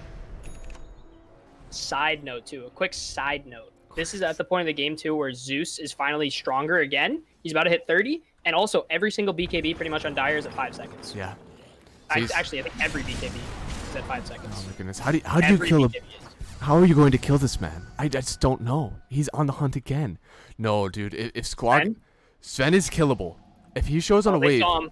Oh no, they see Wraith King. They have the. Oh, he gets dueled up. He's BKB. no longer invisible. He's kill can put. Oh, Nimbus is up. Astrovsky, he's gonna have to run away, but the Abyssal Blade right after the BKB is popped. He still will go down here. Too much damage. The BKB is down though. Wraith King, he's still gonna come back to life once. The stun not able to hit Squawk, but he just has to run away. He can't man up on this Wraith King. Oh, Soyuz, he's gonna find Escaveri. The stun on top. Wraith King gonna crit him down 3-4 hits. He's dead. There's no Jakiro. 2 buybacks on Leshrac and Tiny. Tiny has to use the refresher just so he can get another invis and get out. Oh no, Or he's the going shark. up. He's going up. He wants to hunt. Sven, I think you need a Divine Rapier of your own, buddy. You're having damage issues now against this Wraith King, I feel like. I don't know. Maybe not Divine Rapier. What do you need? Is Abyssal it? I don't know. How is this game even, Legacy? How is it even? This game is nuts. This game is nuts. Can you check the buyback stats? Yeah, dude, I got you. What's buyback button? Buyback is I. Everyone Alright. on Dire has buyback except Tiny. All right, so Wraith King is the only one who doesn't have it. He has Actually, in 58 no. seconds, and he'll be okay. Leshrac actually doesn't have buyback. I didn't realize that. Tiny's is also... Uh-oh, they're going in. They're gonna find Tiny. He gets bursted down. He doesn't have it. No tiny 2 minutes. Oblivion, he jumps on top of the Skywrath match. Carriage Mage. He's going to go down. MC. Chicken Man. He's so close. The long range stun. Epi. He's dead. Skywrath, he has to buy back. He's in the fight again. We're going to lose at least 1 tower here. They're going for the base race on Dire. No, Actually, we're racing it. better running a game. Ostrovsky. He has to run back, though. He can't do it by himself. Oblivion, he has the reincarnation. He's still okay. But no, they're running it. The race has started. Squawk, he pops his ulti, but immediate fortification. Zeus, he wants to try to burst him down by himself. Sven dies! He doesn't have the... He has buyback. He needs to buy back immediately. This is TP back on the Wraith King. He wants to find Ostrovsky. He's gonna... No, you're not gonna be able to get out. He gets Abyssal Bladed with the TP. He uses up. Oh, no, the stun. They're gonna find him. He's dead. Oh my. There's no Ostrovsky for 2 minutes. Are doing it. Sven doesn't have his ult for 80 seconds either, even if he buys back. Radiant are doing it. They're doing it. Pick? Look, I think Dire was a bit too cautious when they needed to be a little too. They need to be more aggressive. And this Wraith King now fully. They're going for the end. You have to buy back. Sven, he's buying back into the game. Oblivion trying to get the catch. Dude, that's way too deep. Don't do that to yourself. He gets rooted up underneath a good ulti from the Skywrath Mage. Now the burst coming in. He didn't pop BKB. Sven gets a hit, but he's hicks it up. Stanford Sand King. Sven trying to get kited out of here, but another jump from Wraith King. Sven is dead. 2 minutes, no buyback. Level 30 Zeus. The damage he does. Oh my. Oblivion, he's back in. He's just hitting away. He has the Aegis still. You can't kill this man. Even if he dies, there's Aegis. 25 seconds. He has his reincarnation. He's gonna be okay. He BKB. He's hitting it. Oh it's not even going through the reinforcement. It's done. Michigan takes the game. Oh my. Michigan just robbed that series from Rutgers. I feel like Rutgers. Oh my. What mental fortitude for Michigan, huh? What like heart? The heart of that team. Oh my. Never say die. Never say die. Arguably, they get stomped that first game. Stomped by Rutgers past like maybe the 15-minute mark. And then 2 long, gritty wins. That is what a championship contending team looks like. Oh my. Oh my goodness. All right. I'm messaging. I have one guy on my list. I want to get an interview so bad from these guys on Michigan. That was such an amazing game. Holy crap. All right, B-God, I'm sorry I gave you crap. All right, I'm glad that it was 70 minutes, okay? That was 100% worth it. That game was nuts because this insane. Wraith King, like, look, there was a timing where Sven could literally just Q everyone and kill everyone, but I think they were playing a little too cautious because it was a game 3, you know? But then eventually, this Zeus, besides the Wraith King, the other 4 heroes were able to delay this game so long. Wraith King comes out with 50k net worth, and this Wraith King just became a actual juggernaut. Wow. Yeah, dude, we're getting an interview. We're getting their carry player out. Oblivion? Yes, we're getting Oblivion. Please Awesome. donate the stream. We'll have a yeah, dude. We are gonna have a VOD. I'll be posting this VOD later, but right now we're gonna get the carry player in from University of Michigan. Probably just have a little bit for him to get in, but my God, I can't wait to talk to him about this game. Okay, he's in. Just join my man.